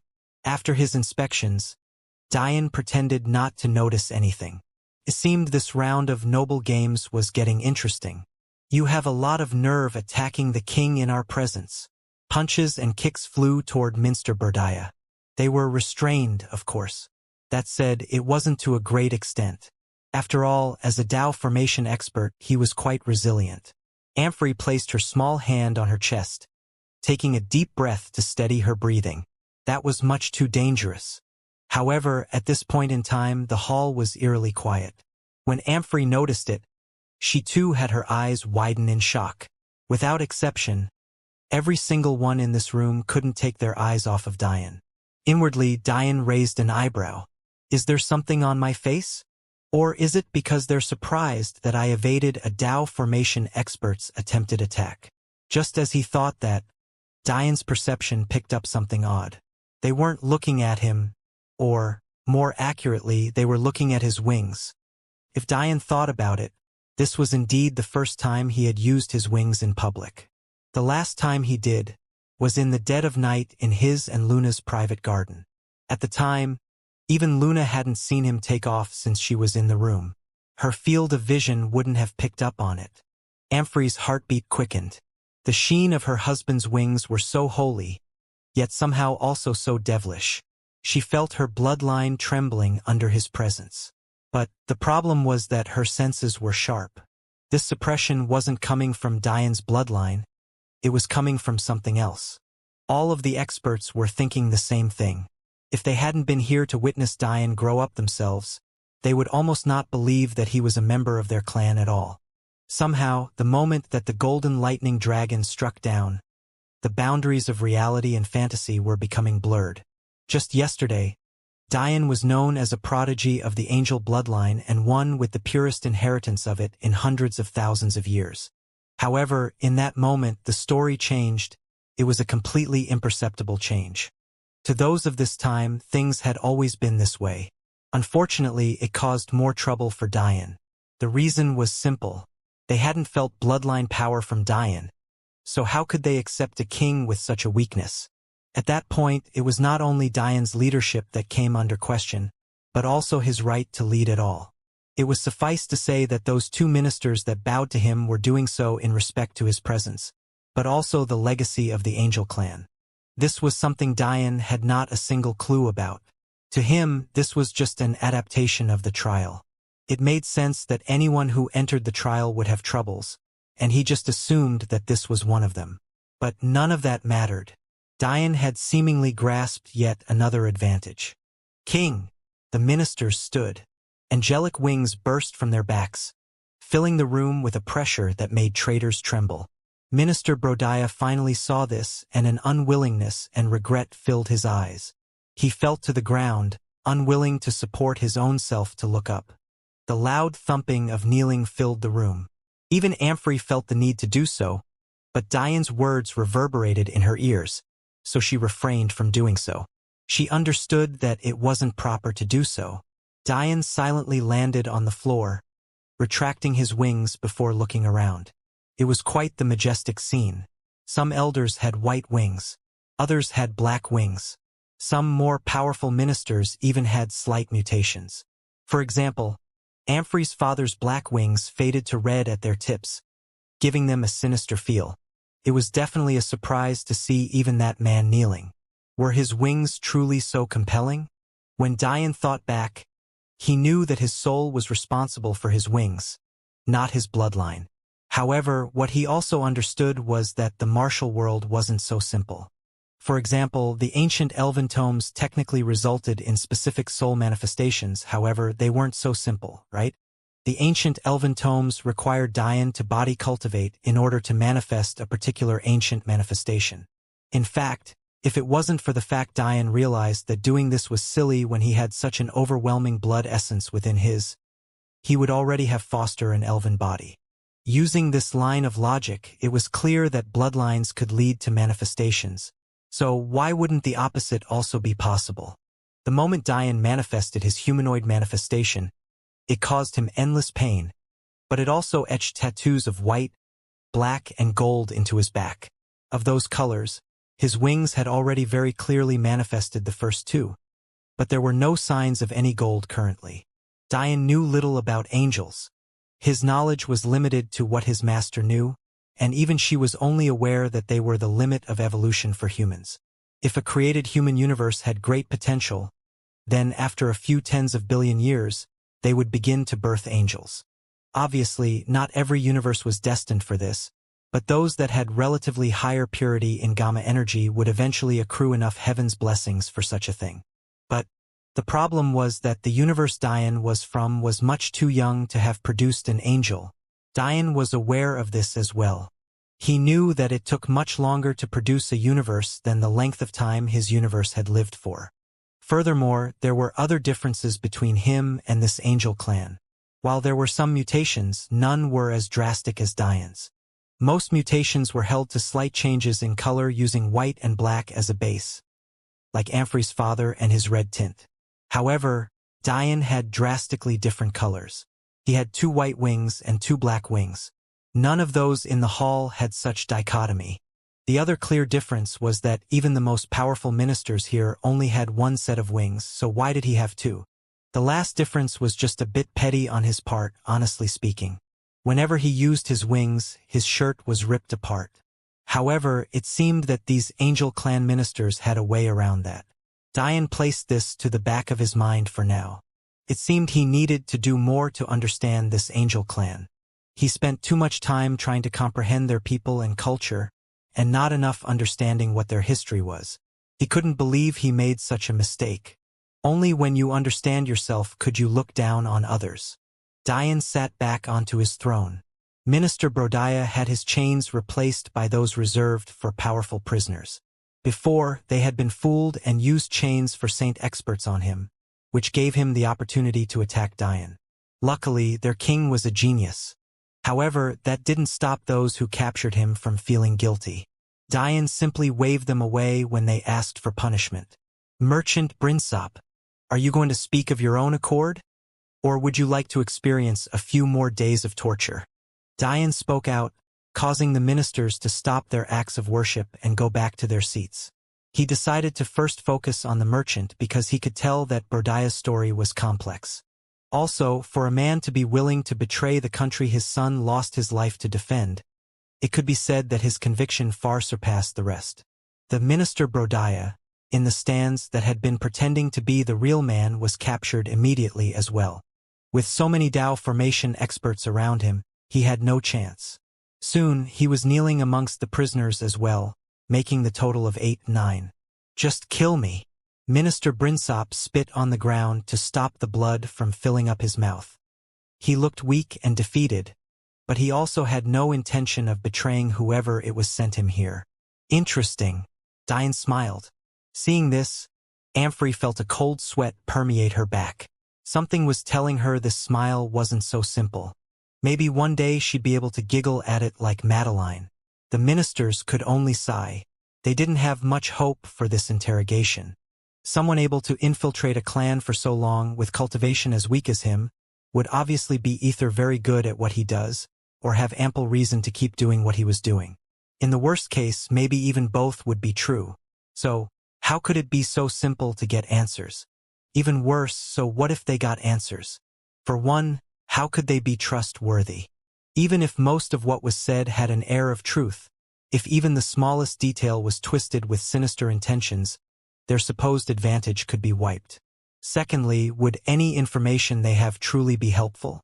After all, no amount of information would change the fact they were facing an army of millions with tens of thousands. However, there was a newfound respect for their king in their eyes, while Diane may not understand why they did. So, when they saw him smiling instead of frowning, they felt an unknown calmness come over them. Diane's hand flashed as a formation flag appeared in his hand. Ignoring the odd gazes he got, his hands began to work. Formation flags in this time were made of the same material as array plates. Interestingly enough, they were of higher quality as well. Array plates were made of special metals capable of conducting and housing aurora flames and thus had the ability to store arrays and release them at the will of their wielders. Formation flags used this same principle to store higher cores of aurora energies at key points of large arrays. This helped stabilize them, something that was very necessary for the crude arrays of this time. The moment Diane saw the use of formation flags, he immediately realized he could use them to draw arrays to bolster the power of the army. Of course, he handed this task to the women of the clan to do. This was the second task he had for them, the first of which was making pills. One might wonder why Diane was using the array plate now. Didn't he freely use the aurora flames in the air already? The difference here was that the arrays he wanted to use were on a completely other level. Some of them even needed to be used on Dow formation traders. How could he create such a powerful array in this state? So, he handed the job to Amphrey's mother, who was very eager to help. Although she too was dissatisfied with Diane's treatment of her daughter. When she learned that Diane wanted to give the women a true place in the clan, her eyes flashed with youthful vigor. With her soul power, creating a comet-level array with Diane's guidance wasn't a problem. Diane smiled, leisurely tapping the formation flag. It seems you want to do this the hard way. Merchant Brinsop shivered, but could do nothing as Diane crushed the plate, forcibly flicking the array toward him. In mere moments, Brinsop was restricted by an array similar to the one Diane used on the Ouida and General Mace, although much stronger. At this point, the ministers still didn't understand what was going on. They had heard of techniques capable of enslaving people, even things like soul contracts existed in this time, but using an array to do so? It was unheard of. Seeing Merchant Brinsop struggle so hard, shivers went up the spines of those present for what felt like the millionth time. This king of theirs had barely displayed much effort, and yet had made them all bow down in respect. Let's try this again, shall we? Diane's smile faded, replaced by a cold glint. Firstly, chop off your own finger if you want the pain to stop. At first, the minister and Brinsop almost asked what pain. But, as time passed by and the merchant didn't listen to Diane's words, a burning sensation filled his chest. It was as though molten lava was encasing his veins and meridians, coursing through his organs and searing them black. Soon, Brinsop's cold sweat became heavy panting, and his heavy panting became the audible sound of his gritting teeth, and then screams filled the hall. Diane watched this expressionlessly, as though he was looking down on an idiot. Didn't I already tell you what you had to do? TSK, TSK. Brinsop's agony raged onward. Eventually, the poor man started slamming his head against the ground, trying to kill himself to escape. Diane sighed, shaking his head. The wave of pain doubled and Brinsop's muscles seized. How could an array like this allow the slave to kill himself when he pleased? How ridiculous! Brinsop pulled his hand up to his mouth, viciously chomping down on 2 fingers. Blood flew into the air as he collapsed, the pain finally disappearing. Well, that's one way to waste 10 minutes of everyone's time. Diane shook his head. I hope it's clear to you now that the pain will only increase as time passes, and you will never reach a point where it kills you. You either feel more pain or do you do as you're told. If you try to kill yourself, your energy flow and muscles will cease, and the gradual increase of pain will jump forward drastically. Don't waste my time again. Diane's voice was cold and commanding. Even looking down on the Brinsop who had clearly pissed himself, he felt nothing. The only thing he felt bad about was that Amphrey had to see this. Brinsop grit his teeth, but the moment the pain started to spread again, he gave up. Yes, King. The ministers all looked at each other, not knowing what to think. Such a large problem was solved so easily, but the question was just how useful would this information be? Excellent. Diane smiled. To him, these ministers were far too short-sighted. Presence wasn't just about having a domineering aura, it was also about having leader and foresight. Diane was well aware that they thought this interrogation might only bear useless fruits. However, he was of a different opinion. Any small bit of information was important. First, Diane's eyes flashed. Who are you? Brinsop was stunned by this odd question, but he didn't dare to be slow in his answer. My name is Brinsop. I am from a small branch family of the Moon Clan. I have poor cultivation talent, but my management skills and intelligence managed to gain my family wealth. Unfortunately, without power, wealth means next to nothing. I understood this, so I tried to spread my influence, showing my worth to higher echelons. Eventually, I had enough power to be recognized, but that kind of political power means nothing in the martial world. In a manner of a night, everything that I had spent centuries building was claimed by the main Moon Clan. Then why aren't you dead? One of the ministers couldn't help but ask. Diane didn't mind this, of course.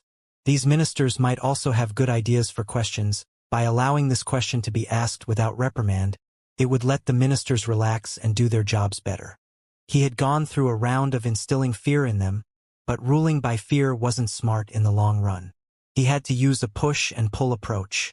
A true king isn't the only talent in his kingdom. A true king knows how to make the best use of those around him. Brinsop sighed. I believe it is because someone in the higher echelons found a use for me. At the price of a large part of my profits, I was allowed to live, but I had to make myself useful by infiltrating clans that were deemed as threats. Diane's eyes flashed as he inwardly grinned. In this seemingly useless information, he had already grasped two things. The first was that his opponents were clever enough to think of such a plan. Such planning and foresight, it didn't match the description of the current Moon Clan king. That meant Diane couldn't plan based on his rashness. There was someone else in the background pulling strings intelligently. The second point was even more important. Brinsop didn't say that he infiltrated just their clan. He said clans. I can use this.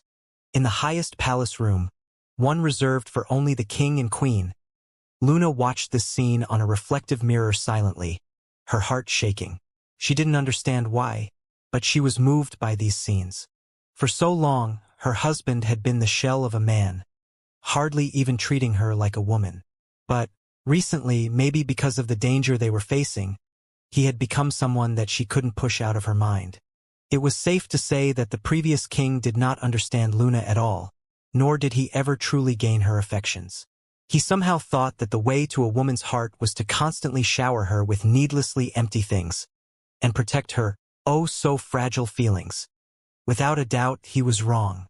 And the way he changed had even turned the Amphory who did love him away from him. But now, Luna felt her heart quicken. For the first time, she felt guilt, even to the point where she didn't have the heart to report in yesterday. You've changed, she said softly. Hearing the explanations of Merchant Brinsop, Diane smiled. Take Merchant Brinsop to Lady Penelope, our best, to be healed. Provide him with lodging, food, and also prepare the same evacuation measures for him as one of our citizens. Diane spoke quickly and didn't explain his words. After finishing, he looked at Merchant Brinsop. Be ready to leave early tomorrow morning. If you perform well, saving your family will be a part of our plans. Do you understand? The change was much too quick. They had gone from torturing Brinsop to making him one of their own.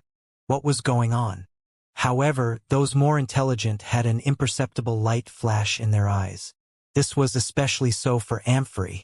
It seemed that from beginning to end, Diane had all of the happenings well within his control. It was almost as though he didn't need to ask the questions at all. As the thoughts spun in Amphory's mind, her evaluation of her husband seemed to continue skyrocketing. When you thought about it, what would have made people the most unsatisfied with taking Merchant Brinsop in? Wouldn't it be the lack of punishment? Yet, didn't he lose 2 fingers after facing unimaginable pain? Could it be that Diane let himself be placed in a dangerous situation in hopes that Brinsop would attack? Amphory shook her head. Such planning and foresight had to be beyond the scope of humans. It was simply inconceivable. It would imply that Diane knew that Brinsop would be useful beforehand and was prepared to set up a situation where he was punished enough, and yet in good enough shape to be used for the next day. This was even a 2-pronged attack. Diane purposefully used this opportunity to bring his integration of women into their fold. How could the Angel clan not have male healers? Yet, he not only crowned Lady Penelope as the best, he also thrust her into affairs of war before everyone. Anyone insightful enough could see his motives. The most stunned individual was, without a doubt, Brinsop. Never did he imagine that he would have another chance at life. He had made many friends here, but in one fell sweep, he had betrayed them all. He wouldn't have been surprised if he received the worst punishment and torture possible even after telling them everything he knew. But this was well outside of his expectations. This was, of course, within Diane's calculations as well. Although he could rule Brinsop's future with his array, it wasn't ideal. He needed Brinsop for diplomatic reasons, and much of that would require Brinsop admitting that he was a spy to those clans. This would automatically shatter much of his prestige in those clans. Because of this, Diane needed him to be his very best, and him being fearful and restrained wasn't the right way. Again, a king needed to understand how to best use his subjects. This was also of benefit for his questioning of the other traders as well. They saw that there was a way out, but they also saw that it was the only way out. If Dian wanted, he didn't have to treat them well at all, because he could force them to answer anyway. This left only one person with the worst of cold sweats, Minister Brodaya. No matter what, anyone here knew that it was impossible for him to be forgiven. While Merchant Brinsop was coerced, forced and technically not of their people, Minister Brodaya was different. He was of Angel clan blood. He felt the need to kneel when he saw Dian's wings. He had grown up with them all. His son had died for them. His only future was to spill his everything, then die. Before Merchant Brinsop left to be healed and fed, Dian made sure to ask detailed questions about his network of people in the Angel clan. His network in those other clans could wait for the trip tomorrow, but Dian needed this shortcut toward uprooting his own clan's issues first. As much as Dian wanted to use Brinsop's influence to control them all, he knew that would be naive. Everyone had their own interests and their own families and futures to worry about. Because of this, there was only one possibility, and that was to force a raise into them all as well. Only then would Dian be at ease.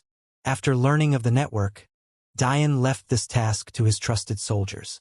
They were actually made of his male friends from youth.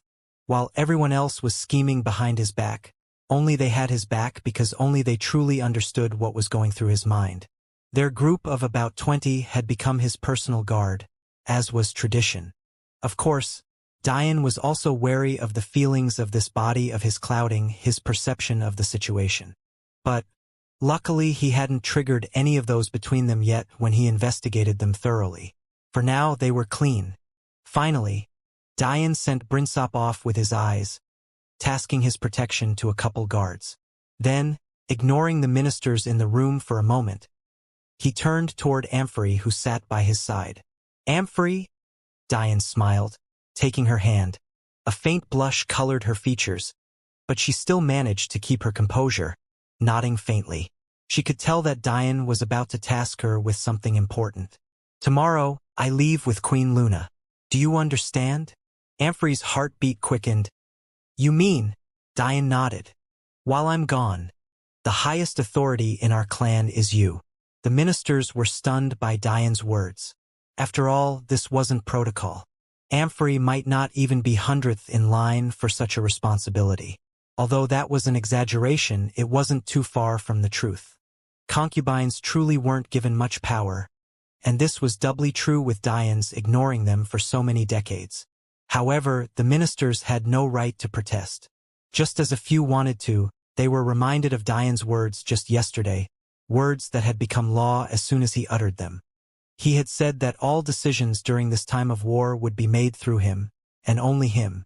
They were in a state of martial law, as such, Dian could do whatever he wanted.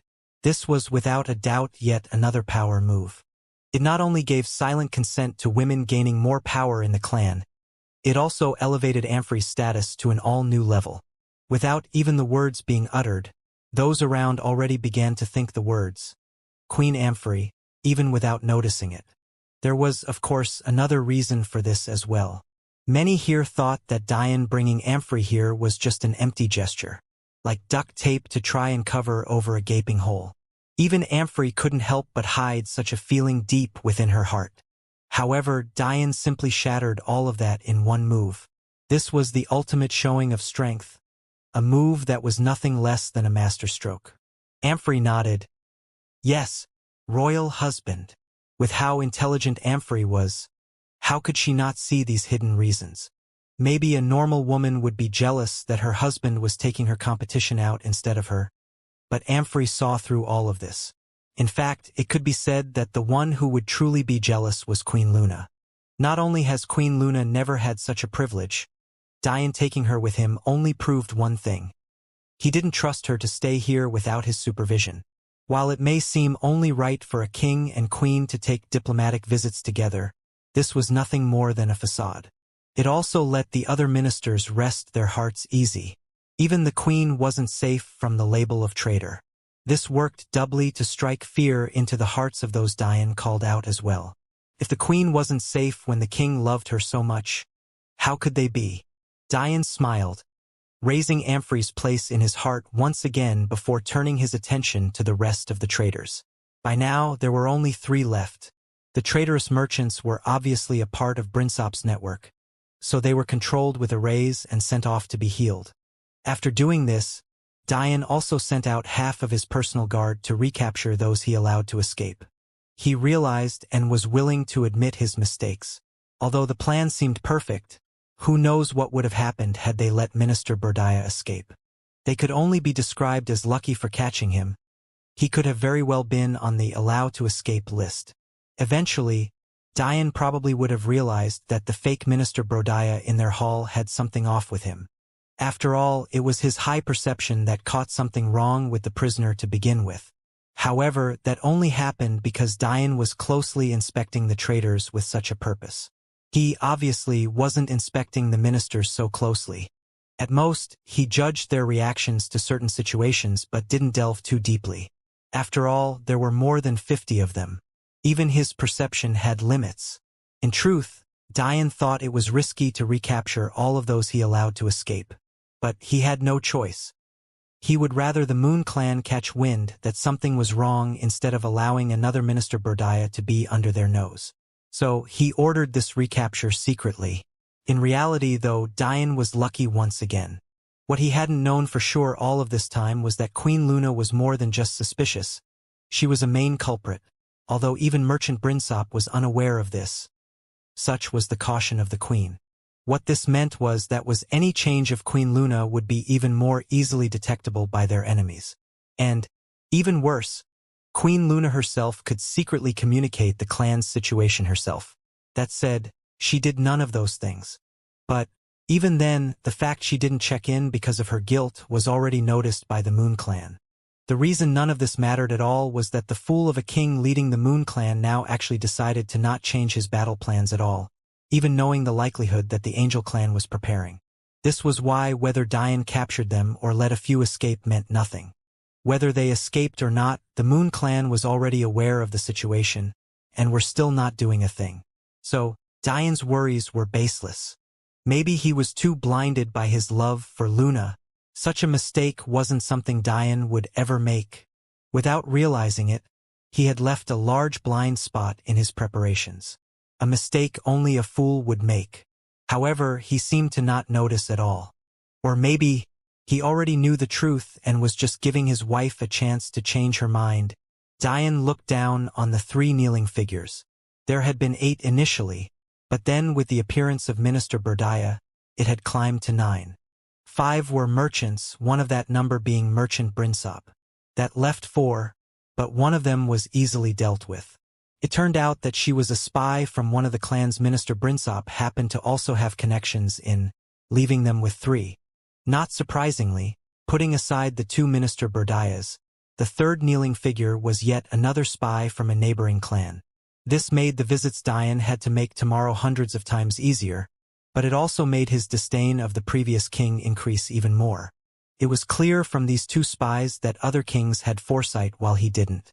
The only reason that the Angel Clan king even allowed their economy to grow was under the suggestion of Queen Luna, and all that did was allow even more spies to infiltrate them easily. It was pathetic. Diane wasn't angry that the neighboring clans sent spies, though. In the human world, before its destruction, such a thing was beyond normal. Countries would always keep an eye on each other.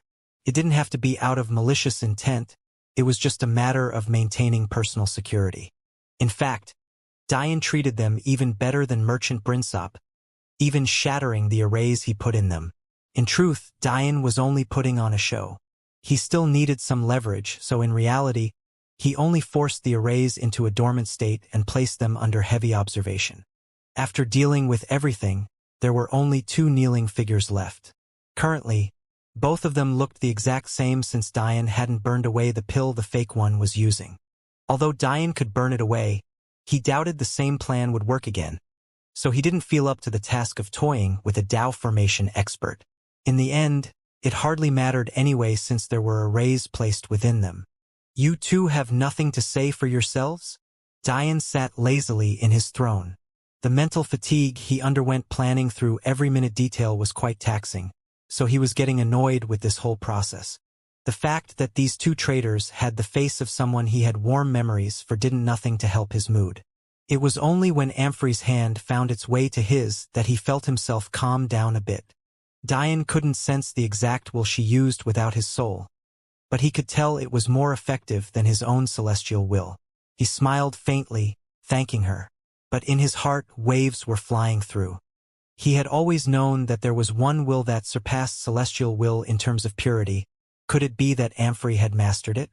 A holy light coursed through his veins, pumping him with vitality. Suddenly, Amphrey sensed something. She frowned lightly but immediately went back to a neutral expression. Dian? He's heavily injured. Amphrey's heart ached.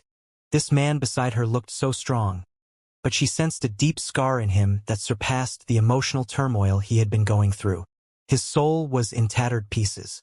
What Amphrey had sensed was none other than the state of Dian's soul.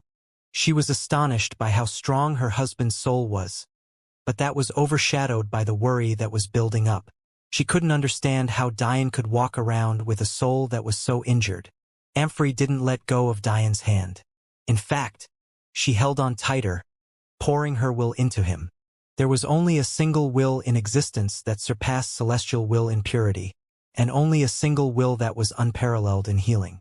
Much like celestial will, it was nearly impossible to comprehend this will without the appropriate bloodline or a kernel to study from.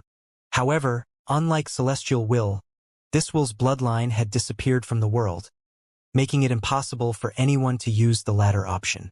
Madeline learned celestial will from Dian, who was able to give her the kernel to learn from because he received the bloodline from his master.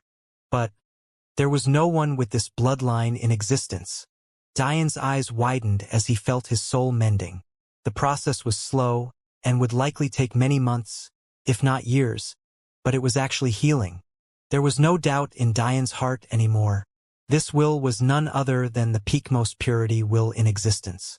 A will capable of healing even the soul, something even celestial will couldn't do to such a degree. This was none other than holy intent. Simple holy will wasn't enough to heal a soul as powerful as Dian's. Not only had Amphrey reached the intent level, she had mastered it to the one with will level, the 5th level, a step higher than even his demon generals had reached with their wills, and their wills weren't even at the supreme law level like this was. What Dian didn't know was that Amphrey was currently holding back. She wanted to help her husband as soon as possible, but she also didn't want these ministers to know he was injured. The truth was even more shocking. Amphrey, a saint of less than 100 years old, was capable of using a supreme law to the one with law level, the 7th level, as long as she released her wings. Dian's prediction was wrong. With Amphrey's help at her greatest potential, his soul would be fully mended in a few weeks. The only oddity was that maybe Dian was getting further and further lost in this world, because if he was of right mind, he would wonder just how a trial that was meant to be an illusion could possibly heal his true body. Seeing his daughter and his king interact so intimately, complex feelings welled up in Minister Akeku's heart. But he could only bury them for now. Dian's expression relaxed, and feeling the practical death grip Amphrey had on his hand, he didn't dare to let go. It was as though his wife was reminding him to not do anything reckless again. Time slowly passed, and by now, it was clear to everyone from the dripping sweat on the two traitors' faces that they were trying to suppress the pain. They likely thought that Dian exaggerated the effects of his array. After all, Merchant Brinsop was a mere lower saint despite his age. How could he compare to them? However, they were quickly finding out from their king's leisurely expression that he wasn't bluffing at all. Okay, Minister Brodiah roared into the skies. The truth is, I hate your guts.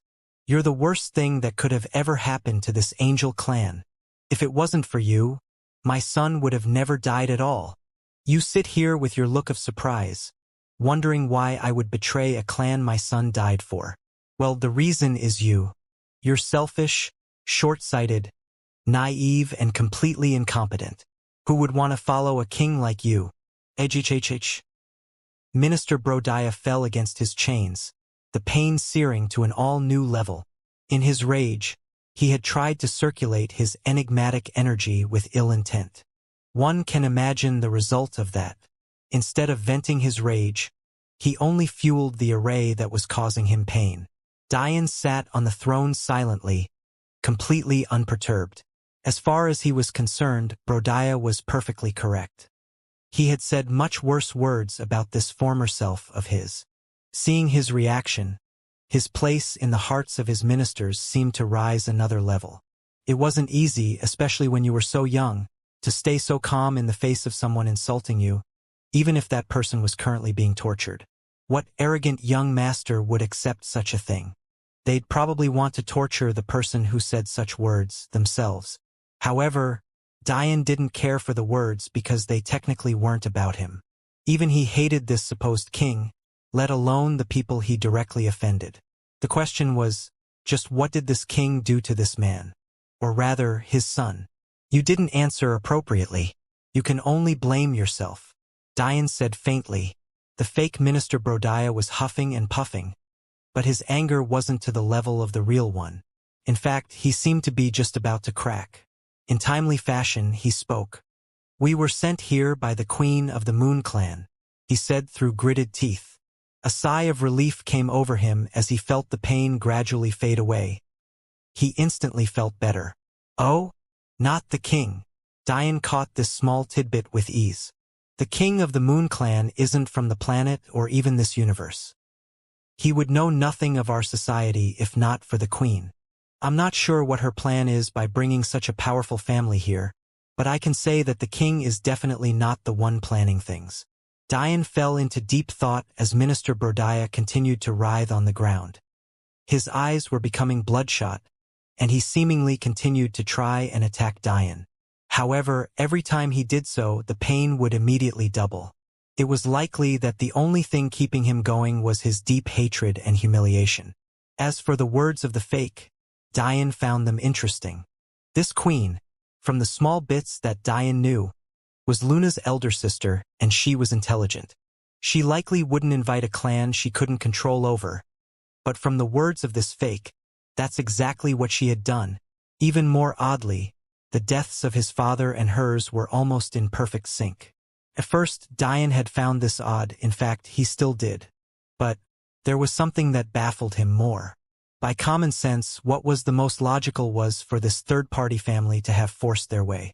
This powerful family would have killed his father, as well as Luna's father, before establishing their power here as king of the Moon Clan, effectively gaining control. However, according to the story, they didn't force their way in. Instead, they were invited. What was going on? Why did Luna's sister do such a thing? How did her father die? And for that matter, how did his father die? Were their deaths related to her? If so, why? And if it was for their clan, why would the death of her father be necessary? And why would they wait decades before attacking? It seemed that this trial was only growing more complex. Tell me more. Dian ignored the screams of Minister Brodiah, focusing his attention, instead, on the fake. He was quite intrigued by Luna's elder sister, Queen Laura.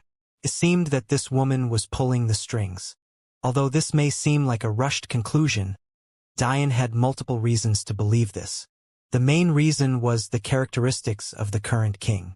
According to the detailed reports that Dian had received, the Angel clan had had interactions with him before. As a subordinate clan, they were, of course, obligated to attend the wedding of Queen Laura to her current husband. One had to say that the humiliation that the Angel clan sustained during those few days was not a small amount. It was even to the point where he blatantly flirted with Queen Luna in the presence of both Dian's current body and his wife-to-be, Laura. The previous owner of Dian's current body was forced to endure.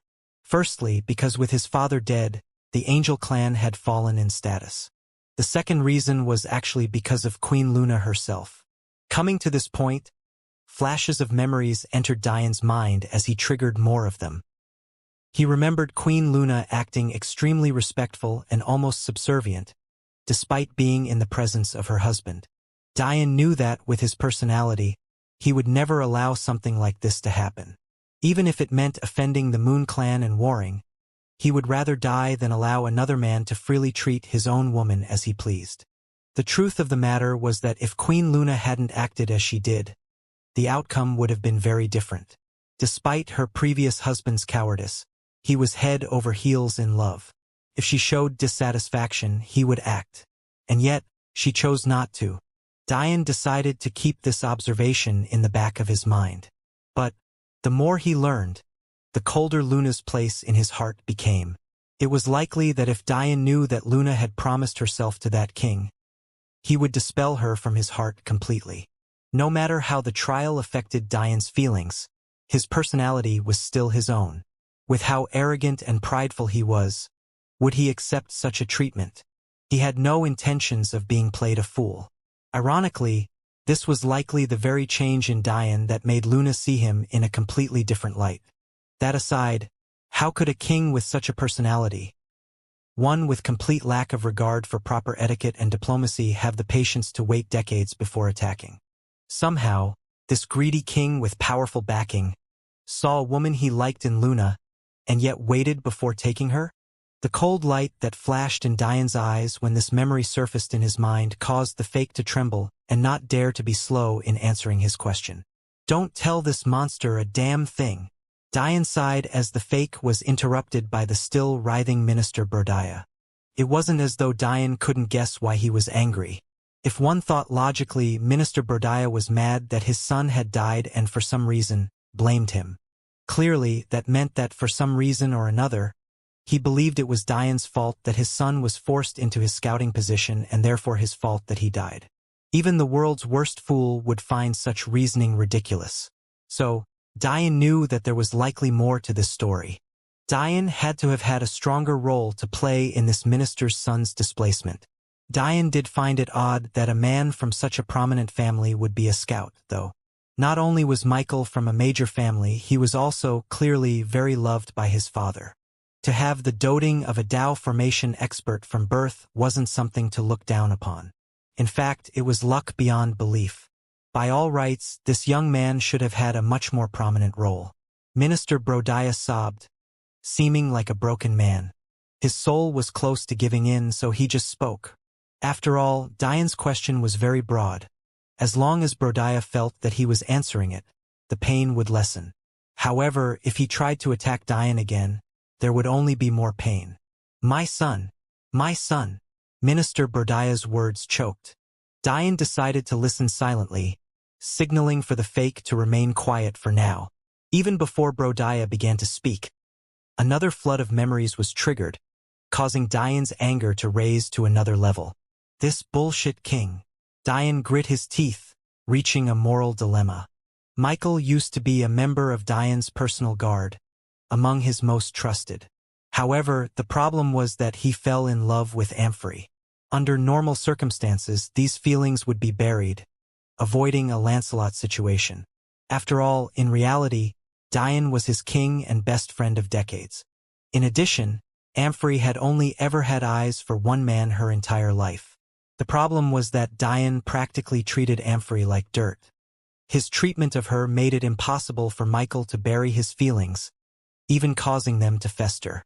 In the end, he couldn't take it anymore and tried to break Amphrey out to give her a life she deserved.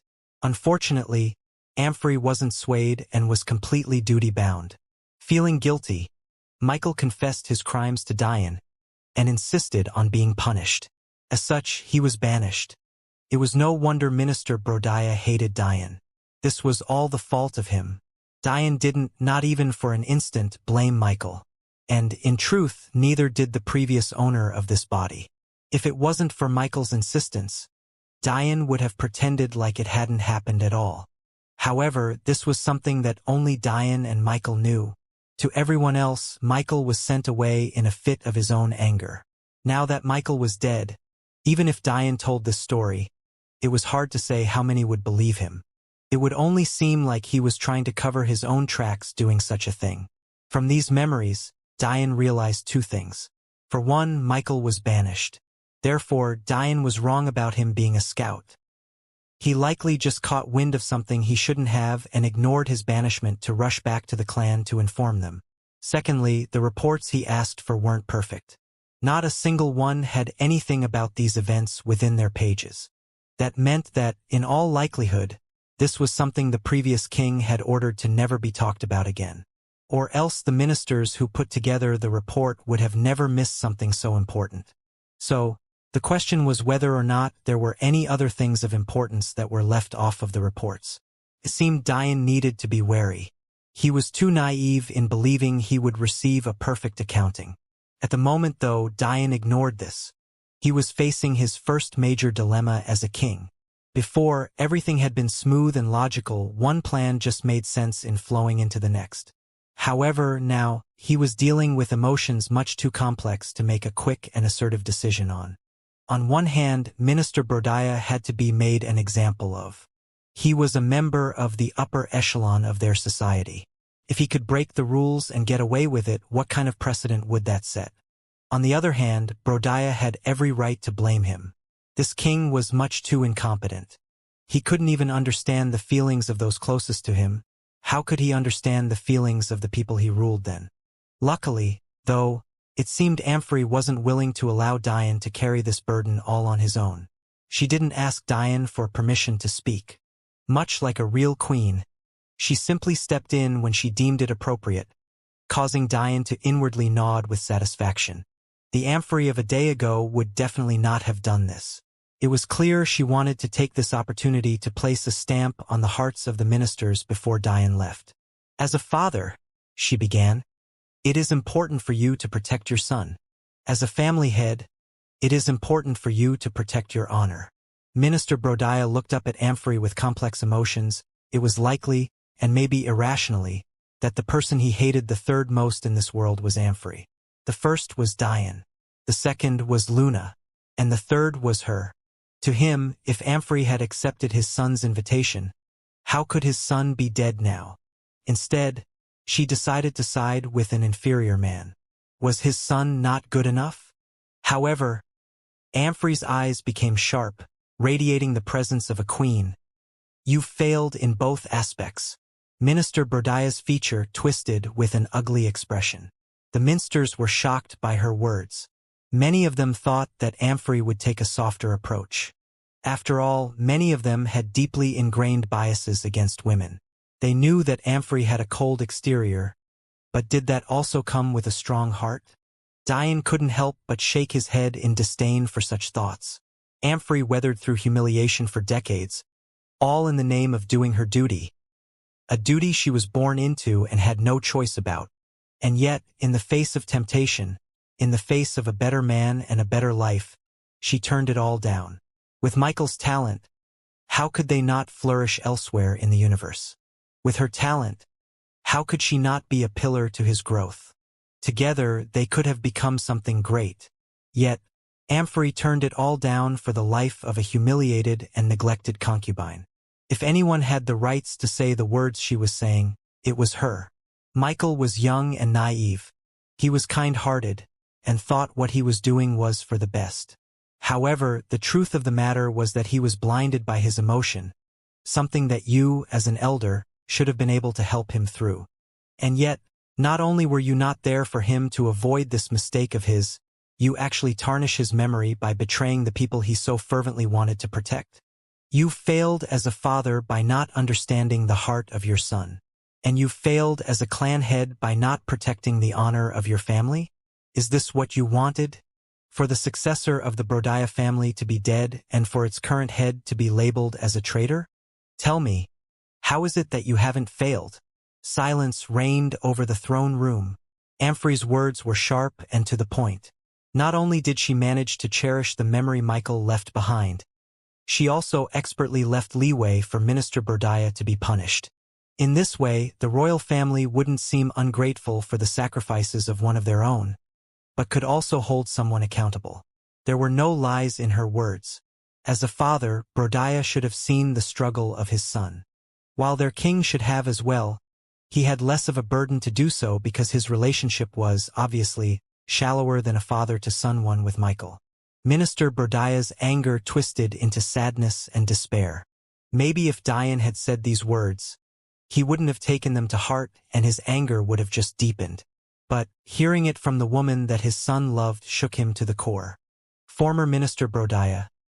Amfrey's words cut deep once again, immediately stripping him of his title. You should know that the punishment Michael undertook was chosen by him and him alone.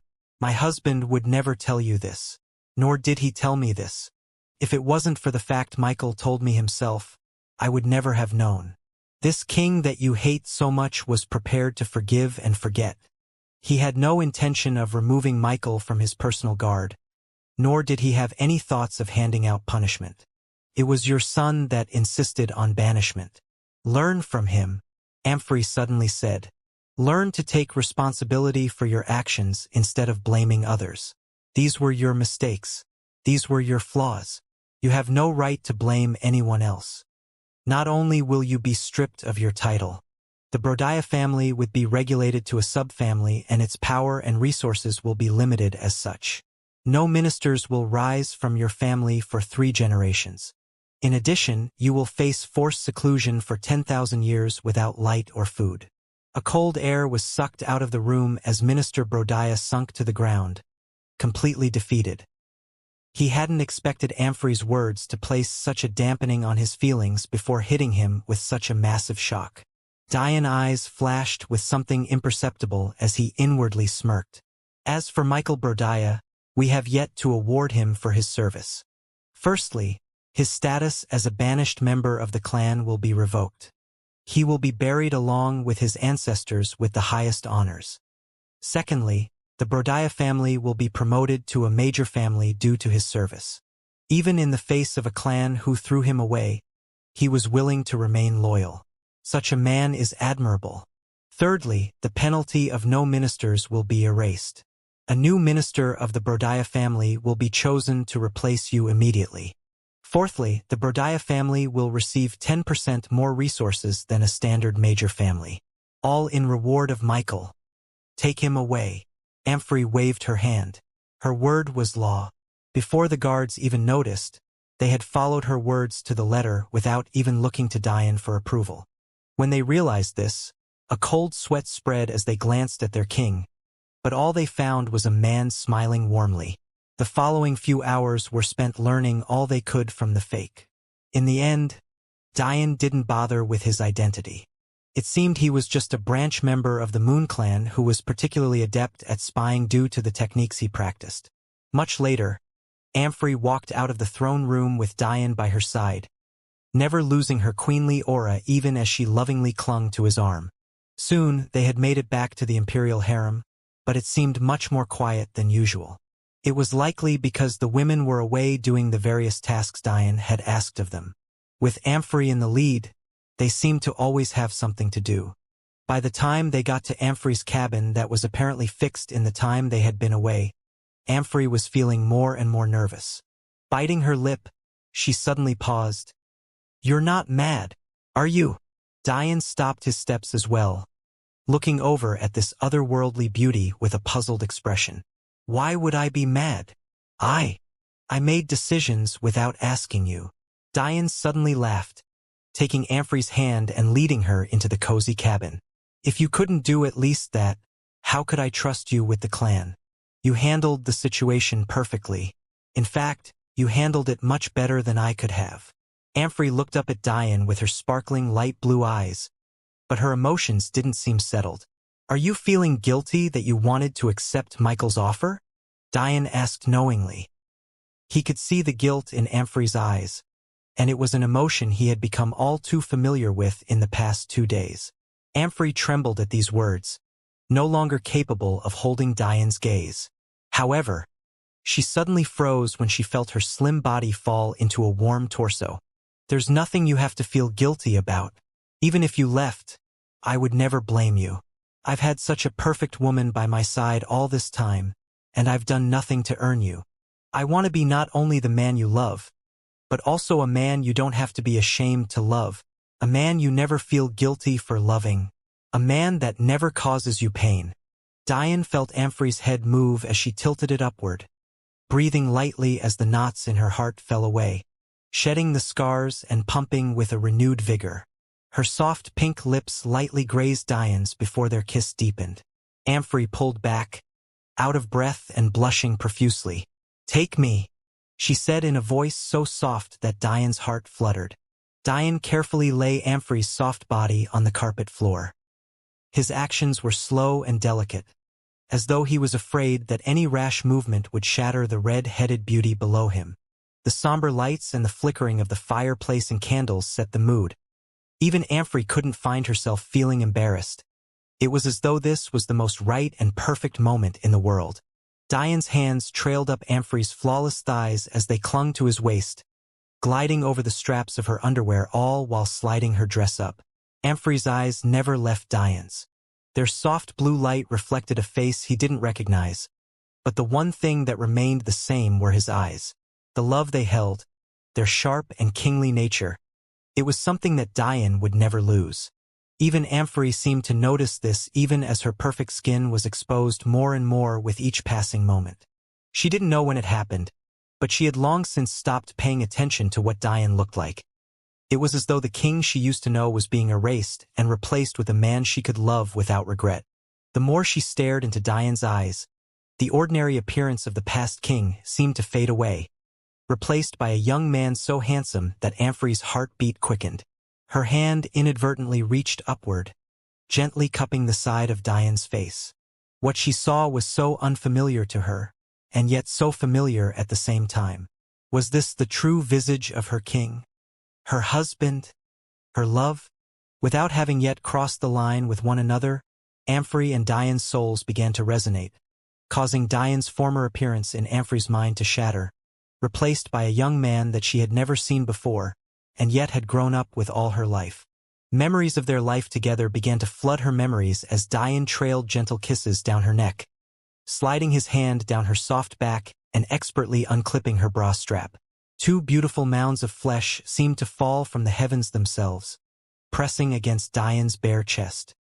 His lips found their way to hers, allowing her small tongue to intertwine with his own. Amphrey's past seemed to burn away. Images of her childhood friend's smile, of his jokes, of his presence, they were all replaced with Diane. In that instant, there were no longer any holes in Diane's memories. Never again would he have to trigger a fragmented piece. A life that he had substituted into had somehow become his own. Black, white, and gold balls of light suddenly lit on Diane's back. Although Diane could use all of the abilities of his real body in this trial world, it wasn't his true body that was here. As such, he could use his wings, but didn't have tattoos on his back. And yet, with his soul resonating with Amphrey more and more, and his wounds slowly healed, his overwhelming soul began to bear down on this world. Searing pain overwhelmed Diane's senses, but in the same instant, the delicate juices of Amphrey washed it all away. Their kiss deepened as she clung to Diane's neck, wrapping her hands around the back of neck and pressing their bodies closer.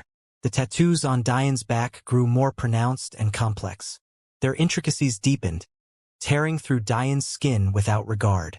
Amphrey's skin began to glow, a holy light radiating from her inadvertently. Her flaming red hair suddenly locked onto its faint golden hues, making them become more and more prominent. Suddenly, blazing golden flames erupted from Diane's neck, coursing through Amphrey's delicate body gently, as though they had already lost all of their edge. Her heartbeat quickened. Diane's every touch suddenly felt as though it was hot as coals, and yet so comfortable and alluring at the same time. His hands trailed her thighs and torso, lightly playing with her perfect pink nipples. Amphrey suddenly felt a hard mass in between her legs when she inadvertently thrust her hips forward. The spike of pleasure was enough to drive her insane, causing her first soft moan to escape her lips. Diane's hands ripped Amphrey's panties away, revealing a scene that quickened his breath. His eyes reddened. He was nearly unable to control himself as he watched Amphrey grind into him. Everything from the fragrant smell of her juices, to the way the slight parting of her delicate lips felt on him, to the deep want and impatience in her eyes, was too much for any man to handle. Diane ripped off his own pants, kneeling over Amphrey with heavy breath, trying to steady the beating of his heart. The feelings were so overwhelming that Diane couldn't sense the changes in his body. Diane's soul continued to mend at a ridiculous pace, His tattoos began to etch themselves at a level that surpassed even his true body. And even more damning, he didn't even notice himself losing sight of the fact this was a trial. Instead, he ignored it all, sliding himself between Amphrey's gently parting lips as he kissed her deeply. Amphrey's hips grinded against his own, beginning for him to stop teasing her entrance and enter. Even for her, this young man before her who seemingly came from another world was the only man remaining in her heart. So, when she felt Diane finally slowly glide into her, piercing her completely as her legs quivered, she didn't feel an ounce of regret. The moment Amphrey and Diane finally connected, blinding lights erupted. Holy intent flooded into Diane, bearing down on his soul and forcing its tears to heal. Amphrey's walls convulsed with Diane's every stroke, causing her to cling to him even tighter, unwilling to let go for even a moment. Her gentle and soft moans were constantly being interrupted by their deep kisses. Neither of them seemed to notice that the reds in Amphrey's hair were becoming blinding golds, and that those golds were then becoming blinding whites. Amphrey's soul intertwined with Diane's. Within Diane's slowly building inner world, a goddess descended from the skies with wings of pure white.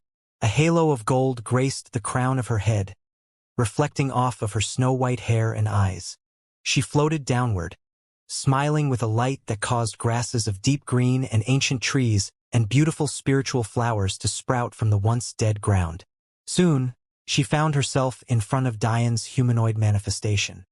His gentle aura was in complete contrast to his domineering and demonic aura, but the once emotionless king seemed to finally have a gentle expression on his features as he watched this goddess descend. His face was pale, clearly severely injured, but even then, there was happiness in his heart for what felt like the first time. The goddess cupped his face lovingly, tilting his head upward and gently planting a kiss on his forehead. The humanoid manifestation was suddenly overwhelmed by a feeling of comfort. The pain he had endured for nearly 4 years now was being washed away. His strength slowly returned to him, feeding the weapon's pagoda and causing it to reawaken from its slumbering state. The inner world suddenly erupted with energy, expanding rapidly. It suddenly went from the size of a small city, directly to the size of a country, skipping over the size of a continent, to the size of an entire planet. Its foundation became sturdier, solidifying the once quaking world. In the real world, Amphrey's red hair was replaced by a pristine and unblemished white. Her skin became softer and fairer. Her eyes deepened to a profound and royal blue, and the faint signs of a halo trying to force its way into reality hovered above her head. As for Diane, it seemed the faster his soul was mended, the faster the tattoos of black, white and gold etched their way into his back, nearing completion with his every stroke. In the next instant, the tattoos stopped. A violent tremor shook the Angel clan as an unbreakable aura forced its way through the depths of everyone's soul. The goddess within Diane's inner world smiled, hugging the humanoid manifestation and clinging to his back tightly. Love permeated her gentle eyes and happiness flooded her heart. Diane's soul erupted, tearing through the barrier of the middle saint stage and storming toward the peak. After being suppressed for so many years, it roared into the skies, causing tremors and natural disasters to overrun Diane's inner world. Cracks raged through the ground and the recently formed grasses and trees crumbled, unable to withstand the aura. Celestial energy spiraled out of control in the real world, causing massive changes in the skies. The entire planet trembled, bowing down to the birth of a celestial. Diane's bones groaned and his muscles tore, but he seemed to not notice, focused entirely on making love to the woman beneath him. With every bone that cracked, Amphrey's intent would wash over it, healing it instantly. With every muscle that tore, a holy light would mend it, strengthening it to an all-new level. Diane's blood essence percentage integration began to steadily climb. He had already integrated a whole 5% because of Clara, and now he was being washed over with yet another powerful primordial Een. Every time a virginity was taken, the universe would display its power, transferring over the primordial Een from the female to the male she loved. Depending on the power of this primordial Een, the energy the universe would provide varied. This was why there was an initial jump in cultivation during the first time a martial couple dual cultivated, but a decline in this jump during later times. Because of the overwhelming power of Clara's primordial Yin, and the fact she was technically rebirthed and lost her virginity twice, the first primordial Yin of hers that Diane took boosted him by several partial percentages, because her soul talent could be considered high. However, since Diane already had a saint body, there was barely a change at all. And yet, the second time Diane took Clara's virginity, and her two primordial Yins combined, he jumped up by 5 whole percentages, storming straight from 15% integration all the way to 20%. This was shocking. One may not understand why, but if the world were to know that a woman with no cultivation and a soul of barely the blossom stage was able to so heavily affect a saint-level character, it would implode. This shows just how overwhelming the origin primordial Yin is and how beneficial it will be in the future. However, this jump to 20% integration still left 10% more before Diane could reach the level of having a celestial level body. If Clara had been a saint, there was no doubt he would have fulfilled this requirement. But, as fate would have it, she wasn't, and Diane's overbearing soul talent was threatening him once again. That said, it wouldn't succeed. Diane's soul roared, disdaining the technique that would have it sealed like so. It threatened to shatter the wood completely, holding his goddess in his arms and making love to her in the air. Their passionate love-making shook Diane's inner world, tearing down everything that had formed in the past 4 years. The goddess' snow-white skin seemed to glow fiercer under the humanoid manifestations ravaging. Her moans caused the world to collapse just as much, as though it didn't have the right to hear her. The twin wings of the humanoid manifestation trembled, expanding to double their size and arcing through the inner world, sending tremors of sharp winds careening. In the next instant, a magnificent third set of wings erupted from its back, causing its roars to increase. The 6 rings of black gold shook, rearranging themselves. The still flickering arc of lightning shifted up, making way for a ring of blinding lights to replace it. At the peakmost circle, an overbearing eye was housed. Just on its bottom left was a blazing black flame. On its bottom right, a flickering flame of pure white was housed. Just below that, the arc of golden lighting fading into and out of existence sat, although the time it spent being corporeal increased dramatically. However, the most eye-catching flaming circle was now on the foremost bottom. The entire structure of the 6 rings shook violently, suddenly flipping completely. In that instant, the overbearing eye sat at the bottom, and at the top, a blinding light continued to increase in size. In the real world, Amphrey breathed heavily. She had lost count of how many times she had reached her climax. Her back arced, even as glowing whites etched into her back as well. Her cultivation level climbed. Diane's overbearing soul directly injected its energy into her, not minding for one moment that it was currently a funnel for celestial energy. Planet Haven continued to quake, giving in all of its celestial energy to this one place, and yet the appetite of Diane's soul wasn't satisfied. Those in the real world didn't know what was going on. Anyone intelligent could tell that this was the breakthrough of a celestial, but considering there was no tribulation, it was definitely the breakthrough of a soul. Body breakthroughs weren't nearly as dynamic because they relied more on resources than anything else. This was why Diane never had any peculiar phenomenon when he raised his body cultivation. But who had a soul so powerful to overwhelm an entire planet in this way? One had to know that the area affected during a breakthrough was directly related to talent of the person, the very same way the difficulty of a tribulation did. To affect a few tens of miles meant that your talent was mediocre to quite poor. Breaking through the 100-mile mark was about average, and the 500-mile mark meant that you were above average. The 1,000-mile mark gave you the bearings of a genius of about the 3rd grade, while the 1st grade was represented by the 10,000-mile mark. All of this was true regardless of what the cultivation breakthrough was. This is because the higher the cultivation breakthrough, the higher the quality of energy, and therefore the higher the requirement for calling upon it. Therefore, as your cultivation scaled upwards, so did the difficulty.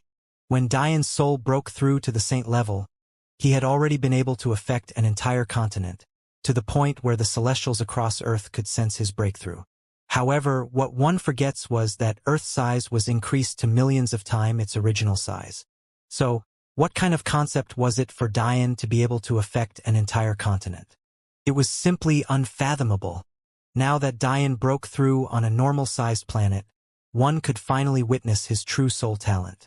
He was capable of causing the complete shift of its energy on his own.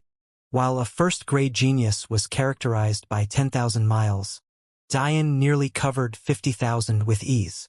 This wasn't the scariest part. Diane's soul wanted more. The problem was that there was no energy floating around in space, and the nearly planets weren't thousands of miles away, but millions to billions and even trillions. No matter how much it wanted to reach, it just couldn't. Diane's soul roared with disdain for this planet's lack of energy. If one knew, they would choke on the blood they spewed. This was the ancient era. The energy density was at least thousands of times better than the times Diane came from, and yet it was being disdained. At this moment, the vein beneath the clan seemed to have sensed something.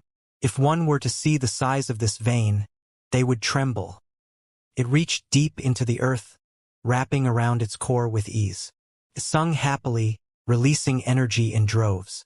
The energy around the angel clan multiplied 10 times, 100 times, 1,000 times, 10,000 times. Diane's soul greedily accepted, funneling all of into itself. Suddenly, Diane's inner world resonated.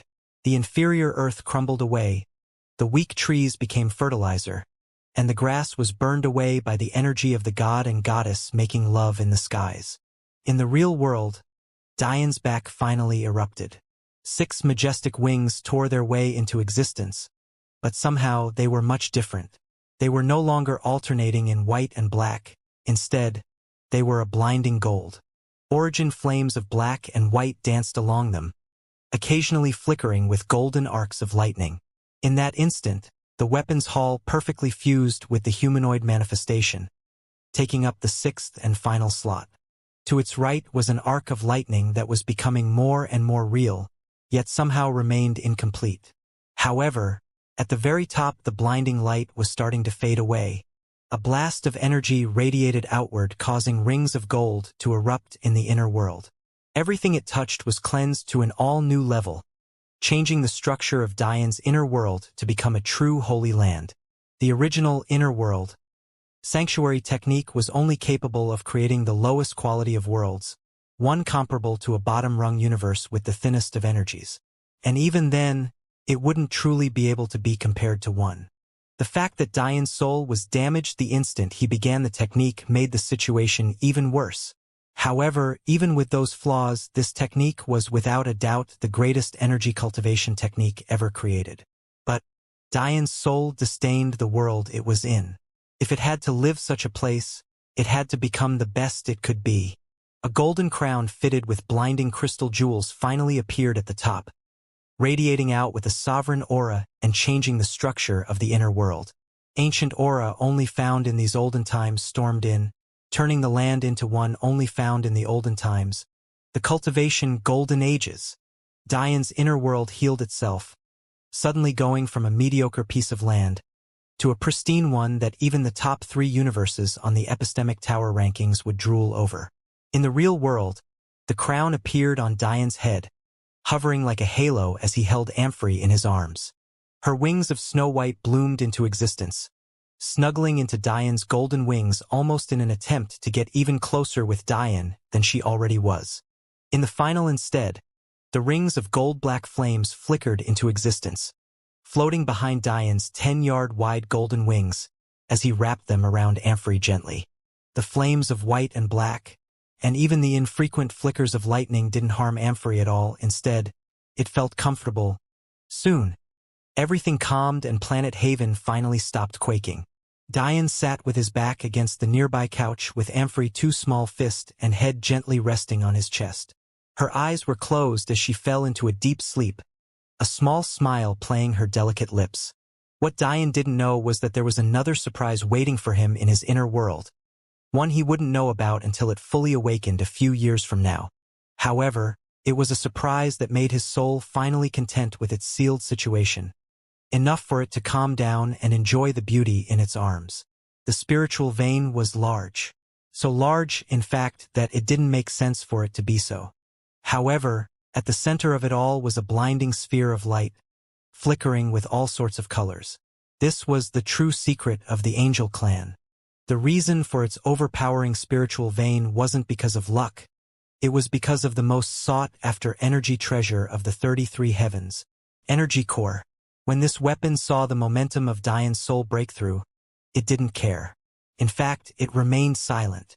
However, what caught its attention wasn't that, but rather Diane's energy cultivation technique. All of the weapons of 33 heavens spent their time looking for the most suitable masters. With Diane's current energy talent, he would be ignored by all 11 of the energy category in all likelihood. However, the energy core was slightly unique. Unlike the other 10, like Amphrey's golden dragon lyre, it didn't rely on the cultivation of its owner to be the most effective. In fact, much of what it produced couldn't even be used just because you have great energy cultivation talent. For example, the Aurora Flame Stones. These were extinct in the modern realm, but would technically still have many uses. Yet, Diane didn't need energy cultivation to use them at all. In fact, he was the most effective that the energy core had ever seen in using that particular stone of its, which made it interested in Diane. It was just that Diane's energy talent was still far too low for it. The energy core had the ability to manifest all sorts of rare crystals. From ones that produced aurora flames, to ones that could store soul power, to even producing abyssal cores. Producing these crystals would be its active ability, meaning it required some sort of input to do these things. However, its passive ability was even more heaven-defying. If stored within the meridians of an expert, it could directly boost the energy available and the replenishing ability of that expert by hundreds to even thousands of times. Quite simply put, if you lost a battle with the energy core at your side, it wouldn't be because of energy cultivation stamina. And considering the fact energy cultivation could heal the body and soul, you should lose a battle due to stamina ever. Not to mention the fact that this would also vastly increase the rate of energy accumulation and absorption, thereby increasing cultivation speed by several fold. Because of these two abilities, one could see the energy core's dilemma. The first ability hardly cared for talent. Anyone who had intelligence could make great use of it. However, the second ability was much more demanding. If you didn't have the talent, how could you handle the vast increase in energy accumulation? The universe didn't slow the cultivation speed of the less talented just to be biased or mean. It did so to save lives. This was the restriction of the energy core. No matter how talented a person was, there was a limit to the energy they could wield safely without imploding. This was simply the way of life. Because of these reasons, the energy core decided to not choose Diane as its owner, until it saw the change Diane's soul was making to his inner world. Unlike other energy cultivation techniques, inner world, sanctuary required the cooperation of the soul. As such, while Diane's energy talent limited the technique, his soul talent made up for it by leaps and bounds, completely shattering the mold created as soon as it was healed and building up a new world with Amphrey's help. When the energy core sensed this, it realized that even the best of geniuses would pale in comparison to Diane's ability to accumulate energy. Although Diane would be limited in the amount he could control, the energy core could output as much as it wanted without worry. After all, Diane's meridians had essentially been replaced by an entire world, and it was still growing. So, the energy core made its decision, rooting itself deeply into Diane's inner world and beginning its journey toward crafting a new spiritual vein. However, Diane was oblivious of this. His perception was distracted by the beauty that laid on top of him, and his energy talent was too poor to sense such a thing. Even if it wasn't, it was currently sealed, so he wouldn't be able to sense it anyway. In the end, Diane's golden wings finally retracted along with Amphrey's dove-like wings. The sun set in the distance, but Diane had no intention of leaving. When Amphrey noticed this, her smile widened even more, snuggling into Diane further. Content. After years of heartache and pain, it didn't take much for Amphrey to be happy. Maybe that was sad, but it was her reality. Just the fact Diane wanted to stay by her side made her heart flutter.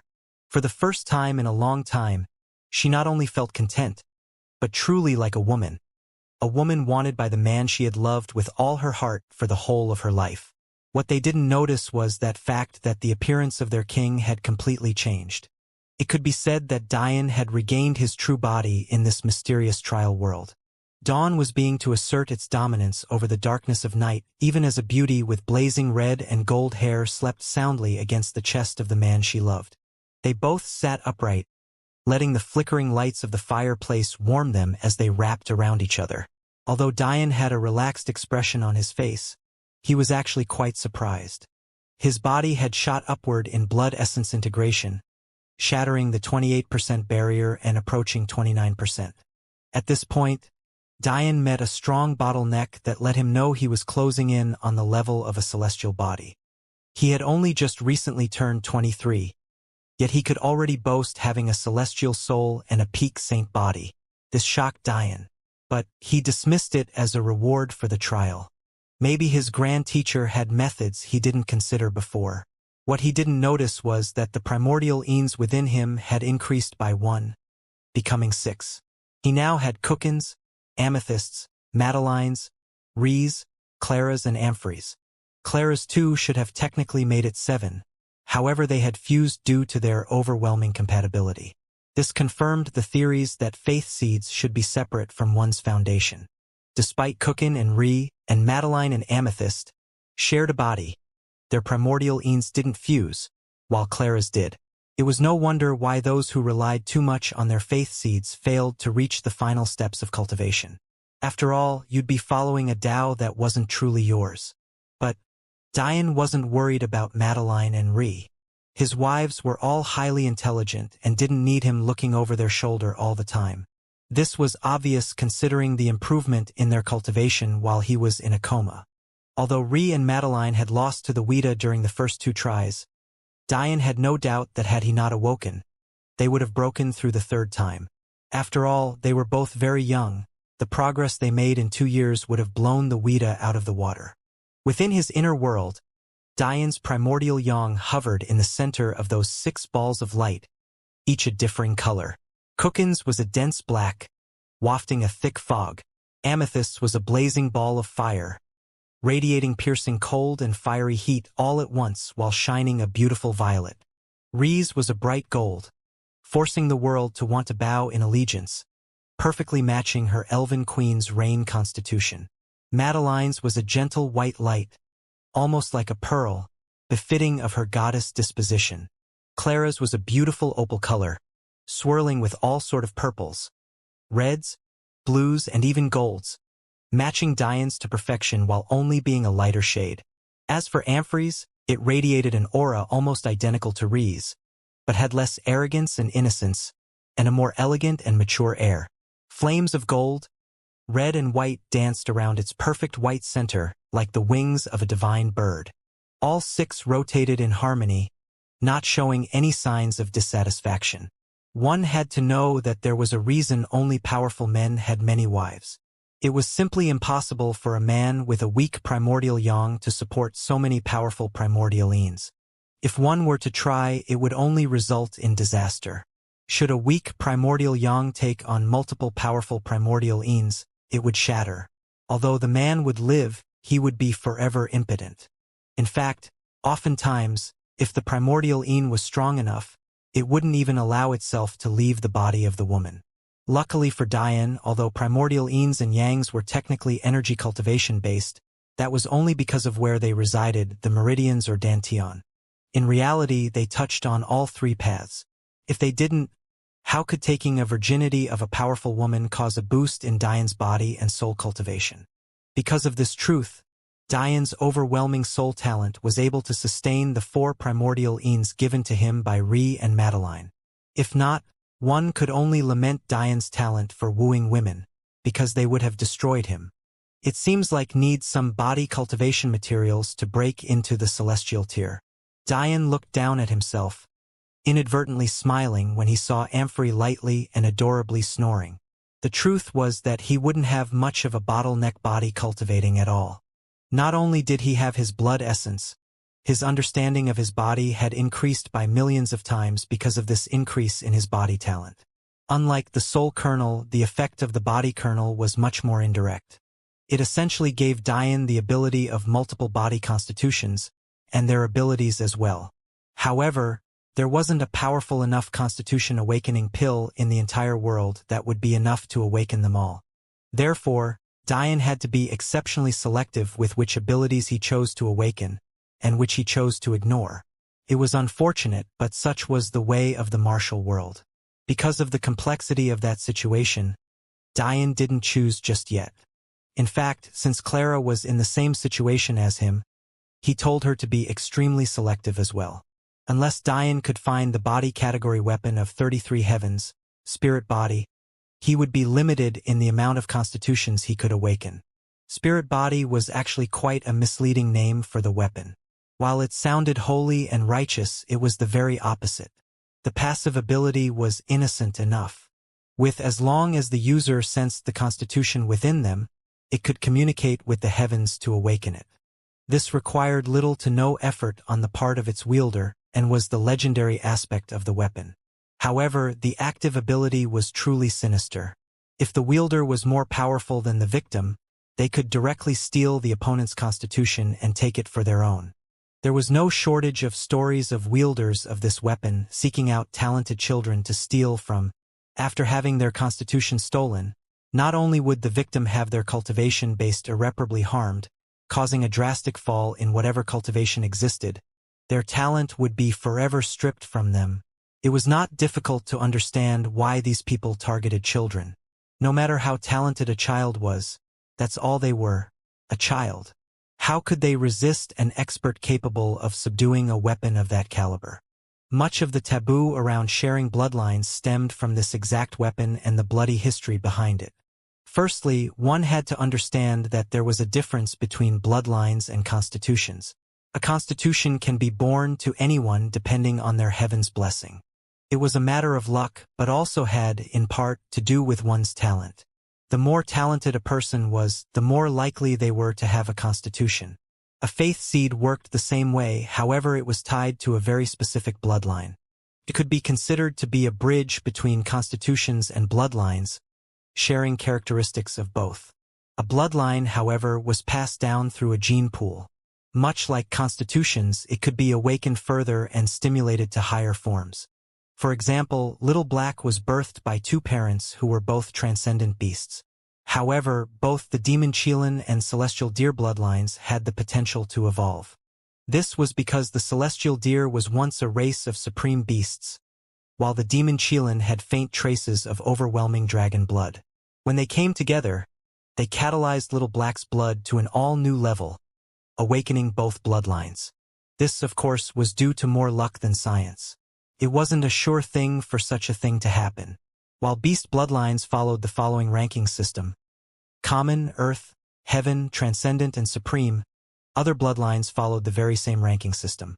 As for constitutions, they too followed a similar ranking system: common, earth, heaven, God, and true deity. True deities were also known as faith seed wielders.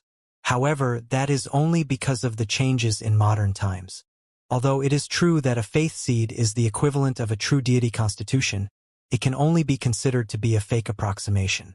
Faith seeds are about as powerful as weaker true deity bloodlines and supreme beast potential.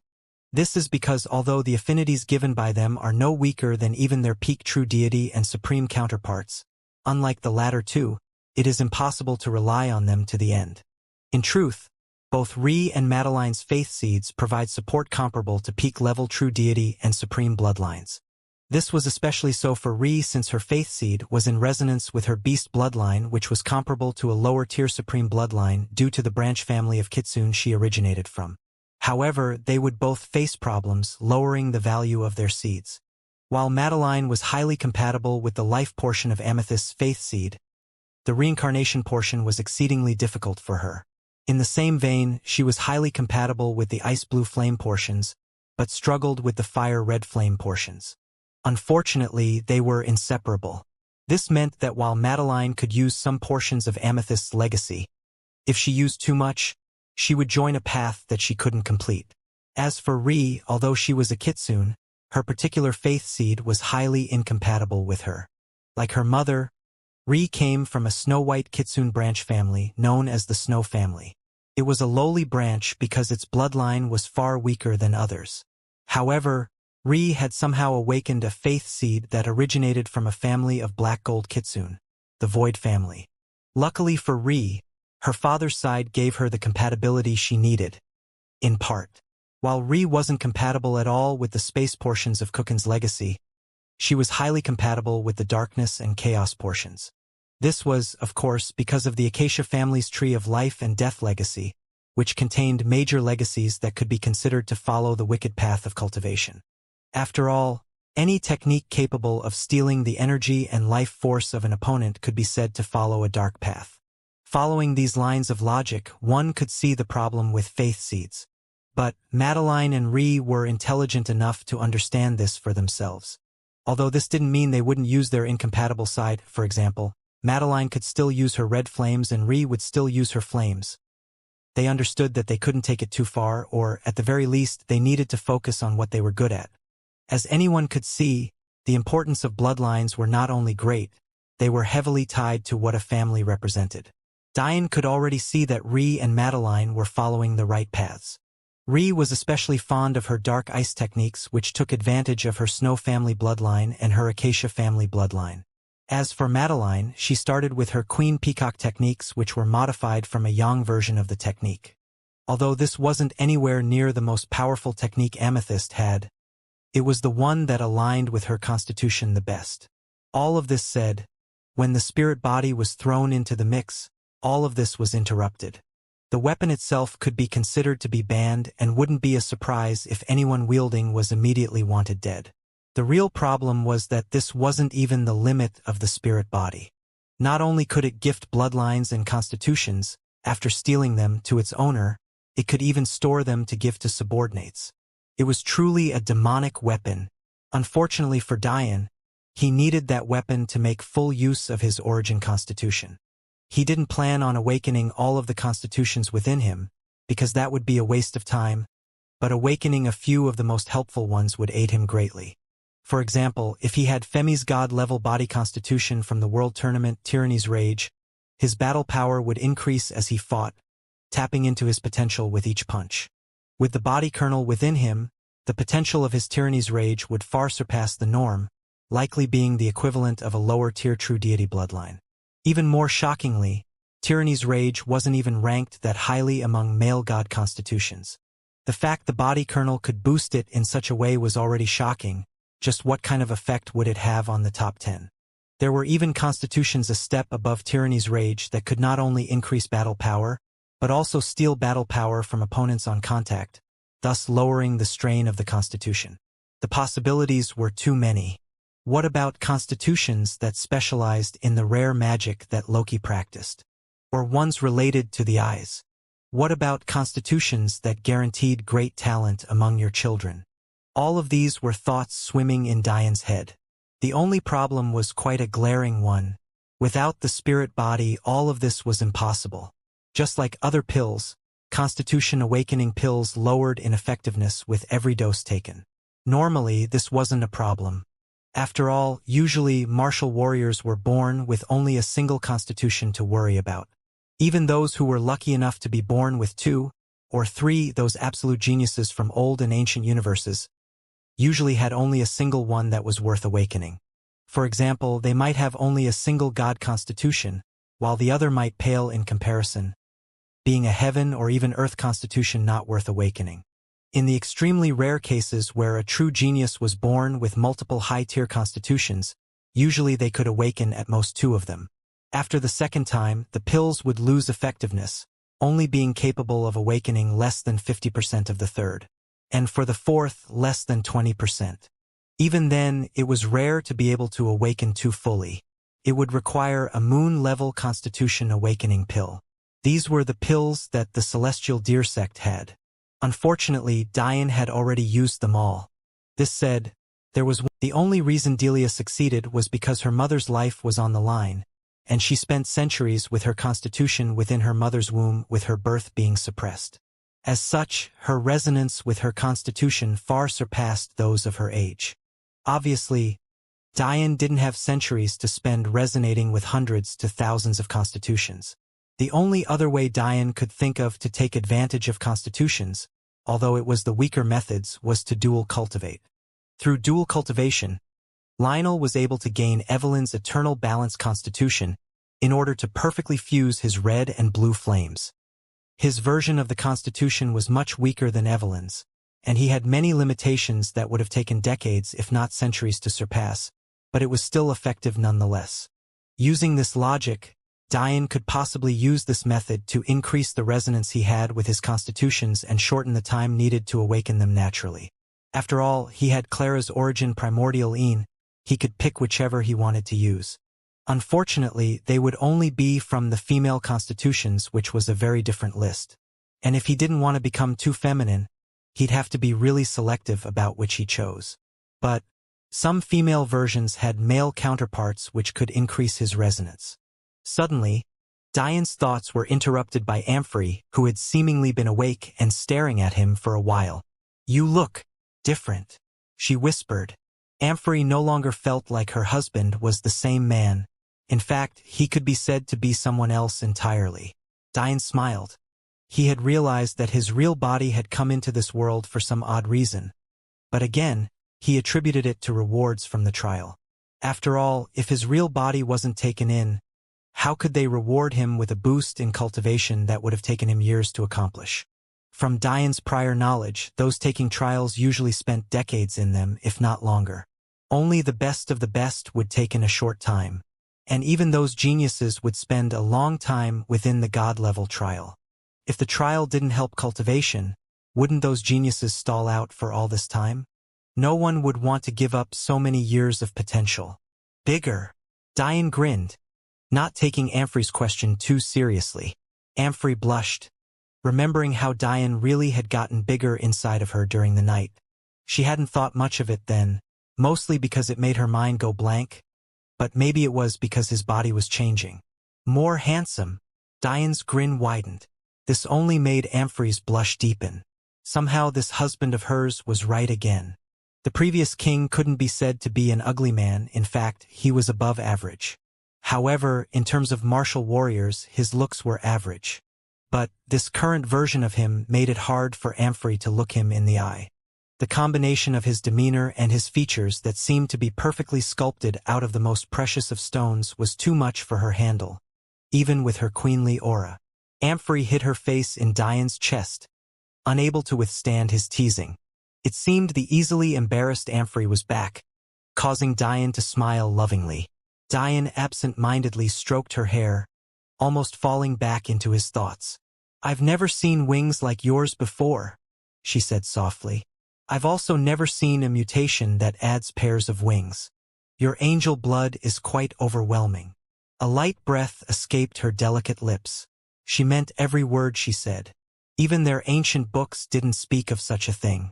One pair of angel wings was oppressive enough. Not only could they rival the fastest of species, from wind dragons to lightning transcendent beasts, to even light elemental bloodlines, angel wings also had a myriad of other mysterious effects. For example, an angel could break heaven's rules to a limited extent. They had profound spatial abilities which were a huge part of the reason for their oppressive speed. They were constantly bathed with heaven's light which boosted healing abilities by hundreds of times. Maybe one of its scariest abilities was known as a soul flame, which allowed its wielder to spark flames using the power of their soul to directly damage the soul of an opponent. The price was that angels faced heavy penalties during breakthroughs, making their tribulations many times more powerful than normal. Considering the fact that these abilities were only the tip of the iceberg, maybe such a penalty was worth it. "You also seem to have both angel and Hell's angel abilities within you. I've never seen anyone have both." "That's right. Those abilities listed were merely angel abilities. Hell's angel abilities could be considered to be even scarier, although they lacked in healing properties. They provided a major boost to fire-based attacks. They had the ability to call down heaven's judgment, smiting opponents. They also had profound abilities directly opposing to the will of highest purity, holy light. Hell's angels had access to the will of highest darkness, chaos. which was many steps above destruction will. Even void will only had faint traces of chaos within it. None of this even touched the most heaven-defying ability of angels and hell's angels alike. Innately born with powerful souls, they could split their souls at no cost to themselves, breaking heaven's laws, and focus on multiple things at once. Imagine training in multiple techniques at once without losing efficiency or talent. The Florence family technique tried to replicate this, but it resulted in a vastly inferior version. Unfortunately, Dian knew none of this. Or, more accurately, he had never tried because he didn't know there was any connection between him and angels at all. He couldn't be blamed. After all, he was born immortal. Not only was his knowledge of the martial world still limited compared to others, how could he think he was born with something so amazing? Listening to Amphrey, Dian decided to do his best to learn as much about angels as he could while he was here. Although he had never sensed these abilities before, maybe that was because his talent was too low before. Maybe he'd have a chance if he focused. If he failed, that only meant his soul had mimicked something it had no right to be. Dian gently picked up Amphrey, holding her tightly as he climbed the steps to her bed. It was almost dawn and the skies were starting to hold a faint dark blue. It was time he went to Queen Luna. Laying Amphrey down, he kissed her forehead. "I believe in you. Let me know if anyone bullies you today. I'll teach them a good lesson." Amphrey smiled, kissing Dian before letting him go. They both had very important things to do today, so now wasn't the time to cling to him. "Of course I'll go with you." Queen Luna's smile made Dian heart quake as she stepped closer, tracing her small hand against his strong chin as her long silver hair and violet eyes sparkled.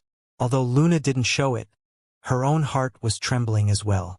The pressure and presence of this husband of hers far exceeded something she could be nonchalant about. When did he get so handsome? She couldn't help but think to herself. If Queen Luna was bothered by Dian being away all night, she didn't show it. Instead, she left the room to dress and prepare, leaving Dian behind to do the same. Dian glanced at a mirror Luna left by the bedstand. His brow furrowed. He had never seen this mirror before, but even without his soul, he could see that this was at the very least a spiritual level treasure. How could she possibly get her hands on such a thing?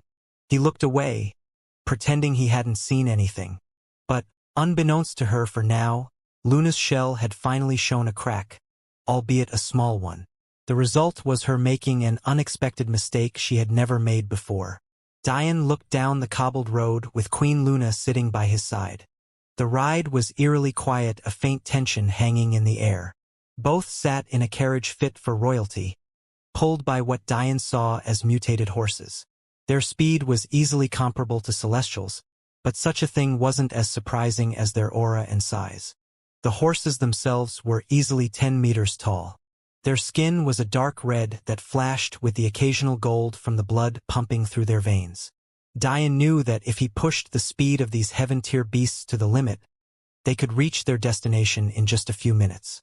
However, he purposefully asked their trainer to slow their speed to peak essence gatherer levels, making the quick trip stretch to a few hours.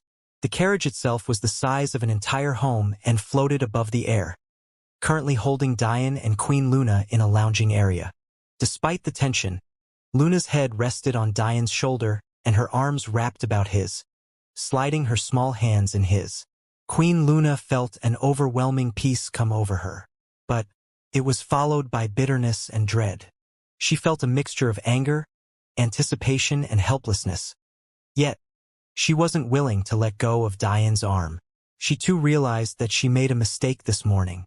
Flustered by her emotions, she had left out her treasured mirror. With the newfound sharpness of her husband, how could he not realize this was something he had never seen before? This may seem odd, but it threw a fold in their relationship. If you spent decades with someone as your husband or wife, would you not know all of their belongings? Would you not be familiar with all of their most treasured possessions? Of course you would. If a husband came to find that his wife had a necklace he had never seen before, an expensive necklace at that, what would he think?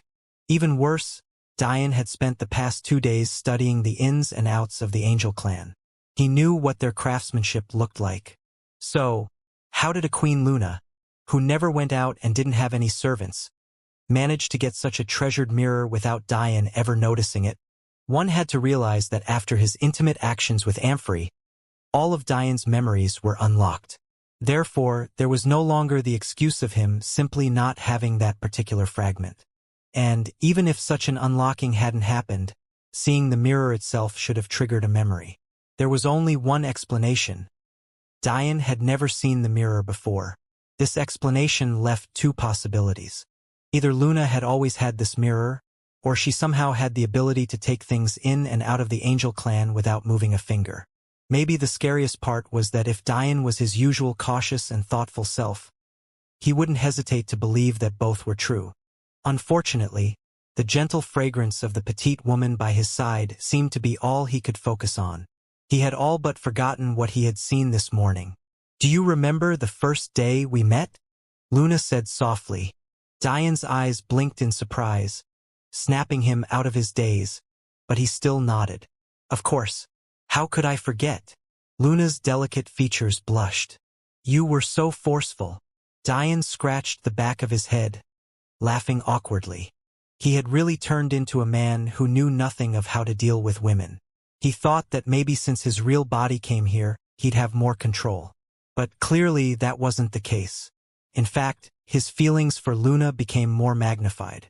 Even this morning, when he noticed the mirror on the bedside table, his brows only furrowed before he didn't think of it anymore. How pathetic. There was something faint in the back of Diane's mind, telling him that something was wrong. With his new memories, he now knew firsthand that the king didn't used to act like this. In fact, the previous king could be said to have been very similar to Diane. He was decisive, talented, and intelligent. He also didn't fear speaking with women.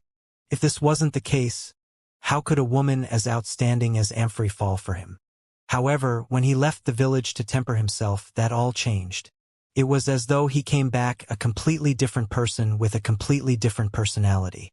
The only difference between him before he left and after he came back? It was obvious. The only change was Luna. It was only at that moment that Diane realized he had no idea what his first wife's cultivation was. He was inwardly stunned. He had been married to this woman for almost 3 decades, and he knew nothing of her cultivation? How did that make any sense? She had to have cultivation, no? She should be almost 50 years old now, yet she looked just as young as she did all those years ago when he first met her. Just as delicate, just as beautiful. The more Diane compared memories of the past to his current understanding, the more he realized something was wrong. But the more he realized something was wrong, the stronger his feelings for Luna seemed to get. She was so fragile. He wanted to protect her, but what did protecting her truly mean? Amphrey was a genius, and was also less than 50 years old and already approaching the peak stages of sainthood. In fact, if it wasn't for the fact she wanted to break through from the 2nd grade toward the peak of the 1st, she would have long since broken through. On top of that, losing her virginity to Diane had brought her untold benefits. Her soul broke through continuously, shaking off the shackles of its essence gatherer level and breaking into lower saint levels. And her body seemed to have also gotten a boost in talent along with her angel bloodline. Diane had witnessed the latter for himself. Before, Amphrey had white wings with red tips, similar to her father's black wings with red tips.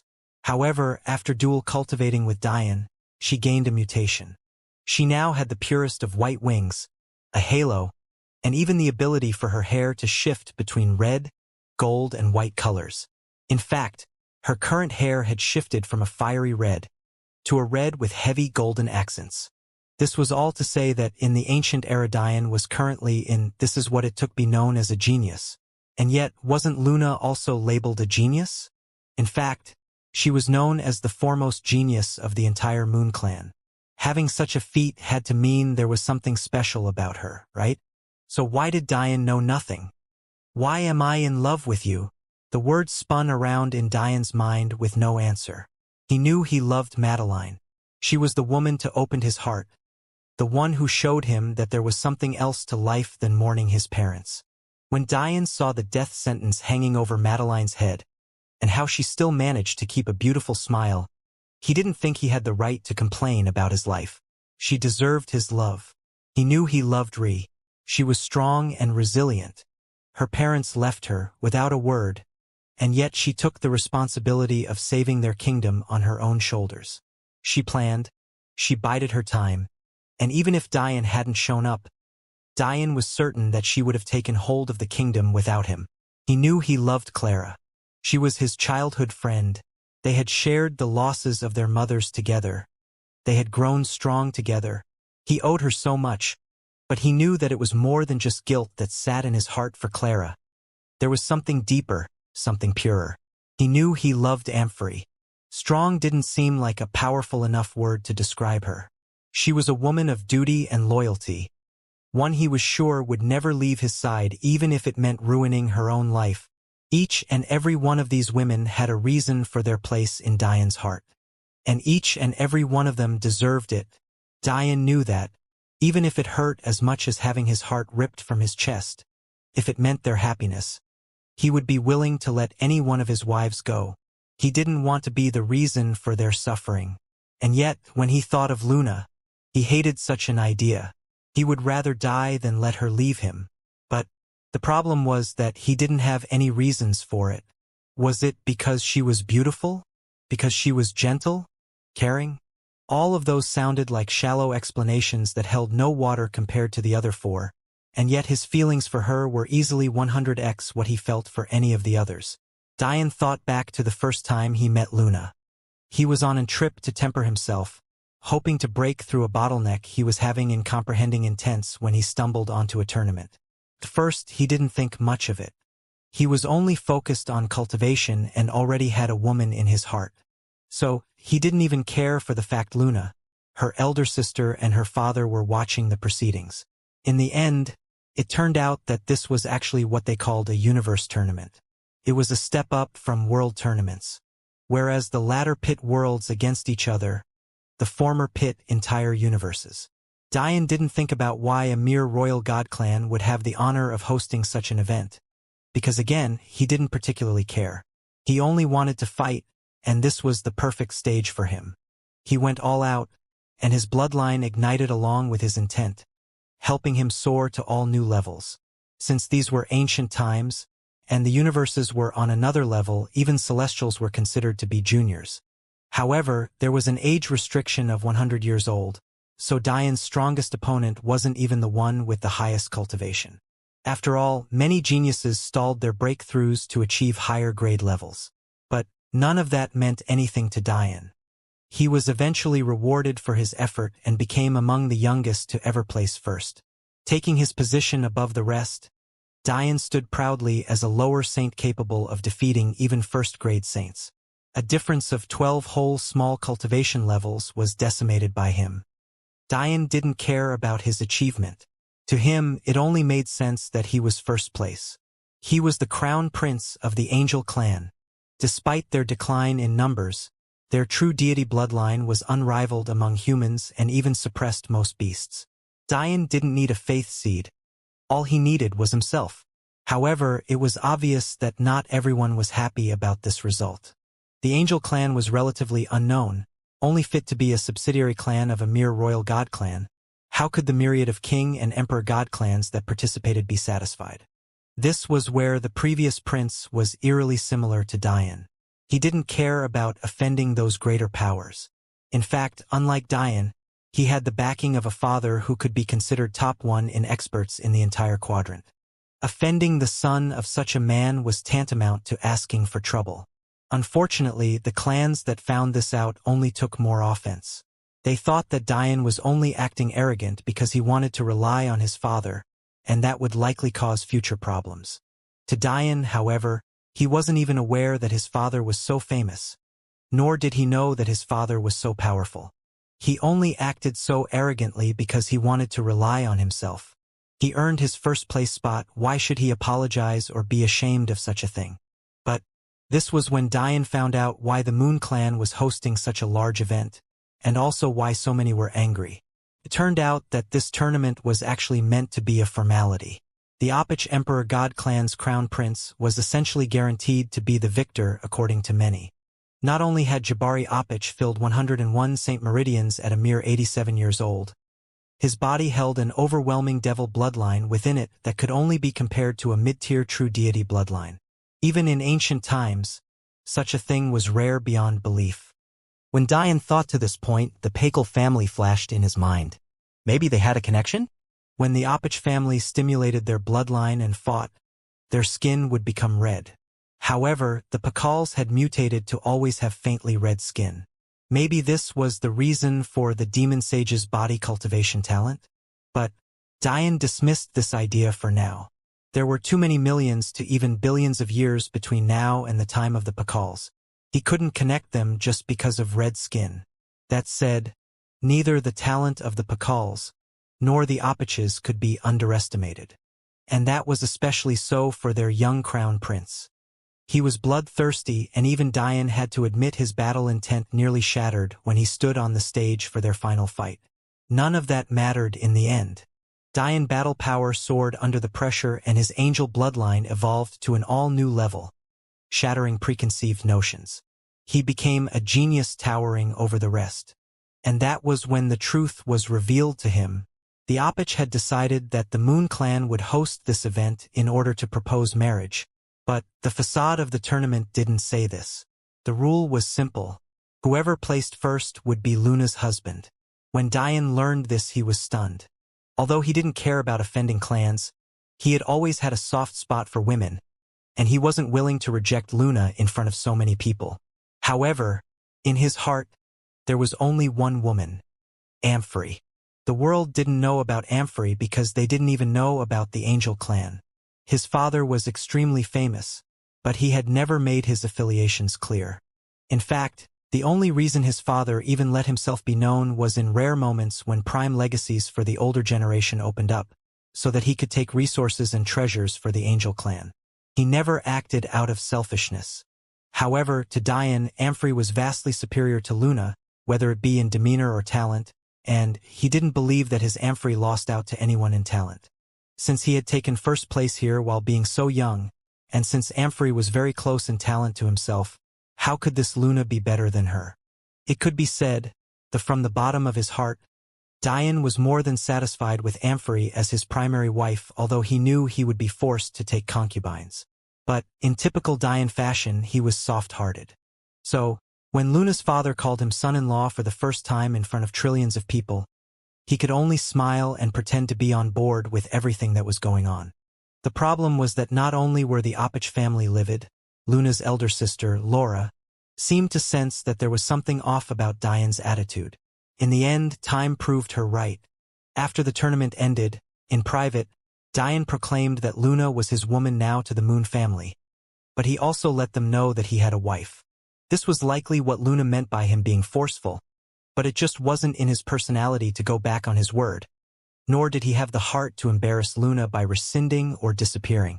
And yet, the memories afterward were all a blur for Diane. Somehow, that Diane that hated to hurt women, that Diane unwilling to pain those close to him, stabbed dagger after dagger into the heart of the woman he supposedly loved with his everything. "I liked it though," Luna said, with a rare serious expression, referring to Diane's forcefulness.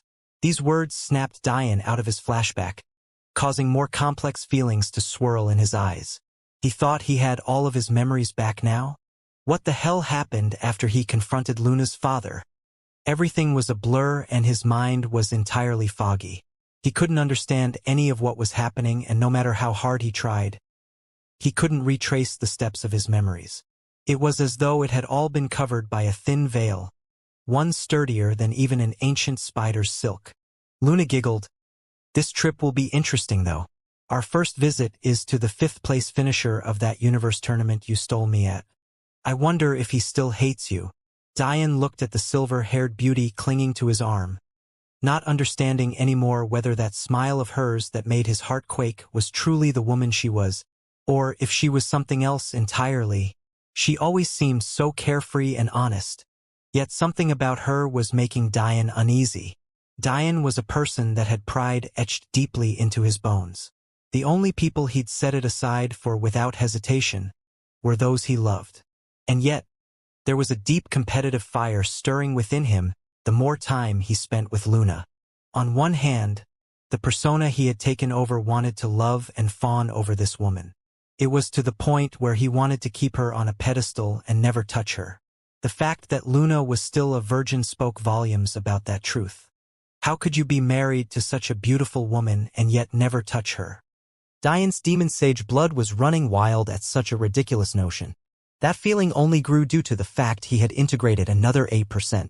But, on the other hand, there was Diane's true personality. When had he ever lost to a woman just because of how they looked? In truth, Diane didn't mind losing to his wives. He never felt the need to one-up them because their victory felt like his. He didn't feel inferior at all, even though he knew that both Ree and Madeline were more powerful than him after he awoke from his coma. He felt nothing but happiness. However, that was where the oddity for his feelings with Luna shone through. Whereas with Amphory, the previous persona of this body and his true persona had merged in their love of her, with Luna, they stood diametrically opposed. The push and pull was eating him alive. But, the more he sifted through his memories of his past persona, the more his competitive nature flamed. This was simply the way Diane was. When he met Mithrander for the first time in the Elven Kingdom, she had tried to seduce him in order to enslave him. Instead of succeeding, she ended up losing face in front of thousands, even moaning and clinging to him in the end. When Jade tried to toy with his emotions, he led her on until she was panting on the floor, calling out his name. In the beginning, both of those women tried to win over his heart with their beauty and charm, and in the end, both had lost their way, falling for him instead. Mithrander likely hadn't accepted Zaltrish's advances just yet because he still cast a shadow over her heart. As for Jade, regardless of how sociopathic she was, she had never once tried to kill Diane. In fact, the reason she set fire to the orphanage and killed Miss Everdeen to begin with was to force Diane into despair so that he'd come to her and forget about Madeline. In the end, her actions only brought Diane closer to Ree, and she was likely a large portion of the reason why Diane opened himself up to a second wife to begin with. The pattern was clear. Diane didn't take kindly to anyone toying with his heart. He rarely hit women, although he wouldn't hold back if he had to, but he would always respond in kind. If Luna wanted to play games, he'd play. If she was going to betray him, she wouldn't be getting out of this unscathed. Diane couldn't help but think how embarrassing it would be to be betrayed by a wife you were married to for decades, only for everyone to find out that she had not only led you by her finger, she also managed to keep her virginity this whole time. How ridiculous. Diane wasn't a man who was forceful with his women. In every case of virginity he took, every single one of them asked him to do it, oftentimes more than once before he did so. He waited patiently for Madeline. Ree directly asked him to while he was trying to take it slow. Clara quite literally bound him to a bed and did it herself. As for Amphory, he was willing to wait even longer for her heart to heal, but she directly asked him as well. But, right now, Diane didn't feel like waiting or being patient. His two personas were clashing with each other, fighting over the right to dominate his thoughts. "I was worried when you didn't come to me last night, you know?" Luna said softly. She didn't admit it, but a large reason for her mistake this morning was because Diane didn't come. She was flustered and didn't know how to feel. In a complete daze, and her heart being left in a complex place, she made a mistake. In Luna's mind, she already knew that she had lost Diane's trust. In fact, she knew that this was the case long before this morning because she had directly asked about it. Back then, she didn't think it would affect her much.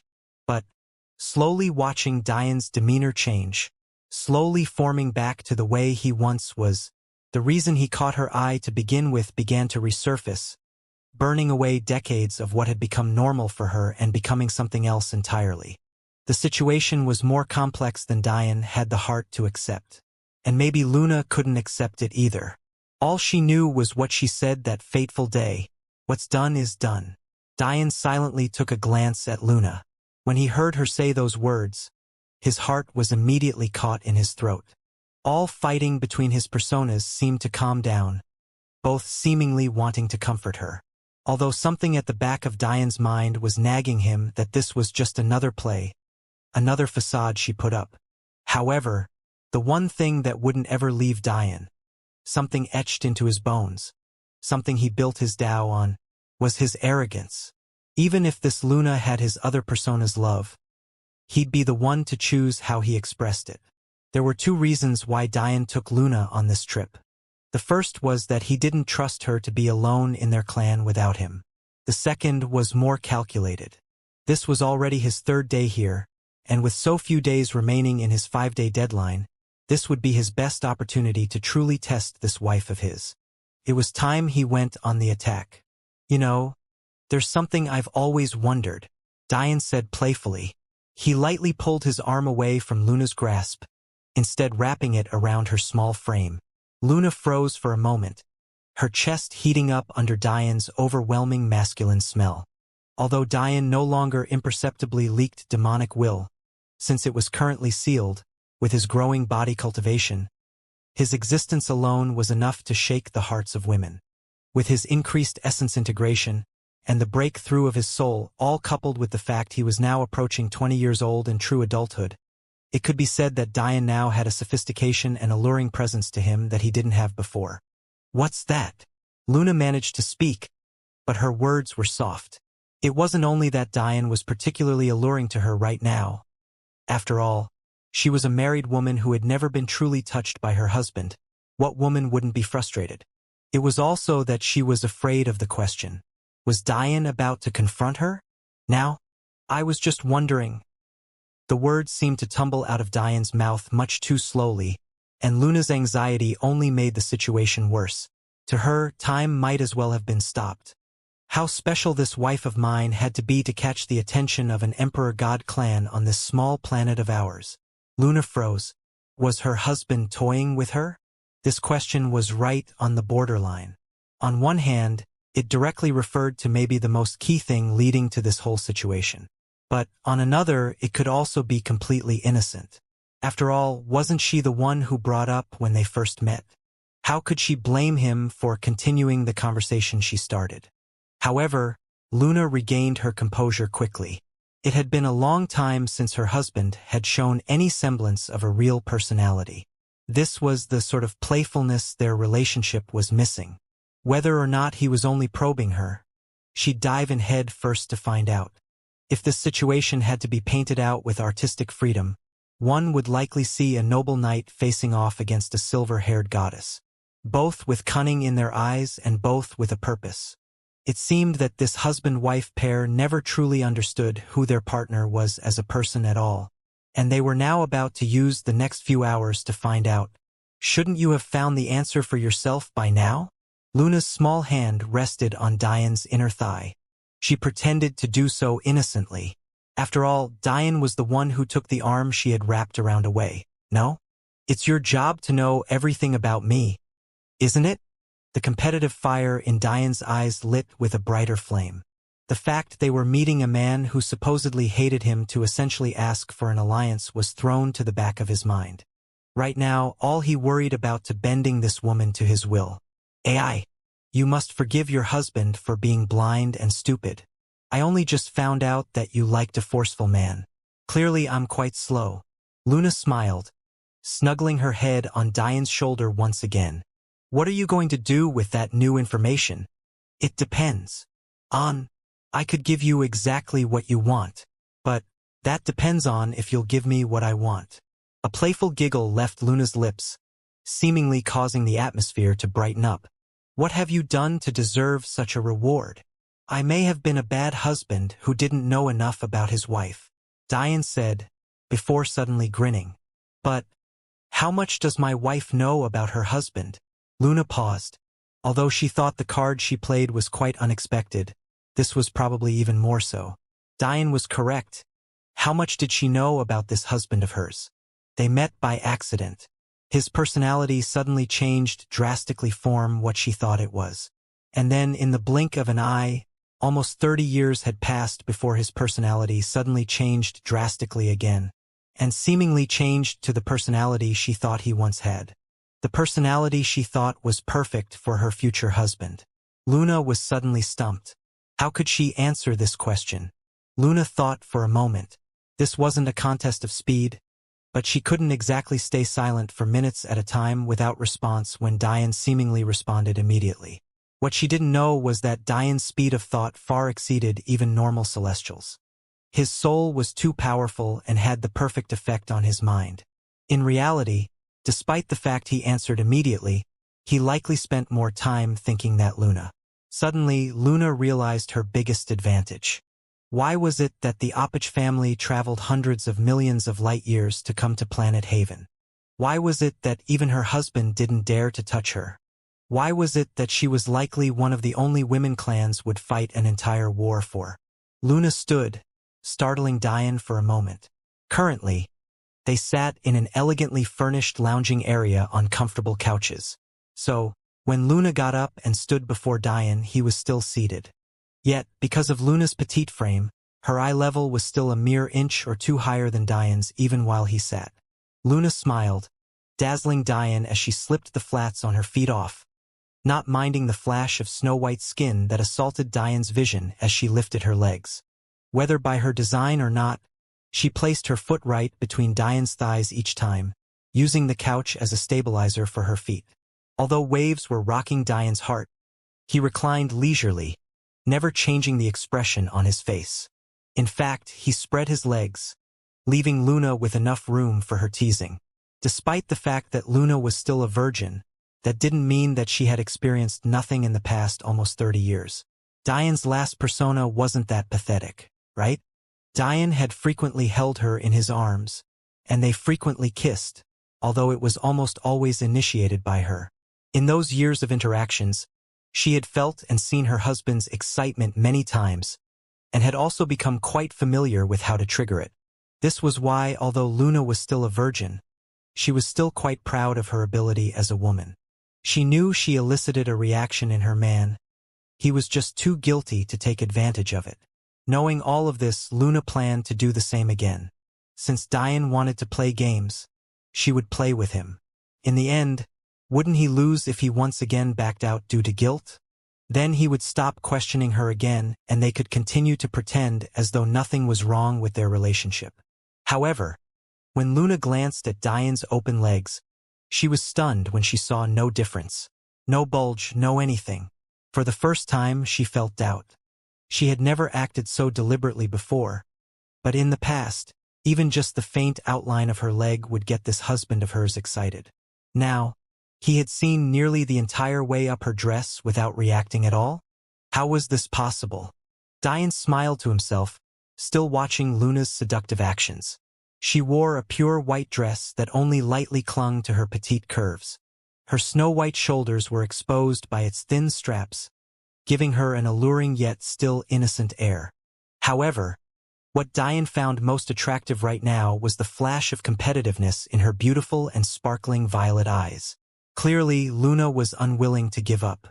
Unfortunately for her, Diane's body cultivation talent was so ridiculously high right now that the tempering his body had gone through during the foundation stage was millions of times more effective. Before, he could only faintly understand how to control his body from everything to digestion to the circulation of his blood. But now he felt like he could enter his own mind and turn dials as he pleased. Simply put, if Diane didn't want to have an erection, nothing on this planet, barring someone with overwhelming cultivation making him lose control of his body, could make him. However, considering the flash in her eyes, Luna was still not perturbed by this. If nothing but his own will could allow it to happen, then didn't she just have to make it his will? The answer to the previous questions was still burning in Luna's mind. It was her beauty, and no one could resist it, least of all the man she wanted to show it to. Thinking to this part, Luna's heart suddenly became as still as a lake. The only ripples were no longer caused by anxiety, but rather pure and unbridled attraction to the handsome man sitting across from her. Maybe only he could complement her beauty perfectly. This was the first fact Diane learned about Luna. This couldn't be faked. This wasn't a facade she put up. This was who she truly was. It seemed that other than Clara, he had yet another overly competitive woman for a wife. Husband, you said we don't know each other enough, right?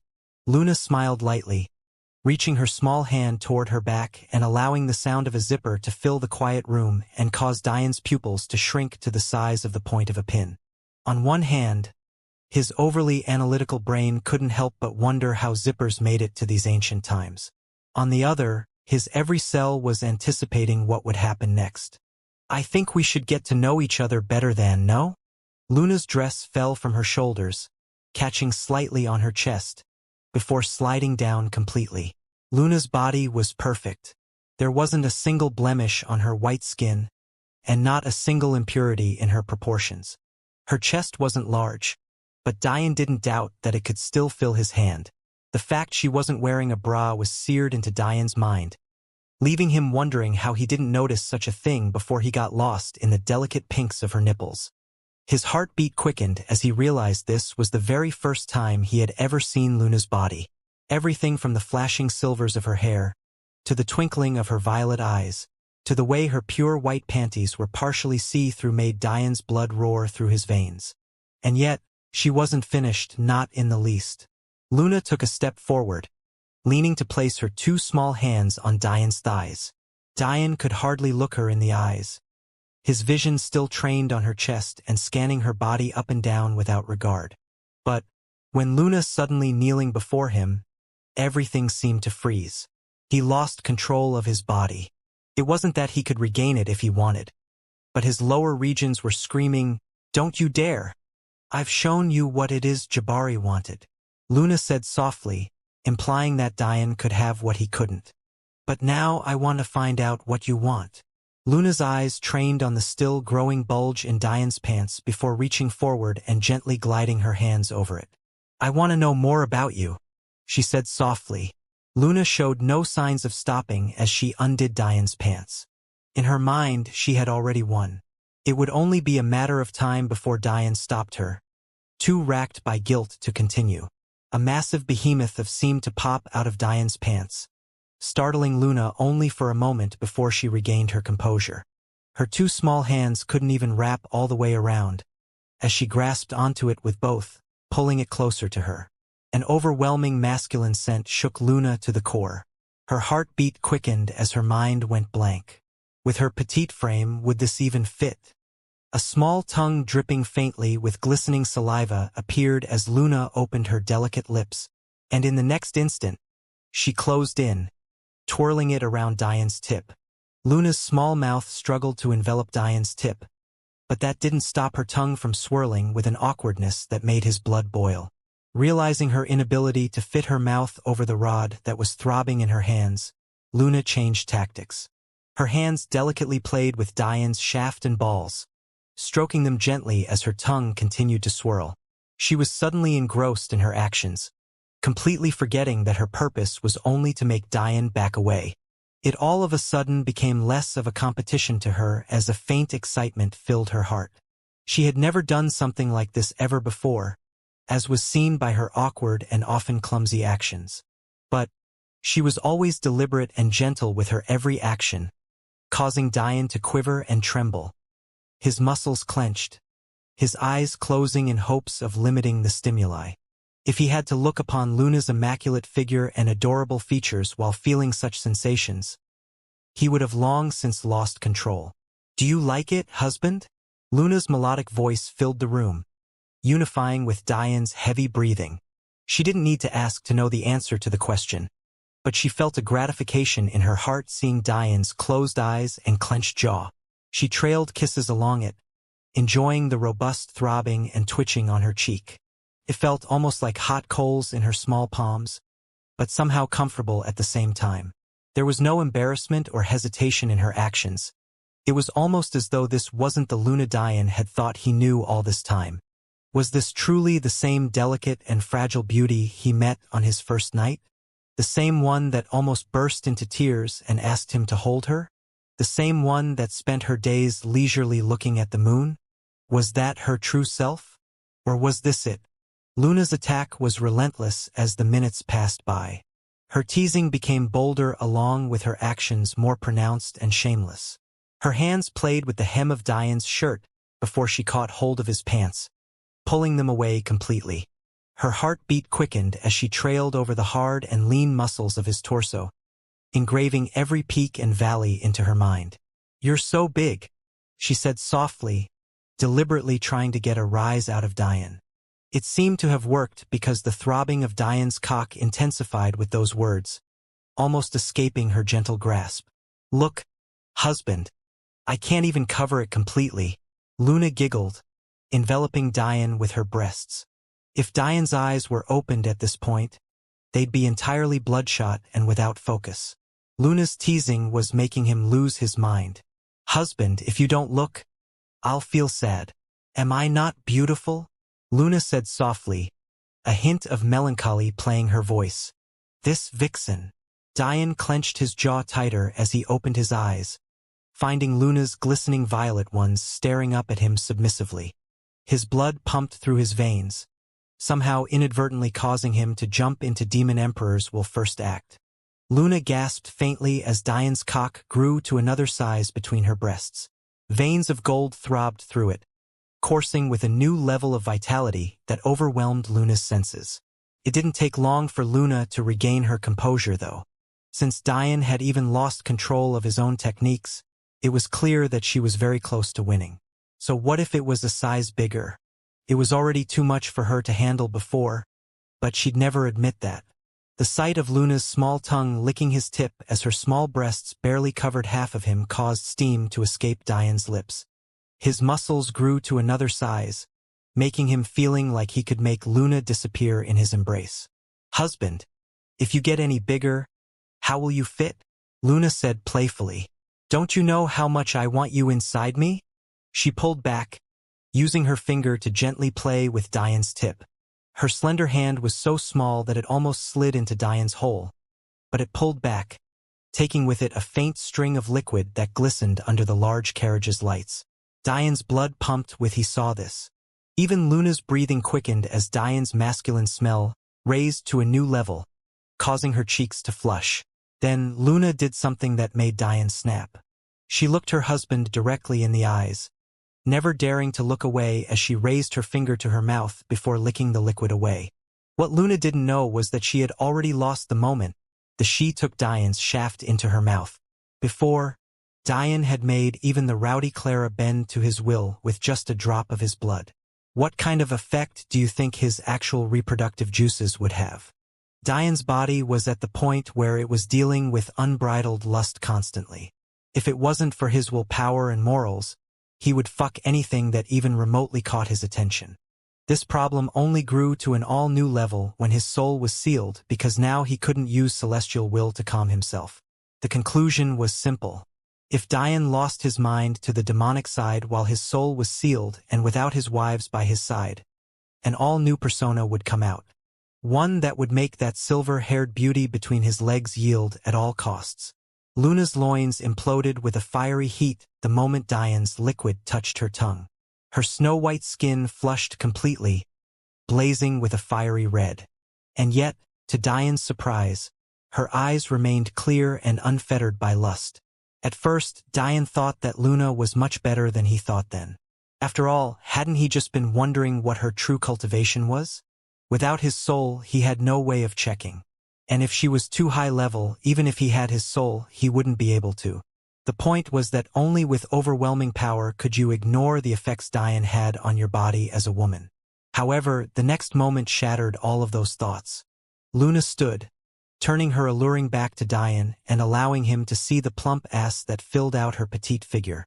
She bent down, slowly removing her slightly transparent white panties. Diane's vision was suddenly assaulted by a delicate pink flower that had a faint moistness to it. "Husband." Luna didn't look back. "If you reject me today, I'll never speak to you again." Diane's arms moved swiftly, barely allowing the words to leave her mouth before he pulled her down and into his embrace. Luna seemed so small sitting on his lap, but when she felt the heat of her husband's rod only slightly separating the lips of her pink flower, her mind went blank of any such thoughts. "You've been teasing me all this time." Diane's voice came out in a low rumble, causing Luna to heat up even further, feeling his every words reverberate in her mind. "And you think you can just get what you want by threatening me? If you want it, I'll make you bend down on all fours and beg for me to pierce you." Luna's breathing quickened as Diane's hot breath played on her ears. His lips wrapped around their outer edges, gently sucking. Luna's moans immediately filled the room as Diane's hands went to work with a skill far beyond his age. After all, he had fully integrated with his master's memories now. It turned out that Diane's master had, in fact, locked away some of her most indecent memories. It was just that there were so many of them she couldn't get to all of them. As such, what Diane had been seeing before was only a percent of a percent that his master didn't get to seal. But once Diane became the owner of the seal, his master no longer had the qualifications to hide anything from him. Now, he suddenly had thousands of times more experience than he had before. One could say that Diane now had the qualifications to make a woman who had lived hundreds of thousands of years beg for him. How could he not handle an innocent princess who had only lived a few decades? The 25th White Mother's memories weren't simply about sex. It was dual cultivation of the highest grade. There was no secret that beasts were top class in this branch of cultivation, so it was no surprise that his master and his martial father had reached such a high class, and it was also no wonder that the Dragon King had insisted on giving Diane a proper dual cultivation technique when his cultivation was unsealed. Luna stood no chance. Diane's large hands showed a nimbleness that shouldn't have been possible, passing through Luna's slit and gently playing with her inner thighs to a level that made her hips squirm. Her teeth clenched, not saying a word, but inwardly, she was begging him to touch her directly, to play with her delicate button and to delve deep within her. But Diane showed a restraint that made her go crazy. And then it got worse. All this time, Diane hadn't once used his aurora flames. He had only relied on his body to send Luna to the edge, only to pull her back before she got there each and every time. It was to the point where Luna turned her head back toward Diane, unable to stop from glaring at him before forcing her lips onto his. The moment their tongues intertwined, the purple-gold aurora flame stone hanging from Diane's neck began to glow. The combination of Diane's saliva dripping down her throat and the sudden surge of gentle flames coursing through her made Luna's mind go blank. Suddenly, Diane's fingers made their way to her clit, tapping lightly. In the next instant, Luna's back arched as her first orgasm exploded out from her. "Oh God!" Luna's exclamations were so loud that the personal guard following them on this trip could almost hear it clearly, causing them to look at each other and grin before pretending as though they hadn't heard anything. After all, they were all Diane's best friends. The only thing they liked more than one of their brothers getting women was themselves getting a woman. However, the two older Tao formation experts looked at the young men and just shook their heads, pretending they too hadn't heard anything. Unfortunately for Luna, Diane no longer had the ability to put up concealment formations as easily as he once used to. But, in the state she was in now, Diane thinks she cared about being heard anyway. She was lost in her own little world because Diane's hands didn't stop, nor did they show any remorse. He held Luna's petite body against him tightly, stopping her from escaping the pleasure. "I need it," Luna gasped, breathing out her words and no longer caring. Diane grinned. "What was that?" He allowed Luna to get up, watching her intently as she crawled along the couch. Her plump ass stuck in the air, waving around seductively as she obediently pressed her face against the couch. "Please punish me, my king." Luna's eyes were no longer clear. They were completely overwhelmed by unbridled lust. Diane was almost at a loss for words. It was only now that he understood just how serious Luna was about liking forcefulness. She didn't just like the fact her senses were being overwhelmed. She liked the fact she was being held down and wasn't allowed to escape it. She was, without a doubt, a full-blown masochist. At this point, another odd thought flashed by in Diane's mind. If this was Luna's true face, it was no wonder she'd betray him. How could such a perverted woman survive without being touched by her husband for so long? Diane could only imagine the things she did to herself while he was gone. "Please," Luna's voice pleaded, thinking that she hadn't been clear enough with her begging. "You can have any hole you want." Those words made Diane snap out of his thoughts. A low growl escaped him lips as he leapt up, shifting Luna's ass toward himself. He gripped her hips tightly, lowering his tip to her wet entrance and splitting her lips apart as he thrust forward. He wasn't gentle, nor was he patient. He didn't even truly treat Luna as a woman anymore. To him, she was just a beast to be tamed. Luna's voice cried out as the mixture of pain and pleasure made her mind go blank.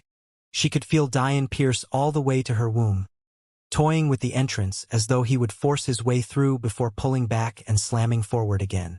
Moans of pleasure filled the room as Luna shivered again and again, unable to control herself.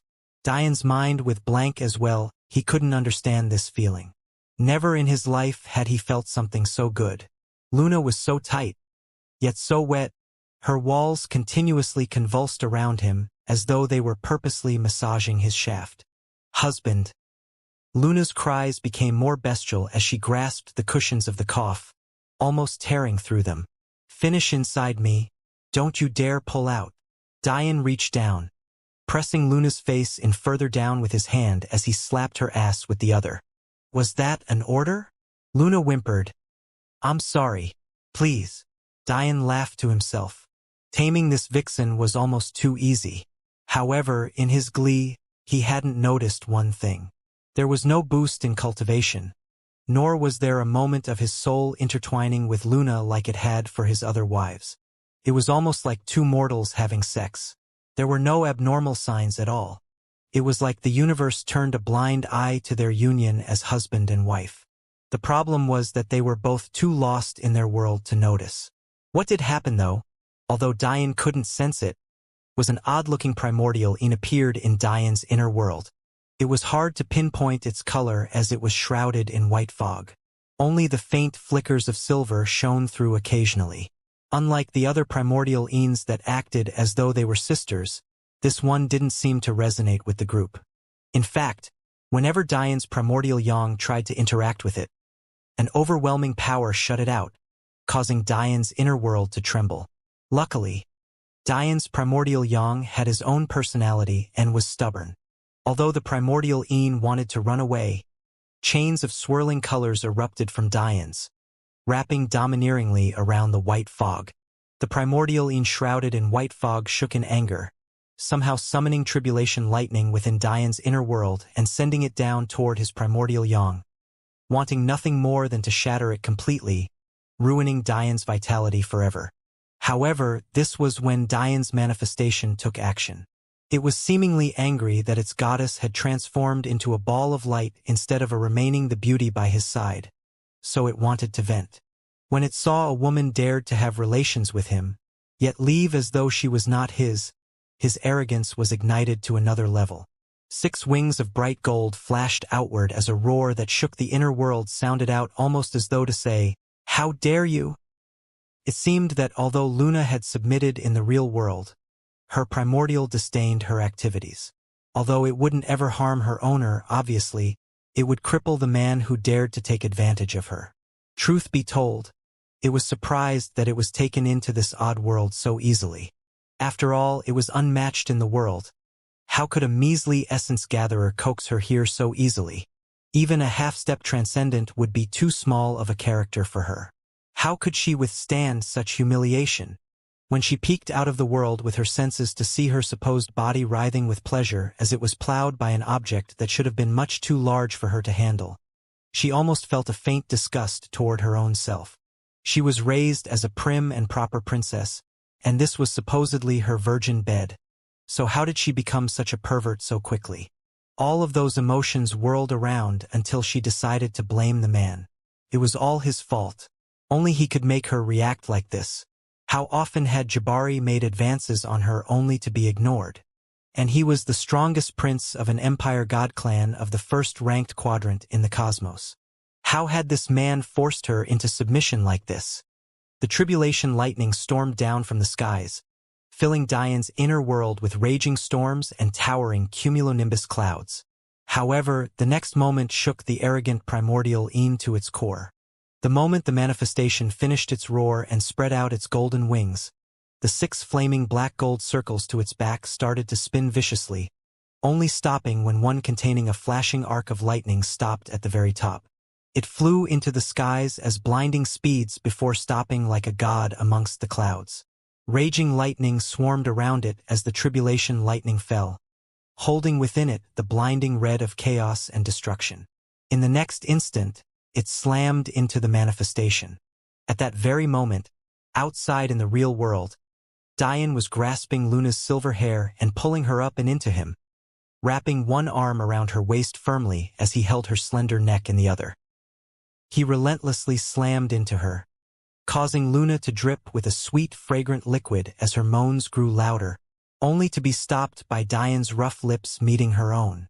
In the last seconds, Diane pulled back one more time before slamming forward with a force he held almost nothing back in, releasing a gushing and thick white liquid into Luna without any thought of consequences. At the same time, in the inner world, the streak of red lightning did nothing to Diane's manifestation. Instead, it met endless golden arcs of lightning that formed into a dragon and roared at it, causing it to quake in submission. In the end, the red lightning submitted as the foggy primordial Yin watched in shock. The chains sent out by Diane's primordial Yang took hold of the moment to fully control Luna's arrogant primordial Yin, thrusting it down and away from the group as punishment, as though it wanted it to think about its actions.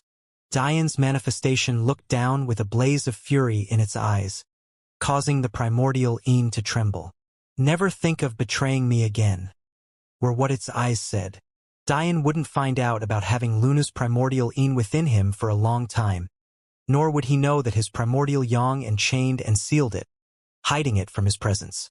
No matter how arrogant Diane's primordial Yang and manifestation were, they understood just how powerful Luna's primordial Yin had to be to cause such a thing in their presence. So they knew that their true body wasn't ready to handle it. In the end, their only option was to hide it from him, waiting for the day Diane unlocked the mystery that was Luna Cicharo. That said, Diane did benefit from this. In a moment, he would realize that his heaven's blessing, perception, and presence all got a massive upgrade. Luna lay on Diane's lap, obedient as a little kitten. The cunning and mystery in her eyes had disappeared, filled with nothing but love with flashes and hints of reverence. Her husband's stamina seemed endless, and if it wasn't for the fact he knew that they would be arriving at their destination in little more than a half an hour, who knows when he would have stopped. Luckily for her petite body, Diane was giving them time to clean themselves in the carriage bathing room. However, deep within Luna's heart, there was a dark fog spreading. Even if the barrier to accepting Diane in her heart had disappeared, how could that change what she had done? There were some things in life that couldn't be easily forgiven. Diane knew this more than anyone else because he had witnessed it multiple times in his young life already. Ava's brother and his trusted friend, Arios, was deeply in love with Tammy Ragnar. It was to the point where he couldn't bring himself to hate her even knowing she had every intention of killing him that day during their Elven Kingdom trials. By all rights, if Arios wasn't hiding his cultivation as a young prince of the Sicarius family, he would have died that day without a doubt. Arios knew that Tammy wasn't a match for him, and he knew that it would only take a bit of effort on his part to defend himself. Yet he was caught in the pain and anxiety in her eyes. Something told him that she was struggling with the decision she was making and that it wasn't her choice to try and kill him. Knowing this, Arios faked his death, allowing Tammy to believe that he was dead, so that she could fulfill her wish to protect her elder brother, Thor. Despite this, Arios never hated her. Even when he practically lost his family, falling into the depths of Gate, he didn't hate her. Even millions of years in the past, he couldn't bring himself to hate her. In fact, he even longed to see her. However, when he found out what she did to his little sister, Tammy crossed a line that Arios could no longer forgive. And scars or wounds she afflicted upon him, he could shrug off, but Arios loved Ava even more than he loved Tammy. He couldn't find it in himself to forgive that. The concept here was the same. Although Diane wasn't aware of the full scope of what Luna had done, how long would he be ignorant for?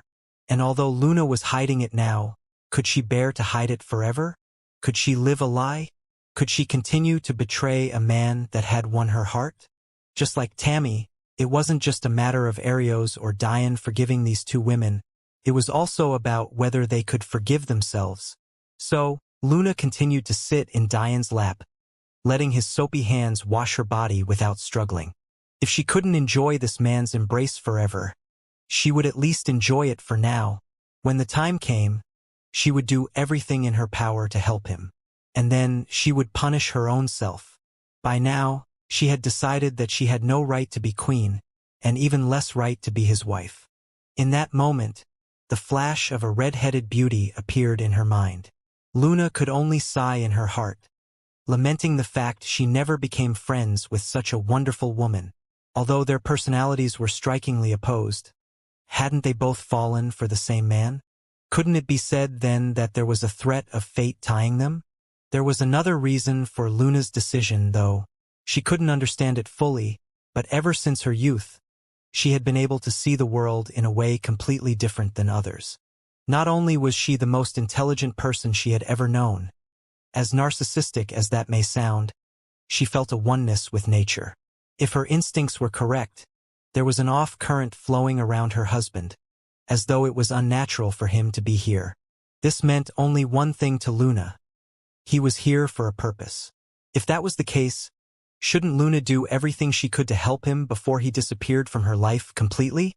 A dull ache stabbed into Luna's chest when she thought these words. Maybe she wouldn't be the one to leave first. What if this husband that she had fallen for left them first? What if the living hell that she had been suffering through came back? Luna, though, underestimated Amphrey. The worst part about all of this was that Luna wasn't the only one who had felt that Diane's presence in this world was on a timer that was quickly running out. While Luna had resolved to do everything in her power to rectify her mistakes and repair her husband, Amphrey was speeding through the Angel clan as fast as her long and slender blemish-free legs would allow, determined to bring the clan to a level even higher than where her husband had left it at. She organized the evacuation, organized the women with determination to help, and even calmed the waters politically, staving off the once unbridled misogyny with her fiery words and decisiveness actions, all the while knowing that her and Luna may likely never see their husband again. Just about 40 minutes later, a celestial beauty radiating with satisfaction and endless love stepped out of a large carriage, clinging to the arm of maybe the only man that could complement her looks perfectly. Just as they did so, the entrance of a grand clan greeted them, only to be interrupted by the whistling of Diane's personal guards, as though they were serenading a newly-wed couple that had just consummated their marriage. Diane laughed, not minding. But the Tao formation experts gave the young men a side eye that made them turn their heads and pretend as though they hadn't done anything. But maybe the most surprising thing for them was that Luna wasn't embarrassed at all. She happily held onto her husband's arm as though nothing else in the world mattered. However, their happy moment was interrupted by the loud voices of the guards at the entrance. "State your names and purpose. The Vizirian clan is not a land to tread on lightly." Diane laughed inwardly. He had been here once before, and these were the exact words they said them. How full of yourself did you have to have your guards rehearse lines to make you sound more mighty than you really were? At this point, Merchant Brinsop stepped forward, taking his job very seriously. He knew that Diane had spared his life to be the figurehead in their starting an alliance, and he knew time was short. It usually took weeks to months of building a trusting relationship in order for such a thing to happen, but he only had 2 days to convince 5 clans, all of which were larger than the Angel clan. And he also had to somehow convince them to allow Diane to lead their troops. At first, he thought it was a blessing for his king to allow him to live. After all, traitors were always sentenced to death. However, when he learned more about his task, he almost felt that maybe dying would have been the better option. At least then, he would be free of all of this stress. What Merchant Brinsop didn't know was that Diane only needed him to get a foot in the door. He had his own plans after analyzing the landscape of Planet Haven, and was quite confident in succeeding. The only troublesome clan would be this one, because it was led by a battle-crazed idiot. And, unfortunately, that battle-crazed idiot was also quite the genius. He placed 5th in the last universe tournament. One might think that that meant that Diane was leagues above him for finishing first. But the truth of the matter was that he finished 5th with the cultivation of a peak essence gatherer. While it was impressive that Diane was able to place first with a lower saint-level cultivation, the chasm between essence gathering and sainthood was as vast as day and night. Think about it. A saint was someone who was tempered by a heavenly tribulation. Rumor had it that this Vizirian family was actually a branch family of the second Emperor God clan in this universe. In fact, when they saw King Vizirian's talent at the universe tournament, they tried to do everything in their power to recruit him. After all, the entire point of branch families was to provide talented youths to their higher branches to bolster the clan's overall power. However, King Vizirian directly refused, stating that he wanted to Cultivation to Dao formation first, before raising up his branch clan to overtake the Vizirian Emperor God clan. He was arrogant beyond belief. He was angered by the fact that those higher branches and main branches had dared to dismiss him simply due to his birth. So he vowed to eradicate them all. He completely disdained the idea of supposed elders changing their colors just because he showed a little talent. What if he hadn't been so talented? What if he couldn't overcome the struggles of growing up on such a weak planet? He hated the martial world system to its core. It hardly gave those of branch families a chance, and unless you were easily 10 or more times as talented as those of the branch family, you would never rise up. King Vizirian lost count of how many geniuses he had seen that could easily match up to main branch disciples, if only they had the resources. It was like being twice as good, just to achieve half the result. So, he completely rejected the Emperor God clan's offer, telling them to wash their necks and wait for him to mature. Who knows what would have happened had the Opich clan not stepped in to suppress them. The Vizirian clan might have directly killed the young prince. Obviously, Dian knew that the Opich clan didn't do this out of kindness. If the young prince was an Opich instead, it was likely that it would have been the Vizirian clan stepping in to be righteous. In truth, both clans would like nothing more than to see the other obliterated. So what if it was done by a no-name genius? Unfortunately for Dian, the reason why King Vizirian hated him was because he thought he had no backbone. How could a man like him, who faced off against an Emperor God clan alone, threatening to eradicate them to their faces, be okay with having a friend who was such a coward? It could be said that the two of them were once close friends, and although the young prince had taken a liking to Luna before the tournament, it wasn't to the point where he hated Dian for having her. After all, he hardly knew Luna at all until those days. No, the reason Vizirian hated Dian was because of his change in personality. Dian had once been a man who feared nothing of the world right along with him. Their ages were very similar, it was just that Dian broke through to sainthood a hair earlier than he had.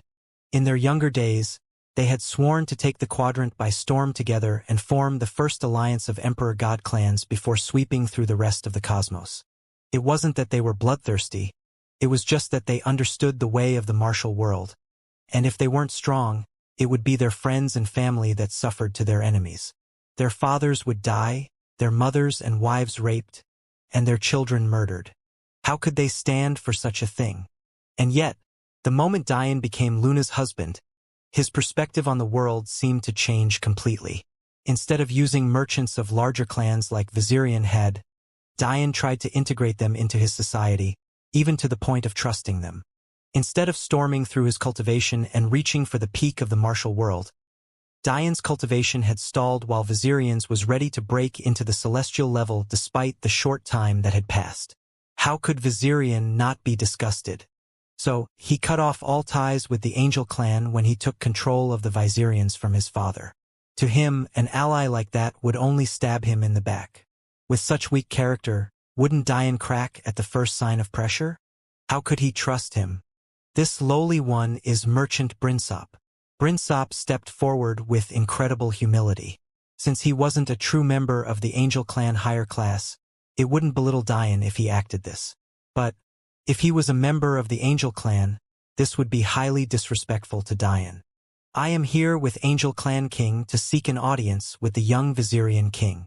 Surprise colored the features of the guards, but disdain overwhelmed them. They, of course, knew about Merchant Brinsop as he had passed by these gates before. The trouble was that him coming here with another king, while he was meant to be neutral, didn't that mean that the Angel clan king betrayed the Vizirians just how their young king had predicted? Why would they allow them in knowing this? Leave! The guards boomed with their silver armor shining under the bright sunlights. We don't accept cowards and traitors here. Dian shook his head. He too didn't expect for Vizirion's attitude to seep into the masses of his clan. It seemed he was much better at moving the hearts of his people than his once best friend. That said, Dian didn't expect Brinsop to be too useful for this clan. His role would become more important for the others. As for this alliance, it was a matter of the heart. As for his role in this one, it was accomplished. He allowed them to get to the gates without being stopped by the outposts in the further beyond radius. Little garden snake.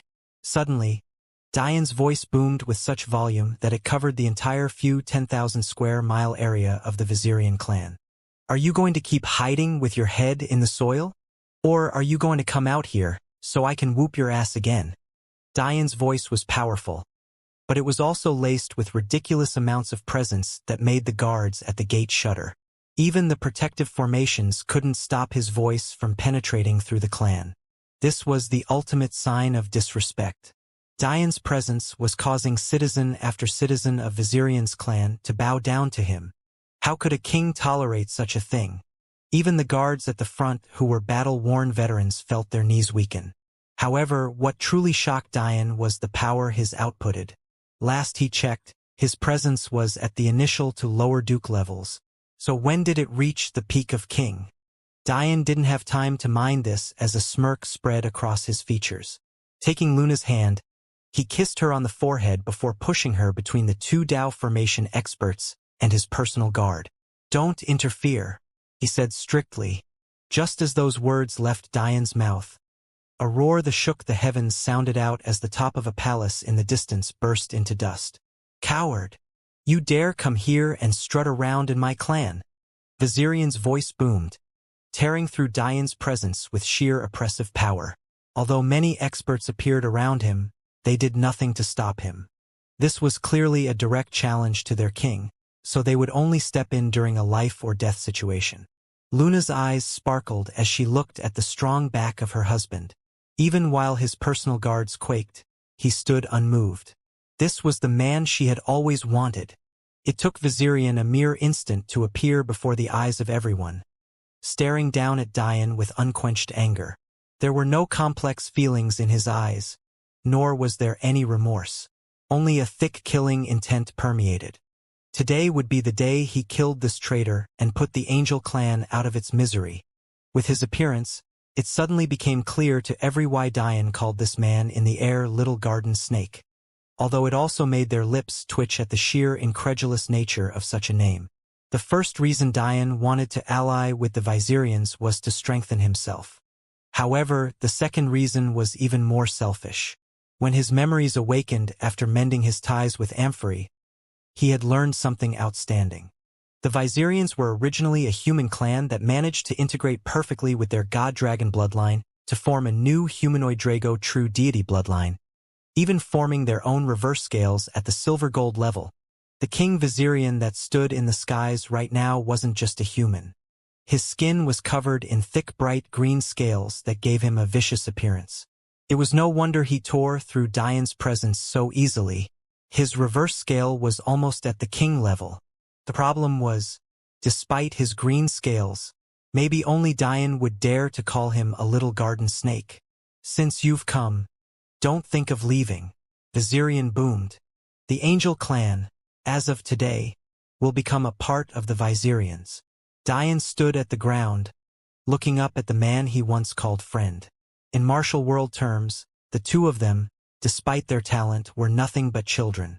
And yet, the two of them had already been through so much. While this was good for their experience going into the future, it was apparently quite terrible for their relationship.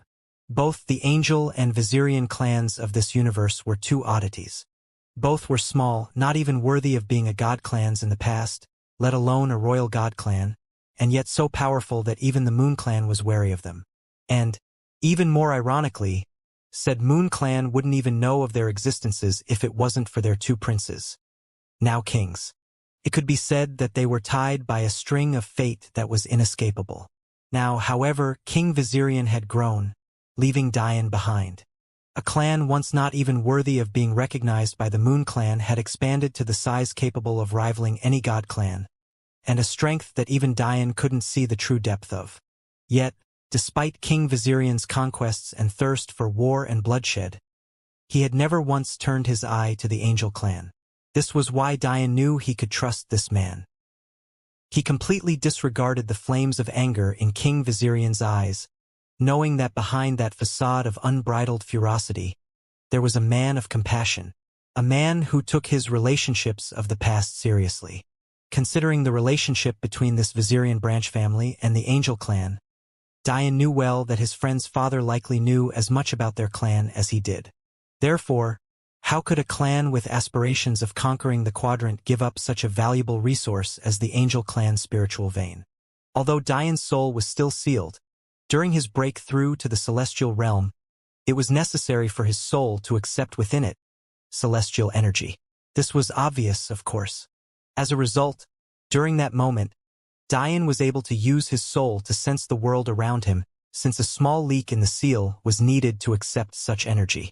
Despite the fact he had now lost that ability with Dian's memory, did he really need a second attempt? As a result, maybe only Dian truly understood the sheer vastness of the Angel clan's spiritual vein. It was so large that it wrapped around the core of Planet Haven. To put this into perspective, one must first understand the rarity of spiritual veins. In Dian's time, only a king god clan close to becoming an emperor god clan would have one at the very center of its empire. And even then, that spiritual vein would only span a few dozen miles, barely cracking through the crust of its planet. In fact, even an emperor god clan that had been established for millions of years might only have a handful of spiritual veins of that size, and only one that might span a few hundred miles. However, a spiritual vein capable of spanning thousands of miles was nothing more than legend in Dian's time. Such a spiritual vein wouldn't only affect the area of the clan, but rather the planet as a whole. Understanding this, how could the Angel clan not understand how coveted such a spiritual vein would be? Even though they were more common in these ancient times, a spiritual vein capable of spanning thousands of miles was still unseen. There was actually a reason for this. Spiritual veins had to follow the laws of the universe it resided in. If one were to grow too large, it would begin to rival the universe's energy balance and throw things into chaos. If there was more than one main flow of energy, it would no longer be a benefit but rather a detriment. As a result, only the best and most robust universes could afford to grow larger spiritual veins. And even then, it required a stringent set of circumstances to occur. A spiritual vein was akin to a wonder of the martial world. This said, there was one item capable of growing the large spiritual veins without affecting the universe's flow of energy at all. In fact, it could help and nurture a universe, making its lifeline extend and thus increase its lifespan. This item was without a doubt the treasure of the 33 heavens that was currently residing within Dian's inner world. The problem was that any competent clan knew this. This was why, although those 33 treasures and weapons didn't yet have the cumulative name in these ancient times, mostly because there had yet to be 33 of them, which is obvious considering Amphory created one just days earlier, they were coveted by all. Each of them were capable of breaking a law of universe, reaching legendary status, and being capable of changing the fate of an entire clan. So, if a clan detected the overwhelming spiritual vein of the Angel clan, yet also noticed that their universe was also unusually stable, there was only one conclusion to make. Dian saw through this immediately, the moment he read through the reports of the Angel clan. He also realized that there was no way the Vizirian branch clan didn't know about this. And yet, this friend of his never attacked out of greed despite his ambition. This was a man Dian could go to battle with. He had no doubt. One might find this analysis odd, but Dian was sure in his ways. A skeptic might say that since the Angel clan was powerful, maybe King Vizirian was only biding his time, accumulating and annexing smaller clans to bolster his power before making an actual move. After all, it had only been slightly less than 30 years since they had their falling out. Such a short time was a mere blink to a talented martial warrior. However, how could Dian not have considered something like this already? Although he was a person who truly valued relationships, he was also an intelligent and cautious person who was well aware that this was still very much a trial, and a trial that heavily placed importance on understanding the feelings of those around you. Of those who took this trial, maybe only a handful truly grasped the essence of this. To reach the top of the martial world, becoming a conqueror was inevitable. Raising a clan from a common one to an emperor-god clan that could lord over an entire quadrant wasn't just for sating simple ambition, and this true reason wasn't just about being allowed into the top level of the epistemic tower. Dian's grand teacher had two reasons for restricting tower-level access by clan prowess. The most obvious was one Dian had already taken advantage of, and that was to ensure that no one could monopolize the towers for themselves. Protecting the universe that housed the epistemic tower was too easy given the powers of the key. Because of this, why would a clan ever expand out of that universe? They could keep a small group of elites, groom their young, and eventually grow an unparalleled foundation. By restricting access, anyone who tried to monopolize the tower would only be able to do so for the lower Saint floors. As they expanded, the harder it would be to defend their territory, and thus they would accrue the anger of those clans surrounding them, thus resulting in a compromise having to made among those of the same quadrant. Dian used this to his advantage before, pinning down the Weta for 20 years because he knew they had to defend against both the Pakals and Ragnar. The second reason was one that Dian had already touched on as well. Or, more accurately, it was the reason his inner world, sanctuary, existed for. Long ago, when Dian first asked about the reason people campaign, Ri had given him this reason as well. In the martial world, the emperor of an emperor-god clan is far more powerful than the king of a king-god clan, even if they have the same talent, cultivation, and techniques. This is because an emperor-god clan has more accumulated will or faith. This will is what permeates the martial world and is also the reason why the human world Dian was born in was so easily influenced by things that exist in the martial world despite having little to no contact with it. This was also why faith seeds were called as such. They represented the godlike figures who had reached the pinnacle of this concept, allowing their names to easily influence weaker societies, which was why so many religions and myths in Dian's human world were carried by their names. This faith is even more tangible than heaven's blessing. While heaven's blessings deal with the intangible, reminiscent of a human world game's luck stat, while also helping with cultivation and presence, faith directly affects battle power, allowing stronger clans to lord over weaker ones. Having this knowledge was exactly why Dian didn't underestimate the geniuses of the epistemic tower. Almost without fail, they would all be the legacy holders of these powerful clans. This meant that their battle prowess wouldn't be limited to just their own merit, leaving Dian at a terrible disadvantage. For context, if Dian's grand teacher hadn't taken measures to prevent faith from influencing the epistemic tower trials, Dian wouldn't hold a record so easily. In fact, it wouldn't be surprising if his record was shattered. This was of course not a for sure thing. Even with faith, it would be ridiculously difficult for them to do so. This was why Dian still had a fighting chance. It was just important to note and understand why walking all over the geniuses of Dian's universe meant nothing in the grand scheme. Because they couldn't compare to the geniuses of king and emperor-god clans at all. A genius that earned the legacy of their emperor-god clan could completely annihilate even a peak saint at the lower essence gathering level, as long as that peak saint wasn't also a legatee. Not only was the strength of this legacy reliant on the power of the clan, but it was also reliant on the strength of the universe. An emperor-god clan of a top 10 quadrant was worlds apart of an emperor-god clan of a bottom 10 quadrant. The martial world was, without a doubt, a land of survival of the fittest. Even if the fittest were your powerful ancestors, there was no doubt that this was unfair. But such was the way of the martial world. There was no such thing as perfect fairness, and Dian didn't expect it. This was why, when a friend of King Vizirion's caliber stood before Dian, even if he floated loftily in the air, Dian wouldn't feel even small bit of disdain or dissatisfaction.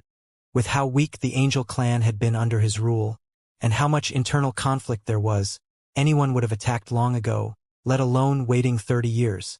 There was only one reason King Vizirion didn't attack, and that was because he still hoped for the day Dian would become his friend of old.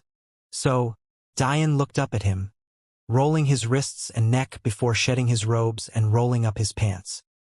His caramel skin bronzed under the high sun, vibrating with vitality and reflecting veins that pumped with a faint gold liquid. King Vizirian couldn't help but narrow his slit eyes at.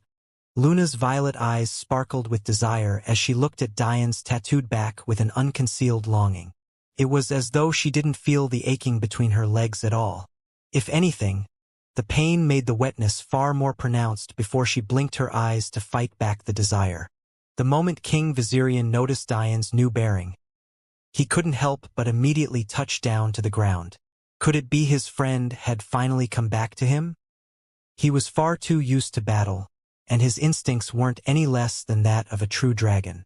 Everything from the determination in Diane's eyes to the robustness of his body. Not even a tiny detail escaped his eyes. Not only was this an added ability of fusing with a transcendent-level dragon bloodline, that being overwhelming eyesight, it was also an ability that came with his perception. Unlike humans, beasts were born with a much higher baseline of this martial art. This said, although King Vizirian could see the changes in Diane, he couldn't just erase 30 years of pain so easily. Unlike the fool that was Diane's past persona, King Vizirian was highly intelligent despite what his bestial appearance might denote. He had long since placed spies within the Moon Clan. After all, they were his strongest, most immediate opponent. How could he neglect such a thing? Therefore, he knew about their odd movements even before Diane's trial started. And therefore, he also knew why Diane was here.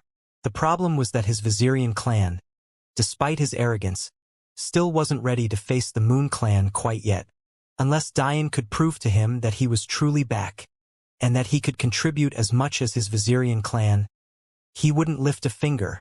Diane smiled, noting the intelligence in his friend's eyes. Little garden snake, it seems you've gotten more intelligent. That's good. It means I don't have to talk as much. It's also good that you've come in your battle form. Shall I beat you into submission as per usual? Same pigeon brain I remember. Should I get some breadcrumbs for you to peck off the ground? King Vizirian sneered, his half-step king dragon domain pulsing within him and threatening to erupt at any moment. It might befit that cowardly persona of yours a bit more. I heard you snakes were colorblind, but to think you'd see my majestic wings as comparable to a pigeon's. It seems you're only fit to continue wiggling through the soil, never knowing how high the heavens are. How could Diane lose in a battle of wit so easily? This friend of his was going to have to try harder than that. King Vizirian suddenly laughed a sinister laugh, darkening the light of the day. I'm going to have fun tearing that arrogant smile off that gigolo face of yours. Diane grinned. Maybe if you didn't cover your face with those disgusting scales, you could be a tenth as handsome as me. Silence reigned for what seemed like eternity as the two former friends radiating with battle intent. The atmosphere seemed to respond, turning an eerie shade of red and black as the clouds began to swirl in the once clear sky. Violent winds wrapped around them, causing small rocks to tear through the air. The two of them held no expression, as though none of what was happening had anything to do with them. Their fists were relaxed, their eyes nonchalant, and their techniques unready. Suddenly, they both spoke at once. The usual? Two former friends grinned at each before they disappeared in a flash. The observers immediately ran back, giving them hundreds of meters of space, grimacing as they watched the once immaculately paved marble roads destroyed beneath the feet of their two young geniuses. And then their fists met. A loud bang sounded out. It was no longer as though skin was slamming against skin, but was rather akin to boulders falling from a tall cliff before being crushed against the hard ground. Diane's fists groaned in pain as they threatened to give way. How could his defenses compare to King Vizirian's? Even if he tapped into his demon Chilan bloodline, it wouldn't even remotely make a difference. Diane had only integrated 5% of that bloodline, an integration level that was only beneficial at the meridian formation level. That was why he hadn't bothered to use it. He also ignored his celestial deer bloodline for the same reason. The remaining percentages of both were now a part of his humanoid manifestation, but that was only helpful in aiding him comprehend and boost their related wills. So, since his wills were locked away, it couldn't help him with his battle prowess. Even worse, even if his soul and wills weren't sealed, he wouldn't be able to use them anyway. The usual? only meant one thing to these two friends. With nothing more than their body's prowess, they would fight until one of them yielded. Dian would only have himself to fight against this dragon-scaled friend of his. And yet, he didn't have a bit of pain on his face when he was forced to retreat. In fact, he grinned like a maniac. Demon Emperor's Will. Act 2. Stage 1. Perfection. Sounds of thunder erupted, forcing those with lesser cultivation levels to cover their ears only for them to realize that the vibrations were reverberating through their ears. King Vizirian's emerald gem-like eyes flashed with astonishment as he watched the changes in Dian's body. It wasn't that he didn't want to attack, but his heightened senses were screaming at him to run. Yet, unexpectedly, it only caused him to reveal a toothy green filled with jagged and sharp teeth. Dian's Demon Emperor's will was far from its height. Without the ability to use demonic will, the technique itself was only half as effective as usual. This meant that Act 2's usual 16x multiplier had plummeted to just 8x. However, that was enough to bring Dian's body, which was already close to breaking through to the celestial level, straight to the pseudo-celestial level.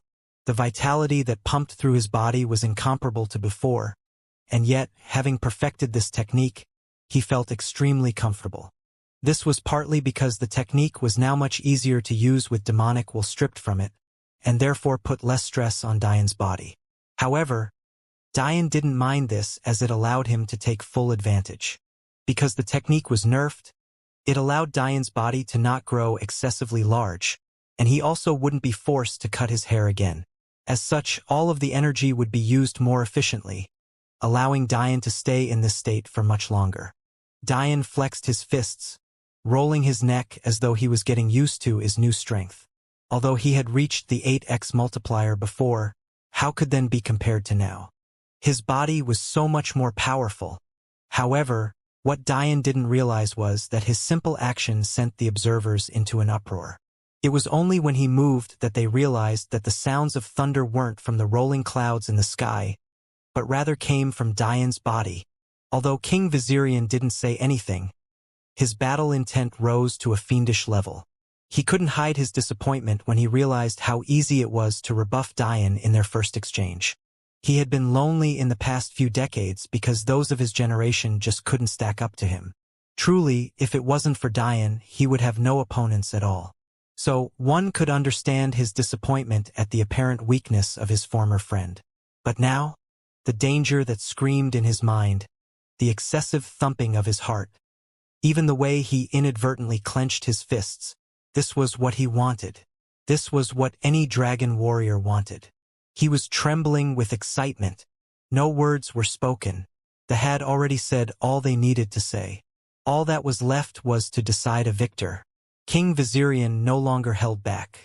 He roared into the skies, causing every animal within hundreds of miles to shiver in obedience, not daring to raise their heads. Dian had no need to do the same. The thumping of his heartbeat was so loud that it threatened to drown out even King Vizirian's roar. He felt as though his every cell was being drenched with an overwhelming amount of energy, and he faintly touched on the essence of Act 2.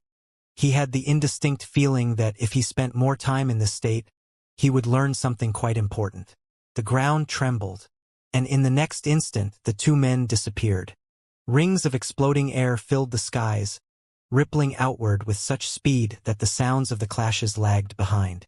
The marbled ground they had just stood on then finally exploded, as though it was confused about what caused the damage to itself in the first place. On the ground, the celestial level characters trembled. They were all aware that these two young men were still saints, so why were their movements compared to their own? Even the clashes were with such ferocity that they didn't dare to believe they could come out unscathed. Everyone was so focused on the fight that no one noticed a city-toppling beauty with silver hair and violet eyes had closed the ladder, even while her head moved continuously. It was as though she could follow what was happening easily, yet didn't need her eyes to do so. That said, there was another thing that these observers hadn't noticed until just now. Neither of the two were using wills, nor were they using any saint energy. They made no attempt to replenish their stamina, nor did they take any breaks. In fact, even their clashes in the air were the result of them simply jumping into the skies before crash down and jumping again. It was as though the both of them forgot about how to do anything but brawl. Blood flew from Dian's fists. Every time he connected, skin would shear off. If it wasn't for the fact they were matted in blood, the white bone beneath would be easily seen. And yet, just as quickly as they were injured, a vital golden liquid was surged forward, repairing them in an instant. King Vizirian's speed of rejuvenation didn't lag behind even a bit. His bright green scales were constantly being dented and cracked, only to fall off and reveal one even more robust. Even though neither made an attempt to replenish themselves, it was as though their bodies were too arrogant to fall behind the other. Dian's fist flew forward, smashing in King Vizirian's before his foot flashed upward, barely missing the green-scaled chin he aimed for. King Vizirian took advantage of the partial block Dian's standing split caused in his vision, hooking toward Dian's blind spot. However, how could Dian not be prepared for such a thing? Since his youth, his father had trained him in mixed martial arts, especially hand-to-hand combat. Such were the woes of growing up with a military general for a father. His foot pivoted, not lowering his raised leg and instead using a physics-defying momentum to narrowly dodge the incoming fist. His raised leg slammed downward, tearing through the sound barrier only to still narrowly miss the crown of King Vizirian's head. But, unfortunately for his green-scaled friend, his leg combinations weren't finished quite yet. With ungodly speed, Dian's foot slammed into the ground, causing King Vizirian to lose his footing.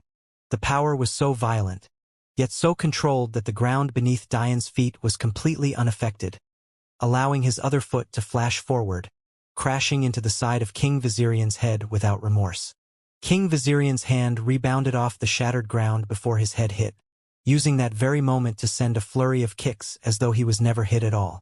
Dian's knee jumped upward, blocking the kicks and flashing out of range. Their battle descended into chaos once again. Neither seemed to ever react when they took solid blows. If one couldn't feel the earth-shattering vibrations, they might be fooled into thinking they were two stuntmen instead of warriors embroiled in a fight to what seemed like the death.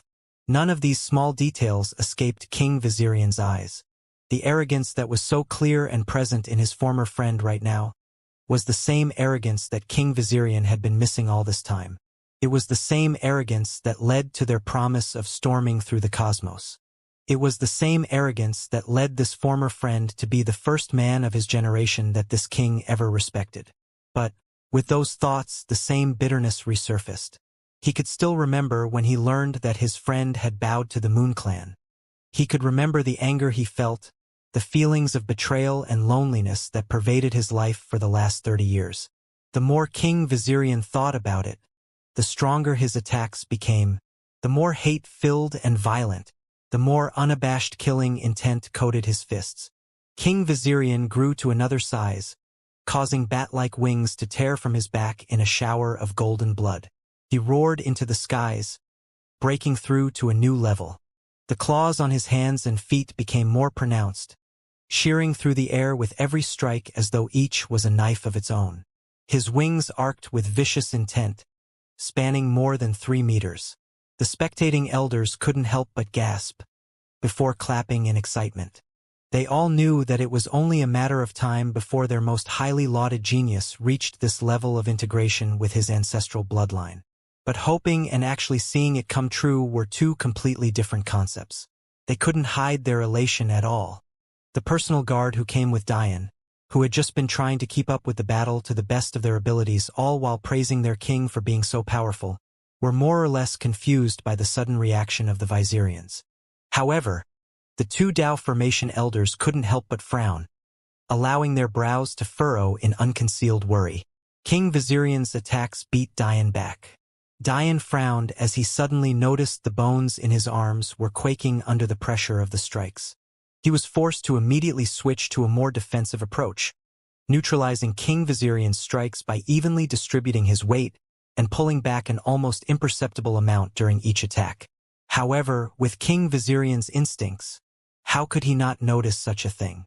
He immediately used Dian's tactics against him, pressing forward and taking the initiative. In an instant, it was as though Dian had no opportunity or window to attack at all. While the damage was at a minimum, Dian had lost one of the most important keys to victory. Having heard the loud noises, and considering the commotion that Dian had caused when he first arrived, many of the Vizirian branch clan citizens had made their way over to spectate. Many of them even stood on the tops of buildings and houses just to get a better view. When they caught the bold wings of their king, many of them felt endless reverence deep within their hearts, unable to tear their eyes away. As Vizirians, each and every one of them were taught from youth the legends of their people.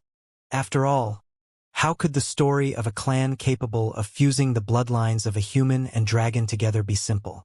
Their stories were never bereft of sky-toppling heroes and world-shaking heroines. However, as with all legends, some were embellishments while very few were true to the core. Such was the way of history. The losers were erased while the victors wrote the story. That said, there was one legend playing out in front of them right this moment. The truth of the matter was that it defied the rules of the universe for humans to meld together with the bloodline of beasts. Under normal circumstances, there were only a few ways for this to work out naturally. The first way was for a beast to take the human path. By doing so, having a child with a human would result in a baby with both beast and human blood. The drawback to this method is that the legacies of this baby would be most sealed away. This is because by choosing the human path, the beast parent, him or herself, would have also sealed those legacies away from themselves. Ri was a child of such a union. This was why learning Ice Will was difficult for her despite being a member of the Snow family. Although she could access those legacies with a bit of practice and help, her mother wasn't by her side during her childhood. Thus she had no one to support her in doing so. That said, even if Kawa had been by Ri's side, the legacies they could access would be highly limited. Although it was possible to eventually unlock all legacies, even including the core bestial ones that Kawa gave up, the payment and time required to do so would vastly outpace that of a normal beast child. And, often, it would require core secrets of its clan of origin. Although this may sound simple, it was highly difficult. The clan of origin might not necessarily be the family you were born into. The Snow family was a lower-tier true deity bloodline. While in terms of the martial world as a whole, this was ridiculously impressive, in terms of the supreme beasts of the Kitsune as a whole, they were near the bottom. This meant that their legacies likely didn't originate from themselves and most likely came from stronger ice and water-based Kitsune clans like the river or ocean families. This was only not too much of a problem for Ri because she had access to the entirety of the Void Clan Kitsune, a clan that stood at the top 3 of all Kitsune. The second method was for a beast to have a child with a human after choosing the combined bestial-human path. This path was excessively difficult to navigate, and was also the path Little Black chose. It allowed having children with both beasts and humans alike, and almost as though in compensation for the difficulty, it also allowed any children birthed with humans to have a much easier time accessing bestial legacies. The third method was a method Dian himself had used. This was for the owner of the beast blood to have died and to choose to pass their blood on to you. For obvious reasons, this was incredibly rare, and it wouldn't be surprising if Dian was the only one to have such a privilege. In line with this, the reason Dian was able to have the demon Qilin blood essence without the express consent of his master's husband is because her husband first handed ownership of his essence to his wife, who then transferred it to Dian. So this was a pseudo-fourth method. As long as the chain of consent existed, it would work. As far as the universe was concerned, these were the only 4 ways for a human to infuse beast blood within themselves. Trying to artificially imbue yourself with such blood would end horribly, and often in death. This was why Dian didn't rashly tell his demon generals to try and fuse with the dragon reversal scales despite planning to do so in the future. This said, there was a 5th method that broke the laws of the universe. And that was obviously the spirit body treasure of the 33 heavens. Originally, Dian thought that he would have to find this treasure in order to go forward with his plans. But didn't the Vizirians give him another option just by existing? It was clear that there was some sort of ancient method, lost to time, that likely only their clan had access to. This was too good of an opportunity. The problem was that the legend of that method was playing out before Dian right now, and it was pushing him back viciously. His once toned and body was filled with bloody claw marks that were rushing to heal, only to be clawed through again. His bones felt like they were collapsing with every strike he forcibly withstood. And he couldn't even remember the last time he took the initiative to attack. Because of how heaven-defying the methods of the Vizirian clan were, there was also a steep learning curve and great difficulty in using them. The first stage of integration allowed the Vizirians to have increased bodily constitution akin to a heaven-level constitution. This in itself was quite good, even better than what was provided by being an elf. With it came improved cultivation speed and body cultivation talent. The second stage provided the first of 3 levels of dragon eyes. This may seem like a small upgrade, but it was no less useful than the observation abilities that Dian's soul gave him. Fights against those at your cultivation level would be exceedingly slow to yourself. And this was just the first level. Among those born into the Vizirian clan, only about 20% reached the first stage. As for the second stage, less than half of that. Judging by the success rates of the Vizirian clan methods, one can see just how rare the stage their king had reached. And even more bitterly for Dian, it was the pressure he provided that allowed the breakthrough. If King Vizirian's emotions hadn't become so agitated, how could this have happened so easily? Dian dodged a punch, stepping forward and shortening the range to lower King Vizirian's leverage. It was more dangerous being this close, especially since his opponent's speed seemed to have tripled the moment those wings appeared, but that was only what it seemed like on the surface. If Dian continued backing away, he would only play into King Vizirian's hands. Their clashes intensified once again, causing those spectating not only to be in awe of King Vizirian, but also of Dian. To last so long while being at such a disadvantage, it could only be said that Dian's perception was off the charts. One had to understand that King Vizirian was no longer at just a simple pseudo-celestial level of power.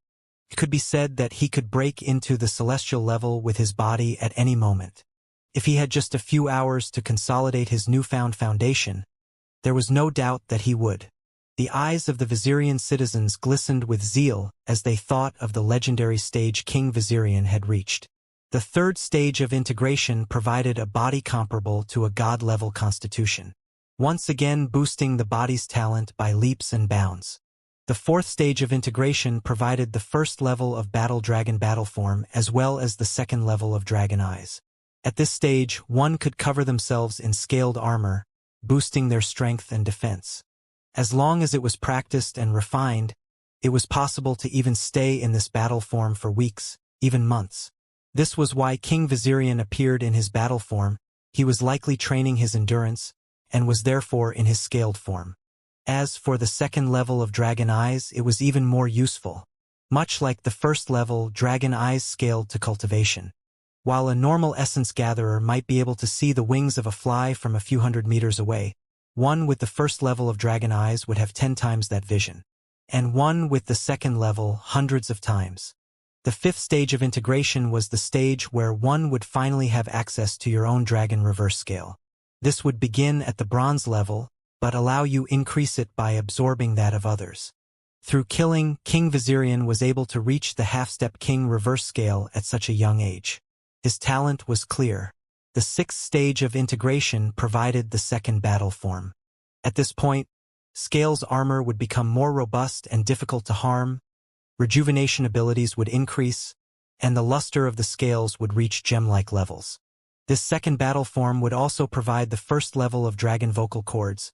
Allowing one to speak the language of dragons with was a branch of music that was truly devastating. This could strike fear into opponents and even kill with a single word and was only below the language of the gods in terms of languages. The seventh stage of integration gave access to the final level of dragon eyes. This provided thousands of times more piercing eyesight. In addition, reaching this stage removed the barrier to crossing over to create a king level of higher reverse scale. Not only that, but this was the stage where one's bloodline would cross over into the lower true deity levels. It was usually known as a foundation type stage that increased one's compatibility with their beast bloodline. Up until now, these stages were still within the realm of possibility. Although they were much too lofty for many, one could point to geniuses or elders who had reached this stage. While less than 10% reached the second stage, by the time the fourth stage came up, that number would be less than 1%. For the fifth stage, the bottleneck was so large that maybe only one in a few tens of million would be able to reach it. However, it was said that reaching the fifth stage almost guaranteed reaching the sixth. However, to reach the seventh stage, this was only seen in legatee-level geniuses of the Vizirian. One could only imagine the level of talent needed to be worthy of being handed the faith of an Emperor God clan. After all, such faith was limited. Even an Emperor God clan would risk injuring its foundation if it gave more than 3 geniuses such a right per generation. And yet, that was almost the bare minimum requirement to reach this stage. One could say that the 7th stage was already legendary and beyond compare. And yet, King Vizirian had reached it before the age of 60 years old. One could imagine the kind of monster he was. And yet, not only was there an 8th stage, there was a 9th. The 8th stage of integration allowed one to reach the final battle form. One's claws would become that of a true dragon, carrying ridiculous amounts of piercing power and being shaped of diamond. One's defenses would become so robust that it would be almost impenetrable by those even at higher cultivation levels than you. And one would grow a pair of bat-like wings capable of increasing speed by 3 times your normal limits. Even more glaringly, one would now reach the second of 3 levels of dragon vocal cords, resulting in more capability of speaking the dragon language, all while taking less damage to yourself. There was no doubt in anyone's mind that the moment those wings erupted from King Vizirian's back in a shower of golden blood, he had stepped into a legendary realm only the emperor of the Vizirian clan had. If this battle of former friends wasn't limited to the prowess of their bodies, Dian would have lost long ago, even as Dian's defenses were shattered, and the rate of his rejuvenation slowed. Everyone couldn't help but notice one thing. Why hadn't Dian made use of his angel wings yet? To all of those present, none dared to underestimate the bloodline of angels. It could be said to be the most tyrannical bloodline in existence. While the Vizirians had to fuse with beast blood to reach their level, the angel clan could be said to have truly evolved by their own merit. They didn't rely on the blood of others to do so. However, what these people didn't know is that Dian had not a single clue of how to make use of his wings. In fact, he wasn't even sure if he had this so-called angel bloodline. If he had angel blood, why was his talent so poor? Why was it that his energy cultivation was so slow? If he had angel blood, how could he possibly need to rely on the accumulated talent of his human world in order to move forward in the martial world? Shouldn't his talent be his own? Even if he ignored all of those questions, he had never trained in making use of his wings. One was supposedly supposed to have an ungodly healing factor when their wings were in use, but Dian had never noticed such an ability before. One was supposedly supposed to be capable of moving at ungodly speeds and having innate spatial manipulation abilities when their wings were in use, but Dian had never noticed a drastic change in his speed. In fact, he had made use of his wings in the space energy-dense area of the Belmont Holy Land, had he not? Yet he still had to rely on the Dragon King to maneuver around the maze of tunnels. Everything that these wings were supposedly supposed to give him, Dian had benefited from none of it. Was he supposed to think that just because his wings happened to be angel-like, that they were definitely related? Even the well-informed Amphory couldn't properly understand these wings of his. At this moment, Dian regretted not spending more time on movement techniques. He had long since learned the Celestial Wind movement technique, well back into his Focus Academy days. The problem was that it wasn't very compatible with his other techniques. And even if it was, its effectiveness would be less than 10% of its peak without access to his wills. However, Dian threw this to the back of his mind. He knew that what he needed was speed right now. Even if he didn't have his wind will, he knew that his wings were capable of generating strong wings that a normal essence gatherer wouldn't be able to handle, especially now that his integration had increased.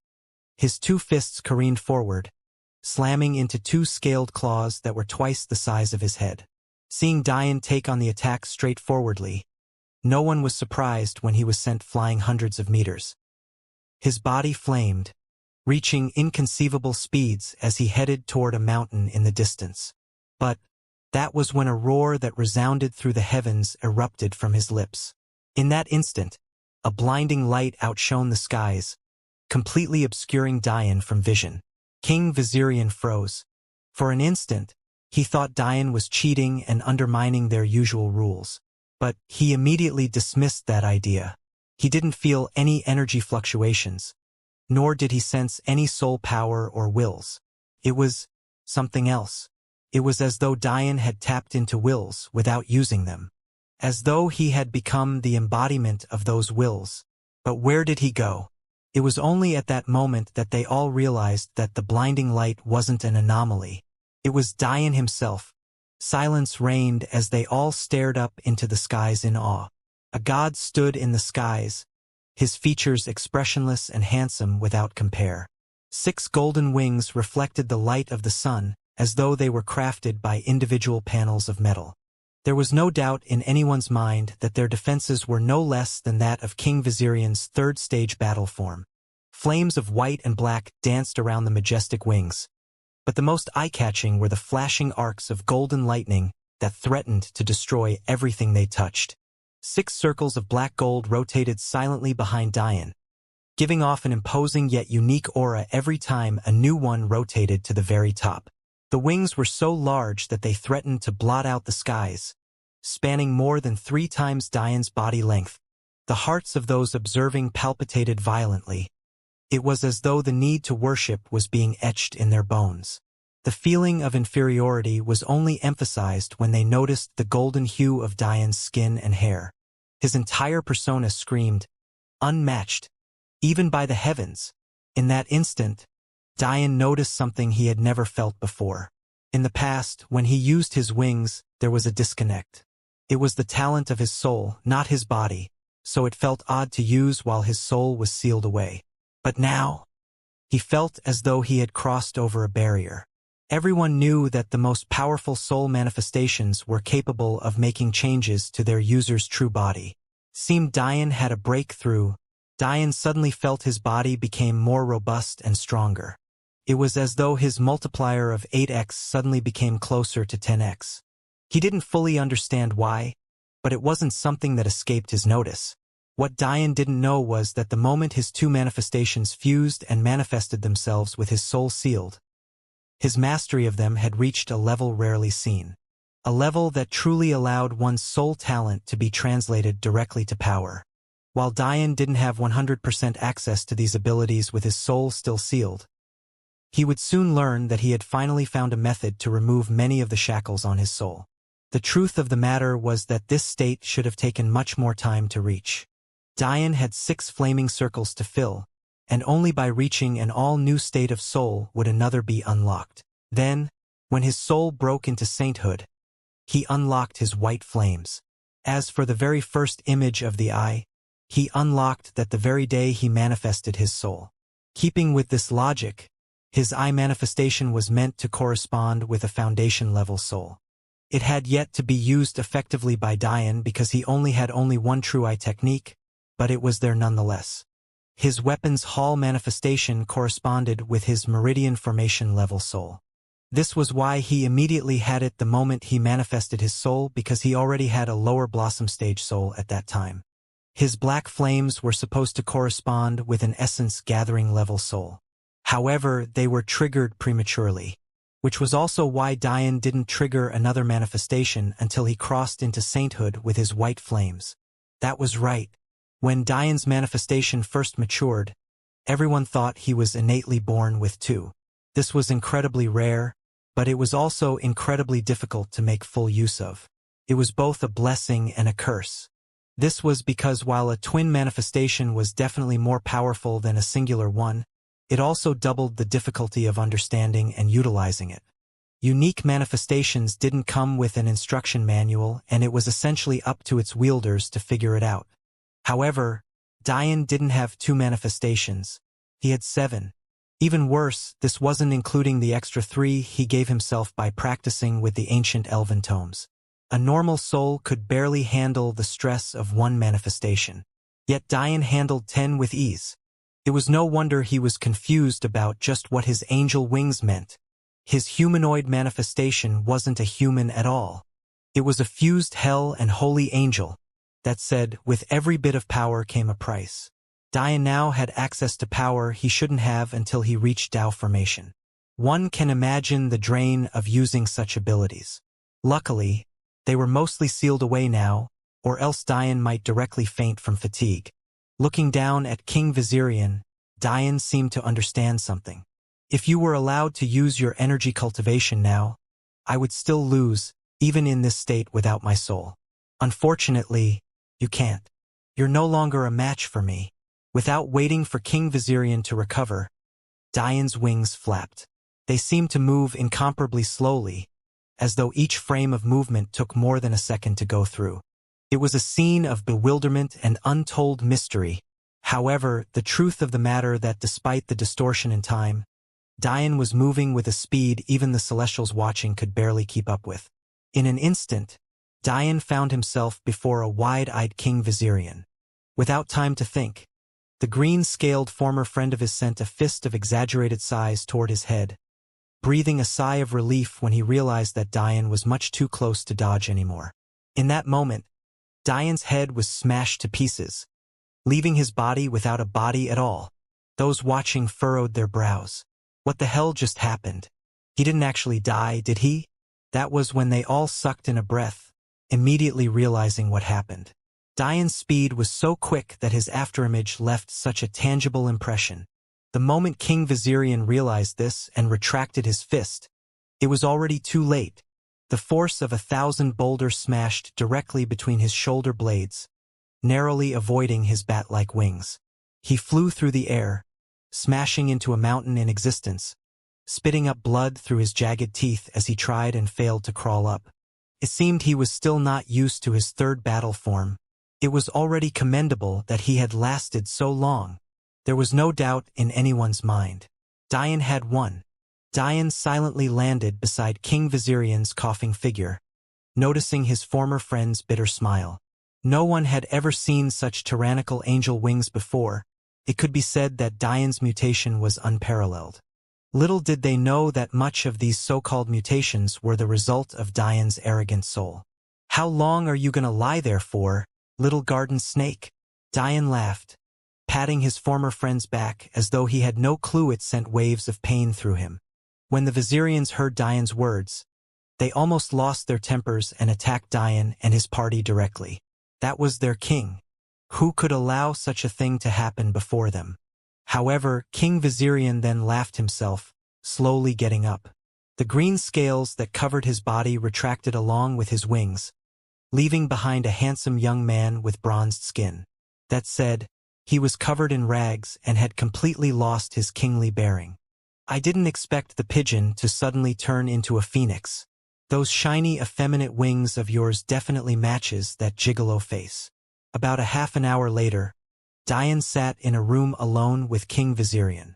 They were both intelligent and had a tacit understanding of each other. Therefore, there was no need for political discourse or flowery ceremony. They both knew why this day had come and both also understood that this would not end so easily. "As much as I'm glad that your skills haven't fallen off too much, I won't risk what I've built over the last 30 years simply to save an old friend. There's more at stake than just my own interests." King Vizirian spoke resolutely. He was someone who valued relationships, but it was also impossible to forget what had happened just a few years prior. While the fight between them was enough for King Vizirian to be sure that Dian was back to his old self, sometimes regret and sincerity weren't enough to mend a situation. Had Dian never become the dog of the Moon Clan, they would have grown together during these last few years. At that point, there would be less insecurities barring King Vizirian's decision. How could he hesitate to help his friend then? There were just too many factors to consider this time around. How could he be sure that there weren't spies in the Angel Clan? With how the Moon Clan had led them along by the leash in recent years, how could he be sure that their strength wasn't compromised in some way? With how Dian's people were dissatisfied with him, how could he be sure that there would be cooperation? How could Dian have the hearts of his people the same way King Vizirian did? Aside from his personal guard, who truly followed him willingly.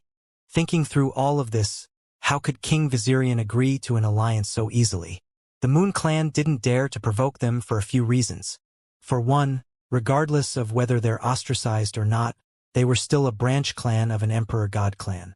Considering the Moon clan's new king was the prince of their rival and only other emperor-god clan of this quadrant, the Moon clan couldn't move so easily against them, lest they provoke the Viserians. While the main Viserian branch wouldn't move a finger if Dian's former friend's clan was attacked. After their destruction, the Viserians would have every right to retaliate. Clearly, the Opich clan saw the Moon clan as an important asset and wouldn't want to lose them. Thus, this acted as a first layer of protection. While the Viserians wouldn't attack the Opiches directly, destroying the Moon clan would be as easy as flipping over a hand. And, by trading auxiliary clans in this fashion, the Viserians would maintain the moral high ground. The second reason they didn't dare provoke them was because this particular Viserian branch clan had grown powerful, all while being shrewd. They only annexed clans the Moon clan hadn't brought under their wing, and only expanded outside of the Moon clan territory. At the same time, they underwent various dangerous missions to discover new abyssal core sources and other resources. Thus, they never gave the Moon clan a viable reason to turn against them. However, both of these shields would mean nothing if the Viserians were to be the first ones to act. By then, they would lose the moral high ground and the main Viserian branch would lose the right to retaliate. One might wonder why moral high ground was needed in such cases, and the answer was simple. Although there were no epistemic tower-related treaties in this time since they had yet to be created, it was necessary for smaller emperor-god clans to band together to face larger ones. In these chaotic times when there were a near infinite amount of universes, unlike Dian's time which only bore 10,000, allies were a necessity. Therefore, dropping pretense between those two families was foolish. They could only act to regulate the power of the other if they had the moral basis to do so, or else they would never be able to face those clans that even surpassed the emperor-god clan level. Dian, of course, understood all of this. However, he also knew that while he would be able to extend the time he survived if he was alone, it was a pipe dream to defeat millions with a mere 50,000-strong army, regardless of talent. He knew he needed at least 10 times that to stand a chance. Yet, despite the fact, he wasn't worried at all. In fact, the confident smile on his face while facing King Viserian's unconcealed apprehension only grew. "You don't have to repeat what I already know, Brother Velis. Why don't I explain to you why it is you have to say yes?"